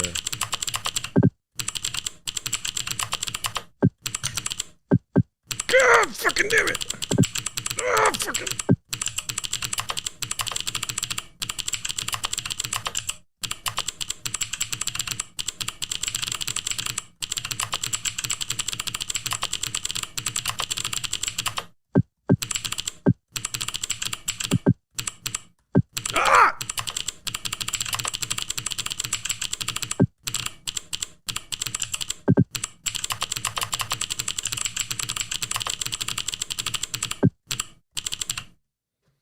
I'm not happy about that. That didn't feel good. What do you guys think? 2 a.m. fingers. We got a caps lock problem. 76% accuracy. Don't lose your progress. Dude, what the fuck? I want to see. 67 with a 95% accuracy. 95% accuracy is not bad. All right? 95% accuracy. Listen, 67% or 67 words per minute is like very hard to do, dude. It's 2 a.m. right now. You guys are having me redo this right now. Bro, this is like, that was good. This is like, this is embarrassing. I'm like really fast at typing. You guys want to see how I do this? This is my site right here, dude. And maybe because I'm autistic a little bit, dude. Let me log into my account. I have an account here. It's all saved. I don't even have to fucking type anything. Check this out, dude. Look at this. The original gangster. You know what I mean? I got nitro type for days. Look at my cars. I got a bunch of cars on nitro type, daddy. You think I'm typing for fun? No, I'm typing for the vehicles. I'm a truck guy, daddy. Let me get my Mack truck. Customize. I don't want to customize the motherfucker. I just want to drive it. Okay. Let's see. Let's see. Well, let's go. I got an epic car, but it's a NASCAR. Not gonna lie. I want my truck. Okay. It's a common truck. Okay. But it's a nice truck. Let's get the common truck out here. Okay. Let's just go ahead and race now. Got my truck. Gerardo's more an acoustic typist. He needs a typewriter to show his full potential. Yes, that's true. Nitro type is the shit though, dude. So here we go. And it's going to get really fucking loud right now. I know how nitro type is. Unless the volume's off. Okay, here it goes. It's going to get really loud. It's not loud at all.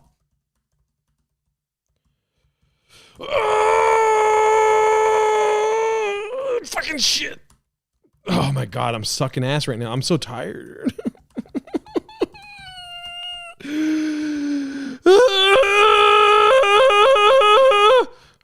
Oh, I feel so bad for my neighbors. I was thinking about my neighbors and I was being empathetic to them. I'm fucking tired and I want to go to bed. Was it the best I've ever done? No. Was it good? No. Was it bad? Yes. I got 4th place, dude. Unreal. 87 words per minute. They couldn't even calculate my accuracy. That's how bad I did. Jesus Christ. It's like that race again button is calling my name, but a fucking headache is on its way too because I'm tired and I'm still going and I'm like trying really hard to show you guys that I can fucking type faster than the fucking guy that sent me a DM.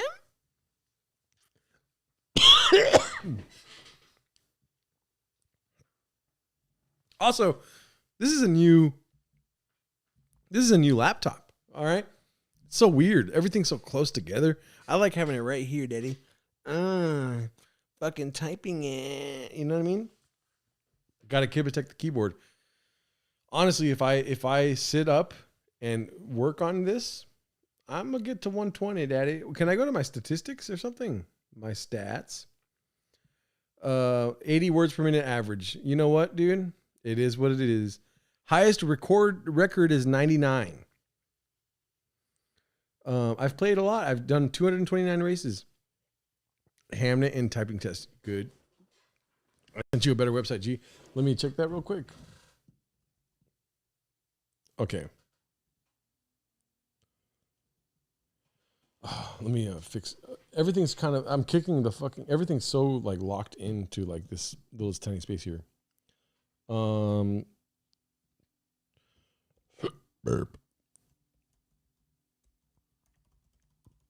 Let's go here. I've done this one before. This one's actually really good. We used to do this at the golf course. All right. So, all right.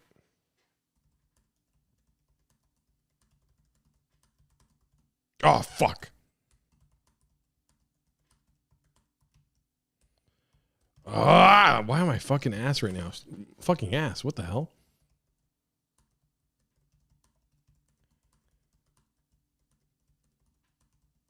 Ah.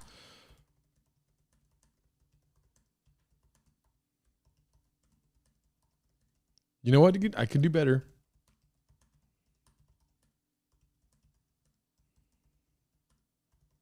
Where's my? How long does this go for? What the hell?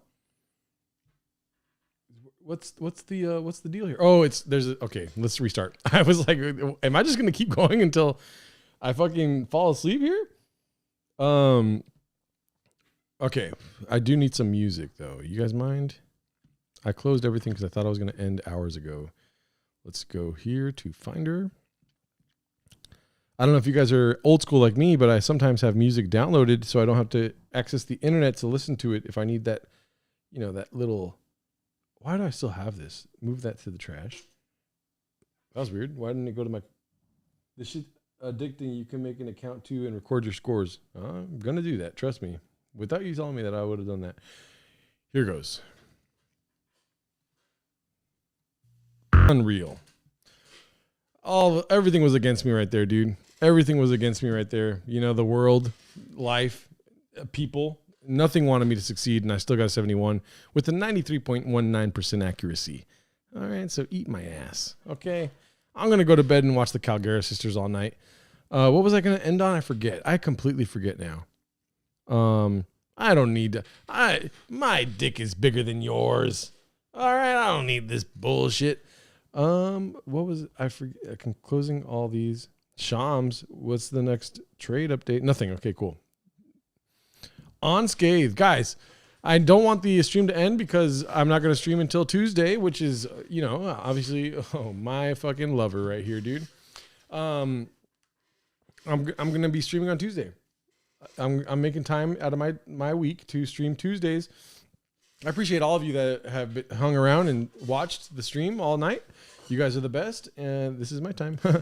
And let's fucking go. Tuesday night next week, 6 o'clock, maybe earlier, because I do want to do long streams, and we'll see what happens, You mad that Harden got traded? No. I am not mad. Listen, I did grow to love Harden, and I can see how he's utilized, but when the playoffs come, I hate Harden again. And it's not even because it's something he does. It's just like, I don't look forward to the playoffs with Harden on our team. But, I did talk a lot about the Clippers earlier. We watched Kawhi Leonard highlight tape that changed everyone's mind about how good of a player he is because everyone thinks he's the best. And I just had to remind people that. So go ahead and check that part of the stream out. That was approximately 24 hours into this stream.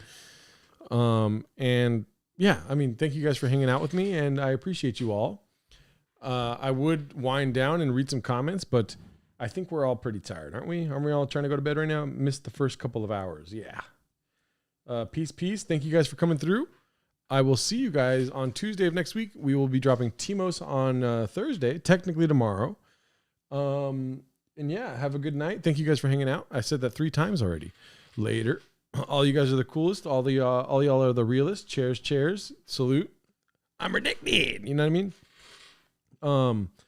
We'll see each other on the flip side. But until then, dude, you know what I mean? Stay classy, San Diego. Okay, I'm going to bed. Bye.